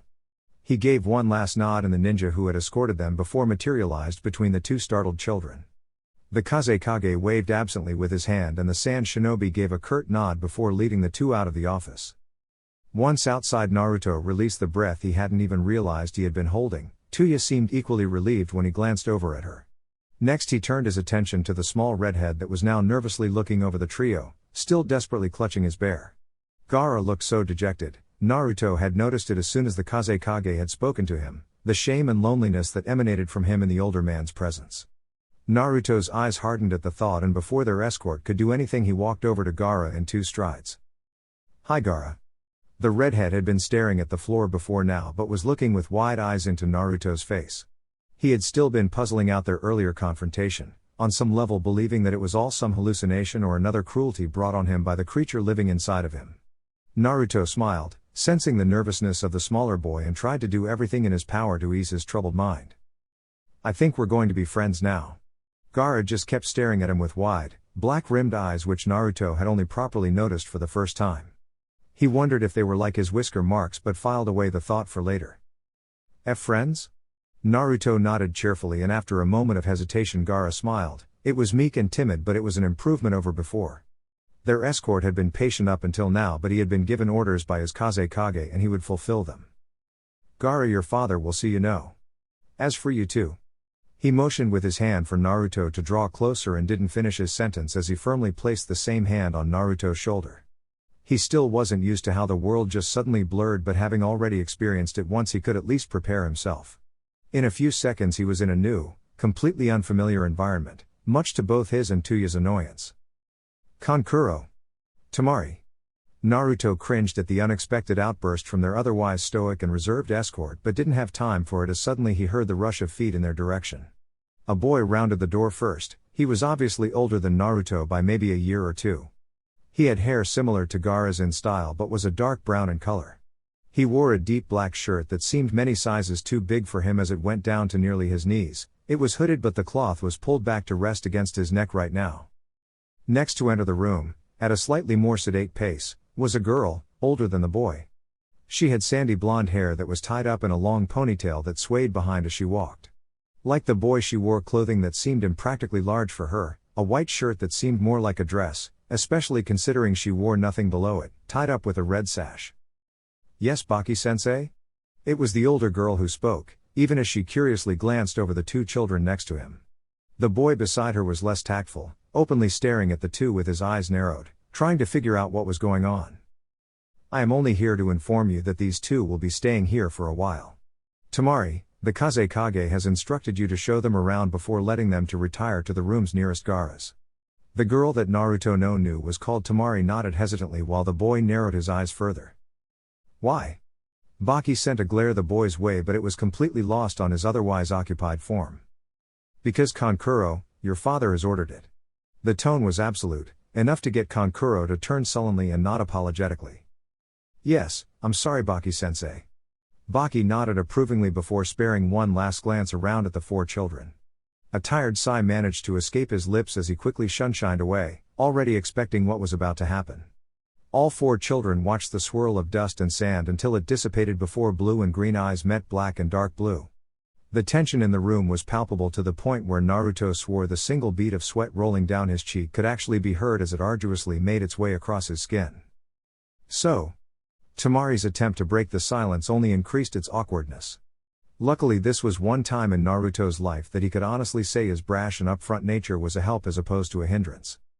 "Hi, I'm Naruto Uzumaki in this." He motioned across at Tayuya, who still had yet to say a word since entering the Kazekage's office as Tayuya. The tension finally broken. Tamari smirked evilly but didn't say a word. Kankuro had settled back into glaring at the two younger children. "So Naruto, mind explaining why we're going to be living together for the foreseeable future?" It was said flippantly but there was no hiding the underlying curiosity and ever so slight hostility behind the words. Tamari proceeded to show the two around the surprisingly large and roomy mansion that the Kazekage called home as he explained what had happened. He noticed the look of unease that passed over the siblings' faces when he mentioned he was a Jinchuriki but made nothing of it. Once the tour was over, Tamari brought the pair to a long corridor of bedrooms before showing Naruto into the one he later found out was next to Gaara's. Tayuya was just across the hall from his. Naruto had found that he liked Tamari. She was naturally upbeat much like himself, even if she could be slightly scary at times. He also found out the reason for Kankuro's distrust in that he was extremely protective of his little brother and harbored a natural resentment to people of his age group. Once he heard the story of how Naruto had met Gaara, that distrust started to slip but he was still a bit distant out of habit. Even so, Kankuro awed him slightly when he broke off from the group only to return slightly later with a large wooden puppet. He had tinkered with it the entire time they walked and Tamari had grown increasingly frustrated with his one-word replies to her questions. Naruto quickly figured that this was a recurring argument and he envied them for having that sibling relationship. The tour ended there and Tamari left the young boy to his own devices as she escorted a still nervous-looking Tayuya out and across the hall to her own room. Kankuro stayed behind, watching the two girls leave as well before turning to Naruto and giving him an appraising look. "If you're living here, I expect father will have you trained as a shinobi." Naruto was a little shocked. Apart from his outburst in front of Baki, this was the first thing he had actually said to Naruto. "If I know my father, he won't waste any time. Get a good night's sleep and be up early tomorrow." He started walking out of the room but called back over his shoulder, "Because it's the last chance you'll get for a few years." Naruto could practically feel the smirk that radiated off of the boy as he left and he fought back one of his own.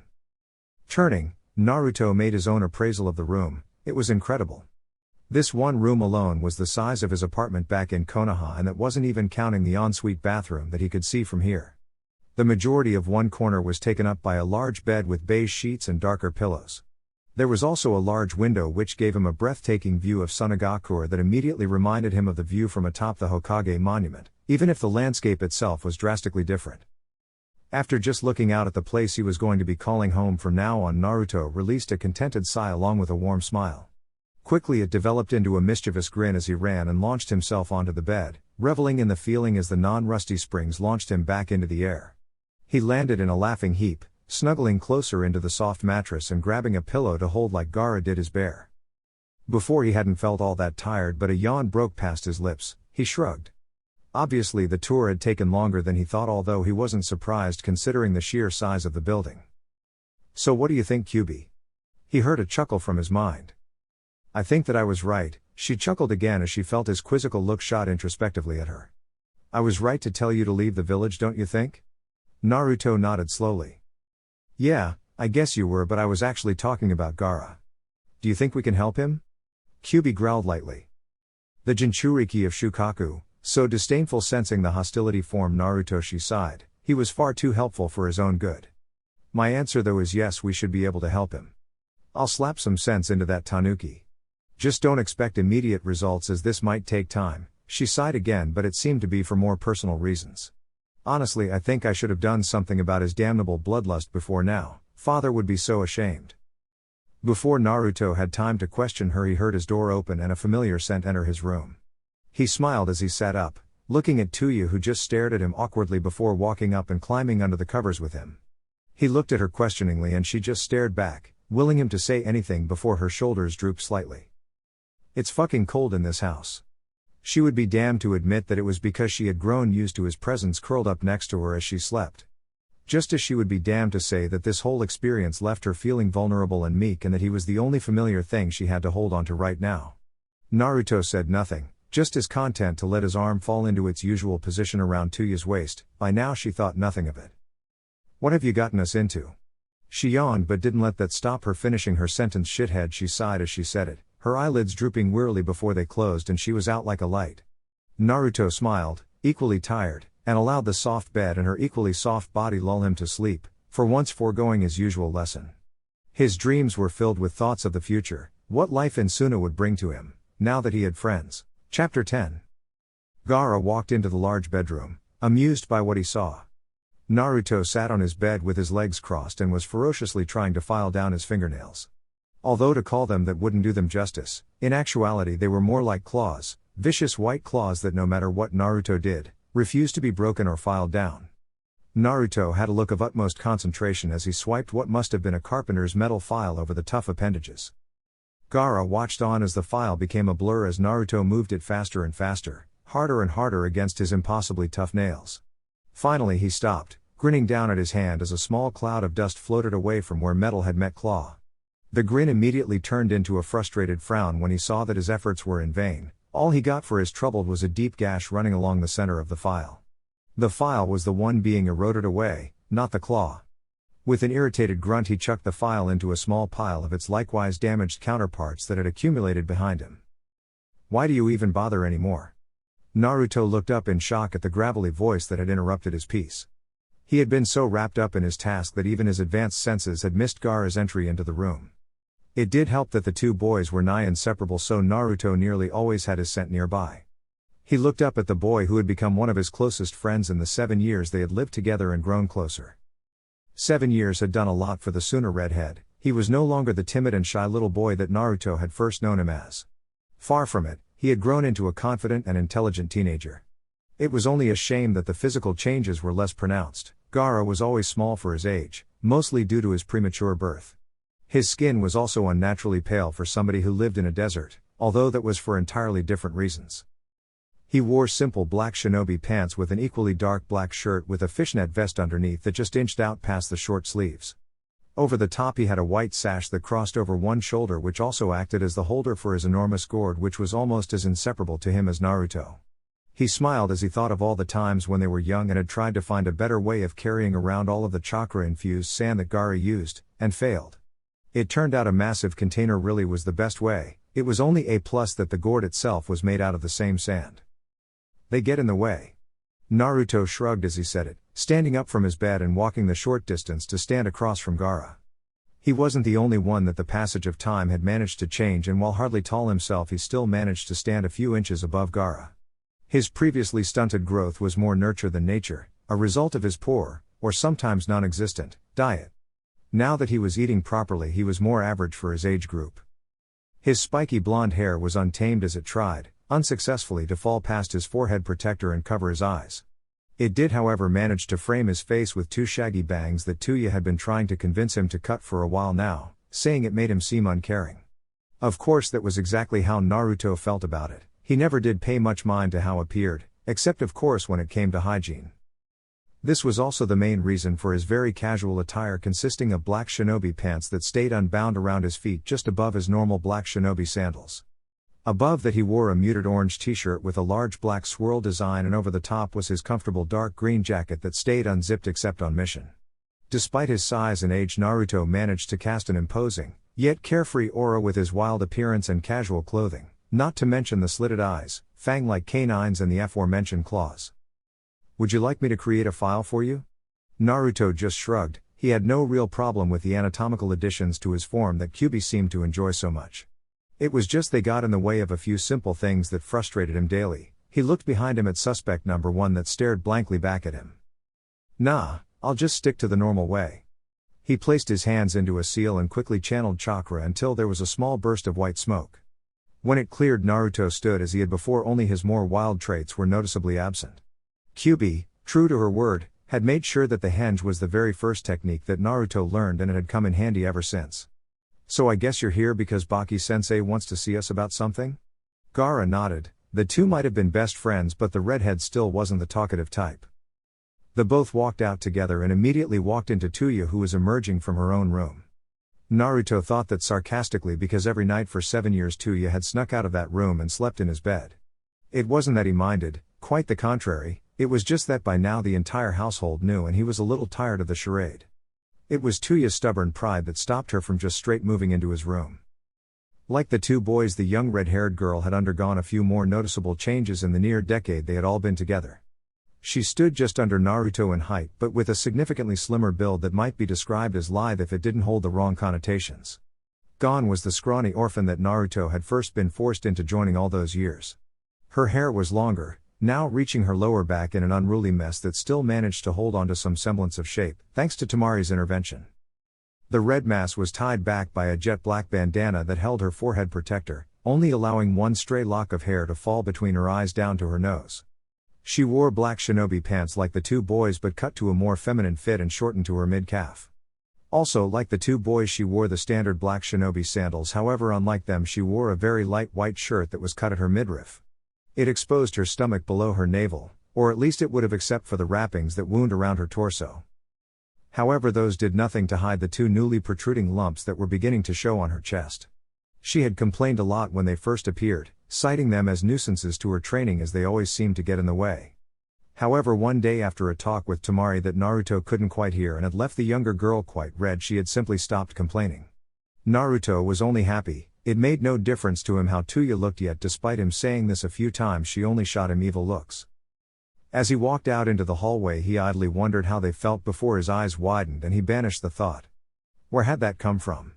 The three nodded at one another, no words needing to be said between the three longtime friends as they wound their way through the complex halls of the Kazekage mansion. It was second nature by now, the winding halls each imprinted on their memories irrevocably.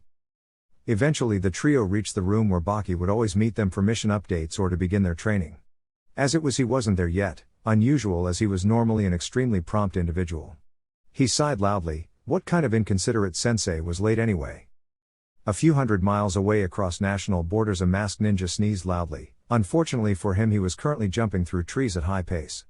The unexpected sneeze caught him completely by surprise and ruined his concentration just long enough for him to smack head first into the unyielding bough of a tree. He sat on the leaf-strewn ground rubbing his sore head, wondering where that sneeze came from. Naruto shrugged. Considering it was their sensei's first offense, he decided to let it slide. Instead, he moved over to the window and took up his normal position on the windowsill with one leg dangling over the side. He reached back into his pouch and pulled out the small orange book that lay inside. With a small lick to his thumb, he found the page he was on and started to read. Ever since he had found The Land of Fire's #1 best-selling series, it had nearly become inseparable from his person. It wasn't actually the smut he was interested in. There was a genuinely interesting story that his pre-adolescent mind could appreciate, thanks to his lack of hormones at the time. He also connected with the main character of the series, also called Naruto, who shared his determined drive and spirit. Of course, now that he was on the cusp of puberty, those other sections began to draw more notice. Gaara, on the other hand, rolled his eyes wearily at the sight. Must you keep reading that? Naruto just absent-mindedly nodded, barely paying heed to the smaller boy's words. Tayuya, on the other hand, took a more direct approach, storming up to his position on the windowsill angrily. What the fuck have I told you about reading that, Naruto? The blonde Jinchuriki cringed back from the steaming girl, only offering a small shrug and a frightened expression as answer. Angrily, the girl snatched the book out of his hands and shot down any attempt at him taking it back with a murderous glare. But Tayuya. Her eyes hardened and her hand reached dangerously behind her back into the special red leather pouch she kept there. Naruto's eyes widened and he withdrew his hand. I told you not to read the fucking book, shithead. Again Naruto cringed back from the furious words. I haven't reached this volume and I don't want any spoilers. Naruto just nodded timidly like a kicked puppy. He wasn't the only one of the trio who had taken a shine to the racy series of books. Gaara sighed loudly and rolled his eyes again, willing their sensei to just show up so he wouldn't have to deal with his slightly perverted teammates so early in the morning. Luckily for him, just that happened and Baki entered the room in an overenthusiastic display of the Shunshin skill, neatly covering the entire room in a layer of dust and sand. Baki-sensei, what the fuck do you think? Tayuya was cut off as Baki sprinted across the room, kunai raised and poised to slice into her throat. She barely had enough time to pull out a senbon and counter. The ring of clashing metal immediately drew Naruto out of the book he was reading to stare in bemusement at the scene. Baki was always doing this, attacking the trio whenever he had the opportunity to test their reflexes. Good, I would hate to think your foul mouth would get in the way of your reaction times. Tayuya just went the faintest hue of red as Baki straightened up from his combat stance and wiped the remaining dust from his flak jacket. Even their sensei had changed in the past couple years. When Naruto had first met him, he was covered nearly head to toe and bandaged from a lightning burn he received when fighting a powerful Kumo nin. Baki had won, but at the cost of a great deal of his skin. Nowadays he wore a veil covering the left side of his face where the burn was strongest. Well, anyway, you're all here so we can begin. Gaara stood from the chair he had been sitting in and Naruto happily jumped down from the windowsill. This was how Baki always started their conversations when it concerned a mission, although Tayuya still looked like a dog licking its wounds. The Kazekage himself has given us an important mission. He gave them some time to let that sink in your first S rank. Both Tayuya and Naruto's jaws hit the ground while Gaara maintained his perfect emotionless expression that he had perfected over the years. The only indication he had even heard the shocking revelation was the slight raising of a single eyebrow. Awesome, it's about damn time. Naruto was ecstatic, practically hopping around the room. The only thing stopping him from actually doing so was the memory of what Tayuya had done the last time he had. Tayuya was just as excited, although she had a better hold on her emotions and kept it in long enough to let Baki finish. Yes, well, like I was saying. He stressed the last word enough to get Naruto to calm down. The Kazekage himself has given us this mission, so I no doubt won't have to remind of just how important it makes it. The three Jonin nodded, one a bit too vigorously for Baki's liking. Very well, then here are your mission dossiers. He handed each one out and Naruto immediately ripped the brown packaging off, his eyes hungrily flicking back and forth across the words concealed inside. Of course, as he read, his excited grin turned emotionless, followed by a frown, very quickly followed by a look of fury. What the hell, Baki-sensei? Is this some kind of joke? His answer was a very stern look that clearly said that it was no such thing. Naruto knew it was not. Baki was not the type of ninja to joke around with anything, but he still had to be sure. What does the Kazekage think he's doing? Going to war with the Leaf Village? Is he insane? Baki wearily noticed that Tayuya was nodding along with Naruto's sentiment. Naruto, we are shinobi of the sand. The Kazekage's word is law and you would do well to remember that. He tried to put some righteousness into his speech, but as he finished he saw that Naruto was already gone, the window open and the curtains billowing in the wake the boy left. He sighed loudly into his hand. His day just kept getting worse. First he's given this very suspicious mission, then Naruto just has to act like, well, Naruto. He couldn't help but share the boy's feelings, however. It was incredibly strange, and allying themselves with the Sound Village only added to that. He raised his face from his palm only to see that Tayuya was now gone as well, leaving him alone with Gaara, who was curiously poking at the book Naruto had left behind in his rush. Baki slammed his head back into his hands. It was going to be a long day, that much he could tell. Naruto sped through the village, the short distance from the Kazekage mansion to the council building taking him no time at all. He moved like lightning through all his usual shortcuts, through back alleys and over rooftops. He even dived through the living room of a very surprised elderly couple who always left their windows open. He didn't have time to make his usual rushed apology as he springboarded off the wall outside the window and spun up onto the adjacent roof. With a final leap he was into the office building, racing through the cramped, earthen hallways that he knew almost as well as his home for the past 7 years. It was another short distance up a few floors and through the maze of the many council halls and chambers until with a deep breath to somewhat calm himself he walked through the Kazekage's chamber door. The receptionist didn't even try to stop him anymore, it had become so routine. Immediately he knew there was something wrong. The Kazekage was not in this room, yet somebody was sitting in the chair behind his desk and for some reason had his robes and hat on. The intruder looked up, surprised yet keeping an air of calm that seemed overtly practiced. He obviously knew how to play his role well. The only way Naruto even knew this wasn't the Kazekage was because he smelt all wrong. Even Naruto knew that smells and scents could be overridden or submerged, but nothing could hide from Naruto, not at this distance. There was nothing of the Kazekage about this imposter. Instead he smelt of blood, deep tunnels, dampness and snakes. Naruto eyed the man wearily, wondering what kind of move he was going to make now that he was here. Instead he just looked very calmly towards what he perceived as an intruder. "Yes, Naruto, what is it now?" So the man knew his name. That was even more worrying. It meant he had done his research. He smirked, obviously not enough to know how heightened his senses were. Not that many people knew that tidbit. "Who are you?" There was steel in Naruto's voice which the imposter only seemed amused at. "Whatever are you talking about, Naruto?" Naruto could hear the amusement in his voice, but he didn't even realize he was only affirming Naruto's suspicions. He was a good actor, but he spoke nothing like the Kazekage, even if he somehow had his voice. The man reached up and Naruto immediately tensed, but all he did was remove his hat. Naruto was shocked. Behind the hat was the Kazekage, or at least his face anyway. "Kai." Naruto immediately tried to dispel any genjutsu in the room, but nothing happened. The imposter maintained his amused expression, but anybody could clearly see his patience was beginning to wear. At that moment an Anbu operative dropped down from the ceiling, placing a hand on Naruto's shoulder. "Naruto, what are you doing?" Naruto turned to the specialist, with a cold gaze. "This man is not the Kazekage, he smells of blood and snakes." The operative immediately turned to the man in question. Every member of the Anbu was privy to the knowledge about Naruto's remarkable nose. Even the Kazekage himself had praised its use on countless missions. They also knew that it was never wrong, ever. "Who are you?" Even as he said it, 4 more Anbu dropped from the darkness of the ceiling and took up combat positions, all in the direction of the imposter Kazekage. The man sneered in annoyance, standing up, everybody in the room tensing. "You would trust this mere Jinan over your own Kazekage?" The first Anbu's eyes narrowed. It didn't take someone with perceptive hearing to know that was not how the Kazekage acted. "Sir, I need authorization. Your code now or we will be forced to engage." It was a fleeting hope. Everybody could already tell that this man had no such intention of complying. And to prove them right, he smiled an evil grin that looked eerily snake-like before leaping back out of the window with inhuman speed, immediately followed by the Anbu who now fully understood the situation. The Kazekage was dead. This man had taken his place and had tried to get them to initiate war on the leaf. Anger shot through Naruto's being and he felt a familiar burning sensation spread out from his core. It was only halted as he felt a firm hand on his shoulder. He turned to see Baki had finally caught up with him. The alien chakra retreated, leaving Naruto slightly hollow and empty inside. He felt limp, wanting to throw up.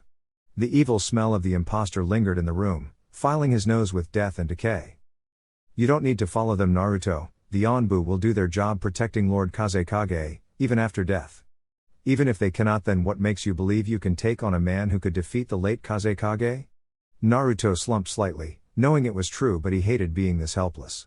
He may not have liked the Kazekage a great deal from the way he treated his children, and not just Gaara, but he still didn't deserve murder. He nodded wearily before being led out of the office, the smell somehow lingering in his nose still. They walked through the sand village, student and pupil not saying a word to one another. News spread like wildfire in this village, and only 10 minutes after they had left the office, news had already spread that the Kazekage had been murdered and his killer had escaped. A sinking feeling came over Naruto, knowing that they were walking back to his home, where 3 people would have yet to hear the news. They hurried through the forest in silence, awkward oppressive silence that threatened to drive Naruto insane if it carried on any longer. He raised a hand to tell his 2 companions to stop and they pulled over into a nearby clearing. Immediately Tayuya rushed over to see what the matter was while Gaara approached in a much more sedate manner. Naruto watched his surrogate brother with sadness. Even through his emotionless shell he could sense the sorrow emanating out from the sand wielder. "We can stop and rest here for a bit, we're already well ahead of Tamari's team." Tayuya seemed ready to argue, but when Naruto motioned with his head over to Gaara she stopped, biting back her words.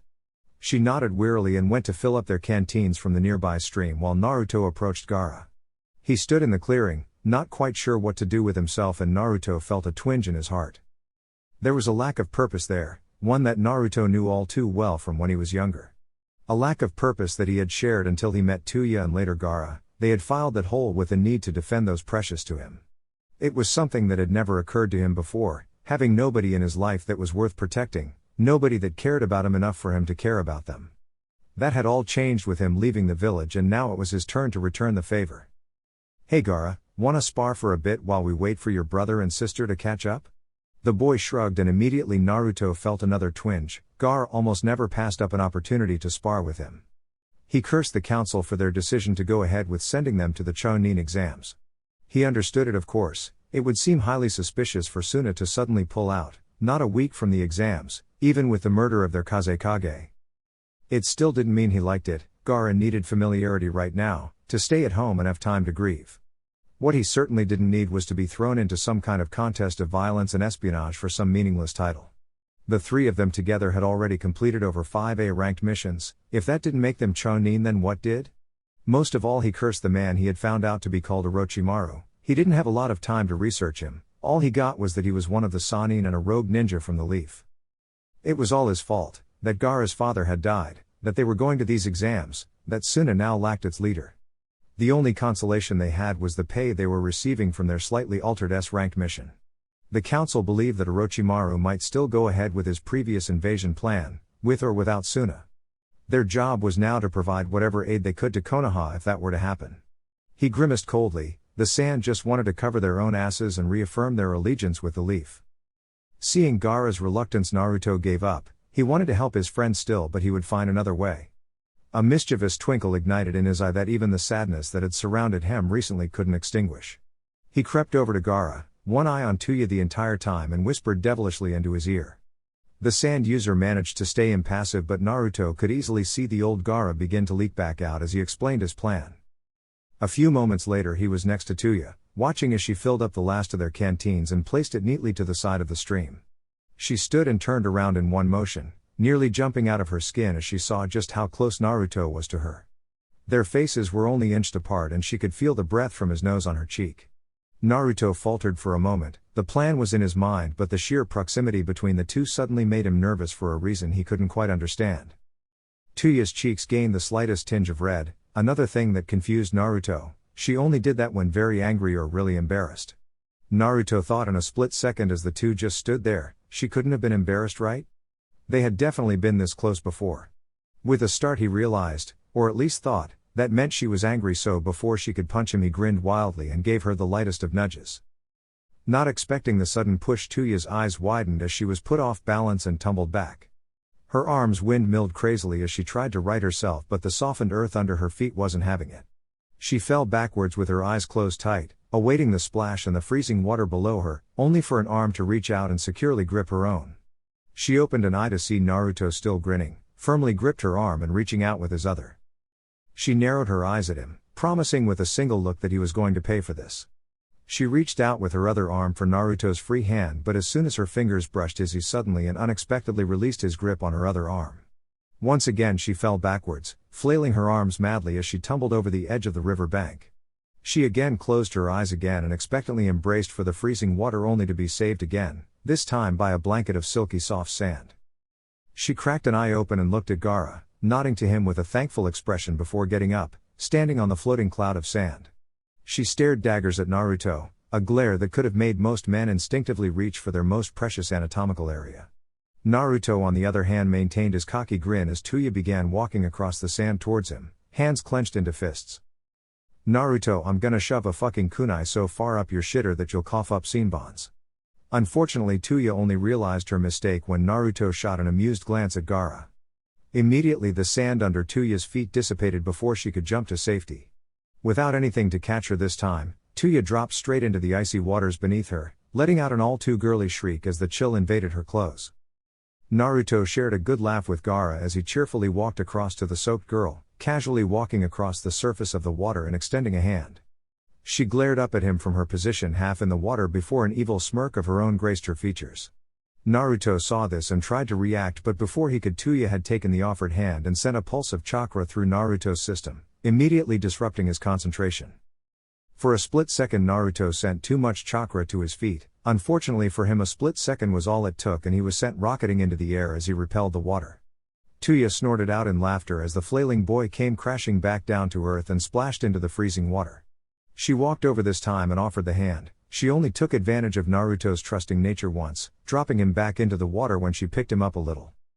This was how Temari, Kankuro and their teammate Masa found them, sitting around a fire as the two soaked shinobi dried off.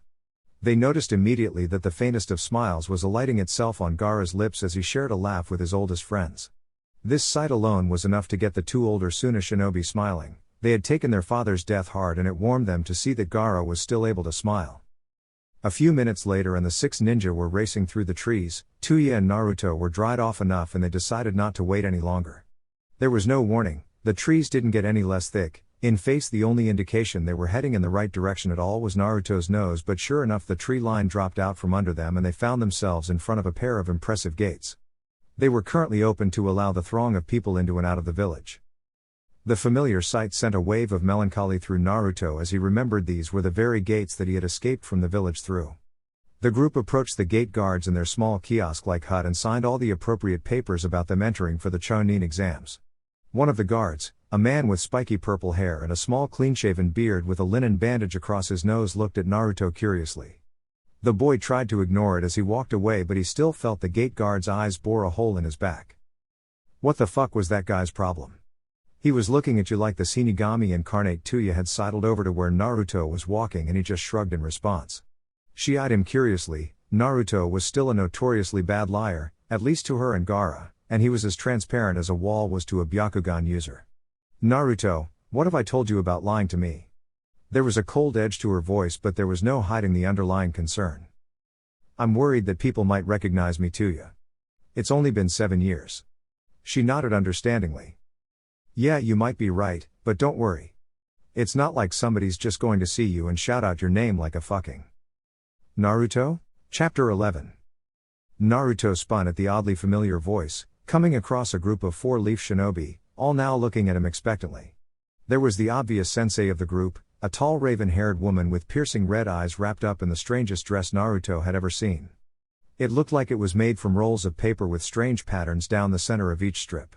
It was sleeveless on one side and on the other there was a bright red sleeve, almost the same color as her eyes. From the impracticality of her clothing, Naruto would have guessed she was mainly a genjutsu type. To her right were 2 boys. The first was also familiar, a tall boy with unruly brown hair and slitted eyes like Naruto except his lacked irises. The most discerning features were his triangular clan markings that adorned each cheek, as well as the small white puppy that rested on top of his head. He wore a fairly plain gray jacket with dark gray fur lining that was almost as shaggy as his hair. The only thing that Naruto could glean from his appearance was that he was naturally impatient, due to the way he irritably stood looking around. The other boy was what Naruto would describe as the epitome of average. His straight but wavy brown hair hung limply around his head, just held back by his headband. He wore a dull gray shirt with a navy jacket slung over the top and black shinobi pants. His hands were bound with tape, which at least told Naruto he liked to get in close with his fists, or that he trained a lot, most likely both. There was nothing else noteworthy about him, so Naruto moved on to the last of the group. No amount of time could have made her any less recognizable to Naruto. After all, she was the last face he had seen before leaving behind his life in the Leaf Village. She wore dark blue pants cut off at the mid-calf much like Tayuya's were. She wore a cream-colored jacket with a white fur trim open down the middle to reveal a navy shirt. Her hair was shiny and straight in a short haim cut with 2 chin-length bangs framing her face. It was her pale, pupil-less eyes that stood out the most, giving her features an almost angelic look. Hinata? Naruto wasn't sure whether to be shocked or happy at seeing her. They hadn't exactly parted well, although he didn't think it was on bad terms. He noticed the leaf headband around her neck and smiled as she quickly walked over. Naruto, it is you. She rushed over and hugged him tightly, much to everybody in the vicinity's surprise. Tayuya especially was eyeing the newcomer with barely concealed suspicion and just the slightest hints of anger. Finally Hinata parted from the hug, slightly red above the nose, but so was Naruto. He wasn't used to such open displays of affection, never mind with him and a girl he barely knew. "Naruto, I can't believe you're back." The wild-looking boy from her team walked over at this point, eyeing Naruto curiously, as well as his teammates. He especially seemed transfixed with Naruto's headband, which proudly displayed the kanji for 9 on his forehead. Tayuya's was left blank as she never felt any real affiliation with the Sand Village, or at least that was what she told Naruto. Gaara's on the other hand was the symbol for Sunagakure, as it was on the team of 3 older ninja behind them. "Hey Hinata, how do you know a ninja from the village hidden in the sand?" Hinata didn't take her eye off of Naruto as she replied. "He isn't, he used to live here in Konoha but he left when we were 7. Naruto frowned briefly when the girl said "we" but brushed it off as Kiba once again took to examining him. He looked a bit more defensive now and Naruto could tell from the way his muscles tensed he was ready to react to a fight. "So he's a missing nin?" He said it almost with a growl and Naruto took over the conversation from this point, not exactly comfortable with Hinata telling everybody this information. "No, I left while we were in the academy so I wasn't a ninja yet. I was just a civilian moving on." Kiba seemed to relax a little bit but still had that annoying curiosity in his eyes. "Why would you leave though?" Now that he really thought hard about it, he vaguely remembered a kid with similar blonde spiky hair from his early academy days. Then one day he just stopped turning up. Hardly anybody even noticed. The kid didn't have any real friends and the only time people would even acknowledge his existence was when he performed some outlandish prank. Naruto's eyes turned dark as he stared back at the feral-looking boy. "I had my reasons." Tayuya finally decided to inject herself into the conversation and rounded on the two-leaf shinobi in her own unique way. "And it's none of your fucking concern, mutt." Kiba looked a little irritated but shrugged, his curiosity somewhat placated. This time Tayuya turned to the violet-haired girl who had initiated this whole conversation. "And what about you, princess?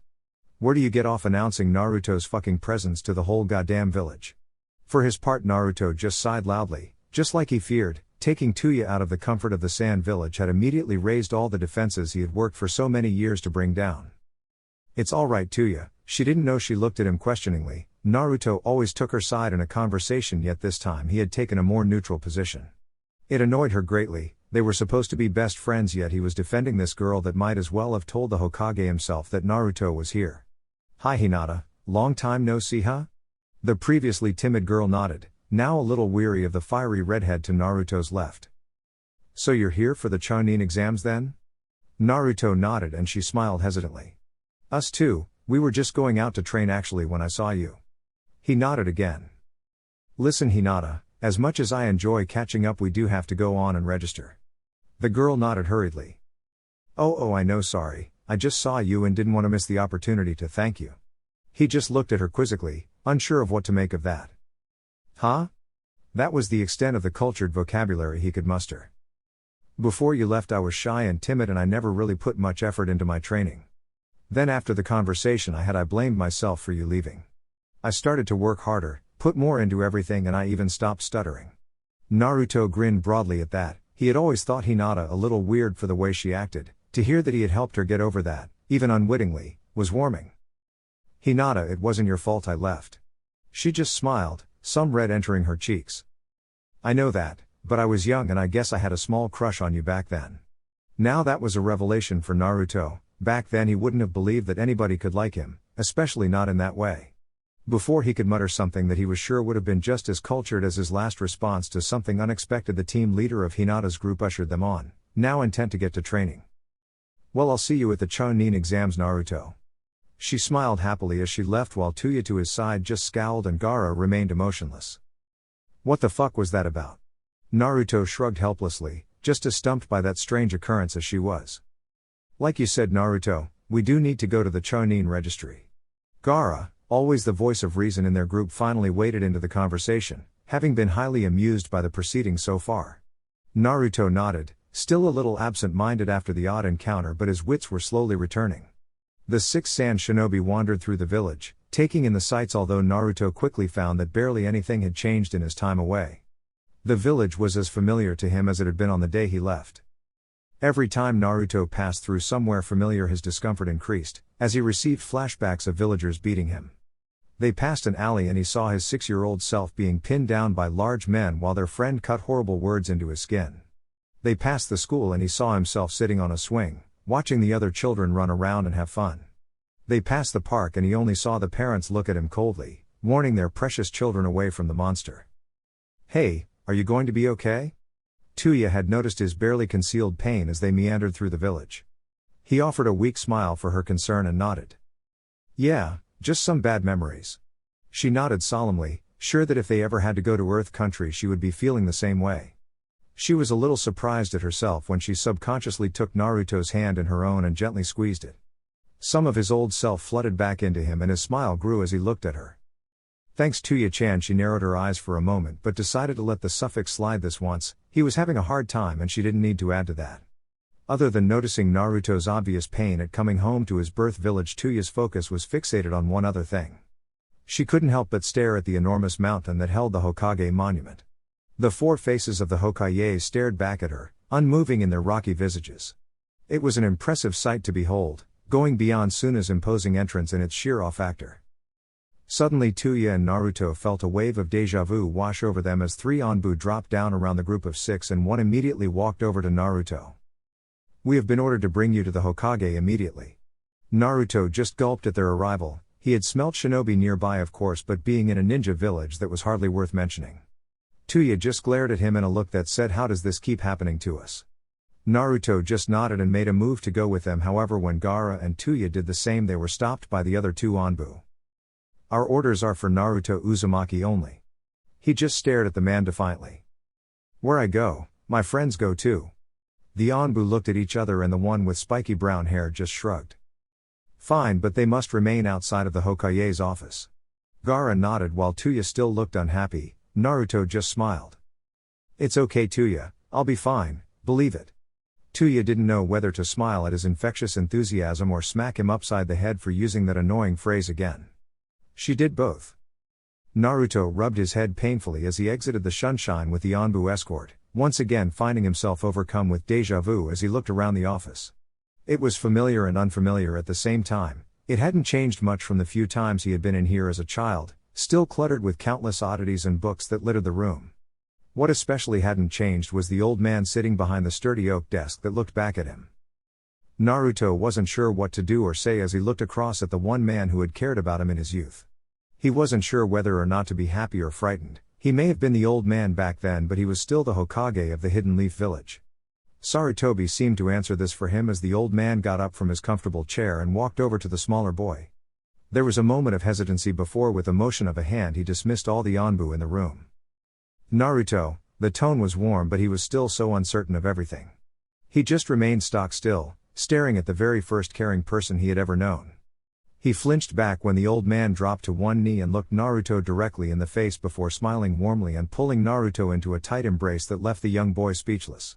Suddenly he couldn't help it and tears broke through his defenses, spilling down his cheeks as he returned the hug and wrapped his hands around the Hokage's shoulders. Sarutobi finally disengaged from the embrace and looked at Naruto, his own eyes slightly watery. "You've grown so much." Naruto sniffled a little as he pulled back the last of his tears, not wanting to look so emotional in front of the Hokage. "I missed you, old man." Hiruzen smiled across at the boy. No matter how much the affectionate name may have annoyed him back then, he missed it nonetheless. "I missed you too." Naruto had to visibly fight more tears from escaping as he heard that. He didn't think anybody would have cared at his departure, finding out that even one had, he was overcome with emotion. "I'm sorry for leaving." Sarutobi looked at the boy before him with a bemused expression. "Don't come back after so long, Naruto, and let one of the first things you say to me be a lie." Naruto nodded tiredly. He should have known the perceptive old man would have seen right through him. "Don't worry about it, Naruto." He looked pensively away from the blonde boy for a moment. "I understand why you left. It should be me apologizing to you for how you got treated." "You're right, I wasn't sorry." Naruto's smile brightened a bit as he thought of his life after leaving the village. "I made friends that I wouldn't trade for the world." The Hokage smiled knowingly at him. "Yes, the Kazekage's son if I'm not mistaken, although I only know the name of the girl and not much else." Naruto smiled broadly but also had a questioning look in his eye at how Sarutobi knew this. He laughed merrily, catching on to the confused look. "Really, Naruto, did you expect me to just let you run away without finding out what happened to you?" Naruto just smiled sheepishly and rubbed the back of his head. I've kept close tabs on you since then, watching your progress and development. He smiled warmly at the worried look on Naruto's face. I'm very proud of you, Naruto, as would your parents be, he finished in his head. Naruto beamed happily at this and the two began to recollect together. Naruto told him of many of the adventures he had shared with Gaara and Tayuya while Hiruzen happily listened to how his life had been. He was more than happy to hear that his life had been happy since leaving the village and reaffirmed his belief that taking him back would have been a mistake.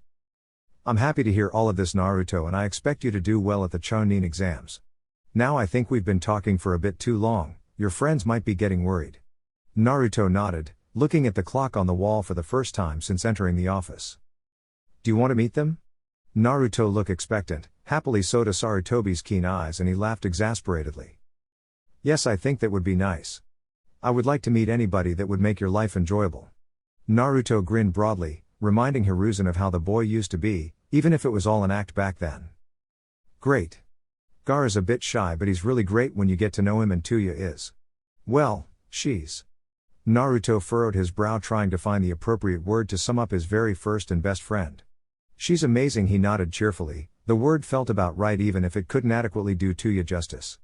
Hiruzen just looked amused at the word choice, wondering about the red-haired girl a bit more. The Hokage motioned with his hand again and the personal envoy that never left his side dropped down to admit the two Sanjunan into the room. Tayuya entered nervously while Gaara remained his usual impassive self and walked in as calmly as one would a shop to browse their goods. It helped that his own father had been a cage and was used to dealing with the powerful auras they gave off. Immediately Hiruzen nodded solemnly to the young sand wielder. Gaara no Subaku, I was sorry to hear of your father's murder. My condolences to you and your siblings. Gaara gave curt nod, thankful for the sentiment as he stood over to one side, unsure of why he was even in here. Naruto has told me a bit about both of you, and firstly I would like to give my deepest thanks. He chuckled upon seeing their confused expressions. Even Gaara had raised his brow at the admission. Naruto had a hard life in my village. He strained the word hard but moved on. It brings me great happiness to see that all changed when he left, and from what he has told me it is mainly thanks to you too. He extended his arm to Tayuya, who nervously took it before he moved on to Gaara. However, when he extended the hand this time he was shocked but not surprised when sand shot out of the gourd on his back to intercept the contact. Ah, so it is true. Gaara nodded, knowing that the Hokage would know of his status as Jinchuriki. I look forward to seeing our participation in the Chunin exams. Until then, Sarutobi was interrupted as the door to his office burst open and a very irate woman rushed in, anger and irritation in her eyes. Hokage-sama, what is this I hear about Naruto? She stopped mid-sentence as she looked around and saw Naruto, giving him time to study her. She was of an average height for a woman of her age, somewhere in her late 30s if he had to guess. She had very wild, untamable brunette hair that flamed out around her like a lion's mane. She shared the same red triangular markings on her cheek as the boy he had met earlier in Hinata's squad. Like him, she shared the same iris lacking slitted eyes and feral appearance, but with her purple lipstick she was decidedly more feminine. She wore a standard Jonin outfit that was a common sight in Konoha with the usual flak jacket. Underneath she had pants and a shirt that were brown and green respectively, giving her the look of somebody who enjoyed the outdoors, or at least camouflaging themselves in it. She was looking at Naruto with shock evident on her face, something that he could clearly see wasn't a common occurrence just from the way she acted. My God, he looks just like. She was quickly cut off from voicing any more of that sentence as the Hokage shot her a particularly dangerous look. Well, it was very good seeing you, Naruto, and meeting you both, Tayuya, Gaara. He nodded in each of their directions as he said their name. Perhaps now you should go and sign in for the exams. Wait. It was the newcomer who spoke, and it was directed straight at Naruto, despite another look from the Hokage which didn't look all that friendly. Naruto, do you have anywhere to stay during the proceedings of the Chunin exam? He just eyed her curiously but nodded slowly. Well, they provide accommodation here, don't they? The woman smiled in a feral manner that to anybody else would have seemed frightening, but to Naruto, who had seen the most feral look one can see behind the gates of his internal prison, it didn't have much effect. Nonsense, I would be more than happy if you spent the duration of your stay for the Chunin exams in the Inuzuka clan compound. It's much more comfortable than those huts they provide for the participants anyway. Naruto just gazed at her, still trying to figure out the underlying motive for such a seemingly generous offer. Thanks I guess? The older woman nodded cheerfully, still maintaining that grin she wore. You can call me Tsume. She looked around, seemingly noticing his two teammates for the very first time. Oh, and your friends are welcome to stay as well. She seemed to fixate on Tayuya almost as much as she had when she first spotted Naruto, and it sort of freaked the younger girl out. Naruto and his team were finally ushered out by the Anbu in the room while Tsume looked at the Hokage victoriously who, for his part, sighed wearily into his palm. Was that really necessary, Tsume? The woman turned to glare daggers at the older man. Damn right it was. I was stopped from adopting him, so you aren't taking this away from me. Hiruzen just sighed. I couldn't if I wanted to. He's a Genin now, one not even of this village. I don't have control of him in that way. Anyway, you knew the reason why you couldn't adopt him. Tsume snarled. Oh yes, because you couldn't give possession of the Nine Tails Jinchuriki to any one clan. She sneered as she said it, her disdain obvious. He was a baby Lord Hokage and you let him grow up hated and feared, unloved by anybody. I couldn't even get Kiba to befriend him because of the way the others acted around him. Sarutobi didn't deny her accusations, he actually hung his head a little. Don't you think I regret that, Tsume? I was so worried when he ran away, who knows what could have happened to him. He looked up, passion in his eyes now. I was just lucky that it was the best thing that could have happened to him. He smiled warmly. You should have heard him, Tsume, he spoke with such happiness when he talked about his friends. Kushina would have been so proud.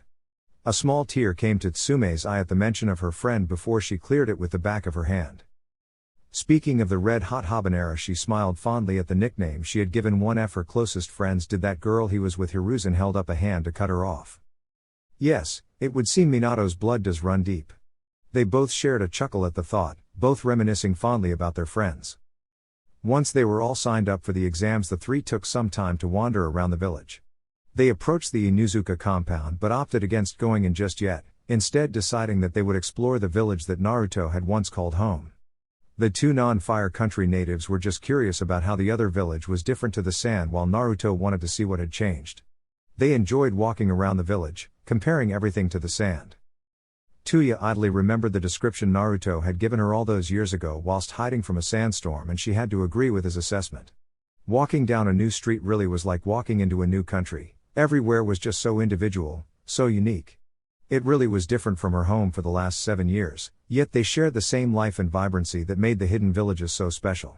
Suddenly Naruto looked around, as if just noticing that the sun was setting, and his face broke into a wide grin. I have to show you guys something. Without any more warning than that, the excitable blonde took off down the street and left without any other options. His teammates sprinted after him.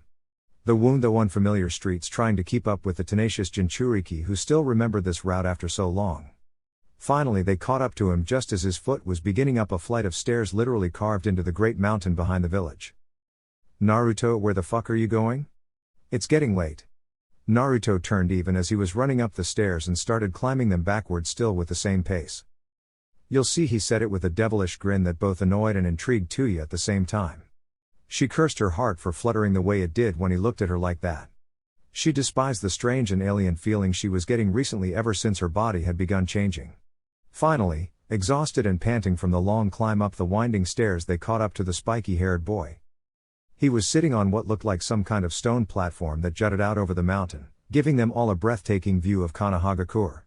With a start she realized he was sitting on the carved head of the fourth Hokage, a thought that both made her nervous and feel slightly devious at the same time. She walked over and joined him, noticing his pensive look as he stared out over his former home. She remembered him also mentioning that he used to do this in that same conversation in the cave. Is it like you remember? He smiled up at her, a deep genuine smile that made him look like a young child again, not the battle-hardened shinobi he had become. Better. She joined him on one side, sitting down and leaning her head against his shoulder in the way she always did when it was just the two or three of them. Gaara also came and joined them, sitting down on Naruto's other side. I'm not resting my head on your shoulder, just so you know. The three of them shared a laugh as they just sat there, looking out over the village as the sun set. It set the sky ablaze with brilliant hues of red and orange, and for the very first time Tayuya saw how the color could be so appealing to her friend. The three of them sat up there in silence for a good amount of time, none of them noticing when minutes turned into hours as they just enjoyed the company of their two best friends respectively. Eventually Gaara stood up, knocking the other two out of their reverie as they noticed just how late it had gotten. I'm getting tired, and you two know how much I enjoy my sleep. He smirked as he said it. When Naruto and Kyuubi had finally knocked Shukaku around enough to allow Gaara sleep, he couldn't thank his friend enough, now he took as many opportunities to do so, even after all this time. As if to second his opinion, Tayuya let out a long yawn and stood up as well. "You two go on ahead, I'll meet up with you in a bit." They nodded, knowing that the blonde just wanted some time alone to reminisce about his old life before coming back. They nodded and Tayuya smirked. "Don't take too long, I need my bed warmer." He smiled and nodded back and watched as Gaara carried them down the monument on a cloud of his sand, or as he liked to call it, the quick way. Naruto had smirked when he first heard him call it that. He had his own views on what the quick way was, but kept it to himself. He only stayed up there a bit longer, soaking in the sight of the village at night with all the lights from the various house and shops. He gazed up at the sky, smiling fondly at the familiar orange hue that just licked at the edges of the sky from all the unnatural light Konoha produced. He snorted loudly, "Hidden village's ass." He stood up and stretched, taking one last look at the village sprawled out beneath him before smiling and jumping straight off of the enormous stone head. He sailed down, enjoying the pureness of the feeling of wind rushing past his skin. Before he hit the ground, he stuck out a hand, plowing it into a building and leaving 4 long and deep gashes in the stone. He came to rest on the ground with a small hop before walking back up the wall he used to break his fall. He smiled, knowing that anybody who saw him would have surely called him insane, while he just found the experience fun. The Inuzuka compound was all the way across the village, so he had a lot of free time as he jumped from rooftop to rooftop. He pulled out the small orange book he always had on hand and began to read it as he made his way across the village. He was completely unaware that there was another shinobi doing the exact same thing. Occam's razor hated being wrong, and sure enough the two distracted ninja met with a resounding smack. They landed in an alley underneath where they had been jumping, and Naruto just sat there, rubbing the sod on his head where the jonin had hit him. He stared at the man in the dim alley, his heightened eyes easily picking out the man's unique features. His hair was a gravity-defying spiky mess of silver that jutted out to one side over his headband. He wore the standard jonin attire of the leaf with dark blue underclothing. His face was a mystery due to the equally blue face mask that seemed to always be present on the man's face. However, his truly notable feature was the slanted headband that covered the man's eye, an eye that Naruto just so happened to know was a Sharingan. He knew this because this wasn't the first time he had seen this particular ninja. Alright guys, that's it for this video.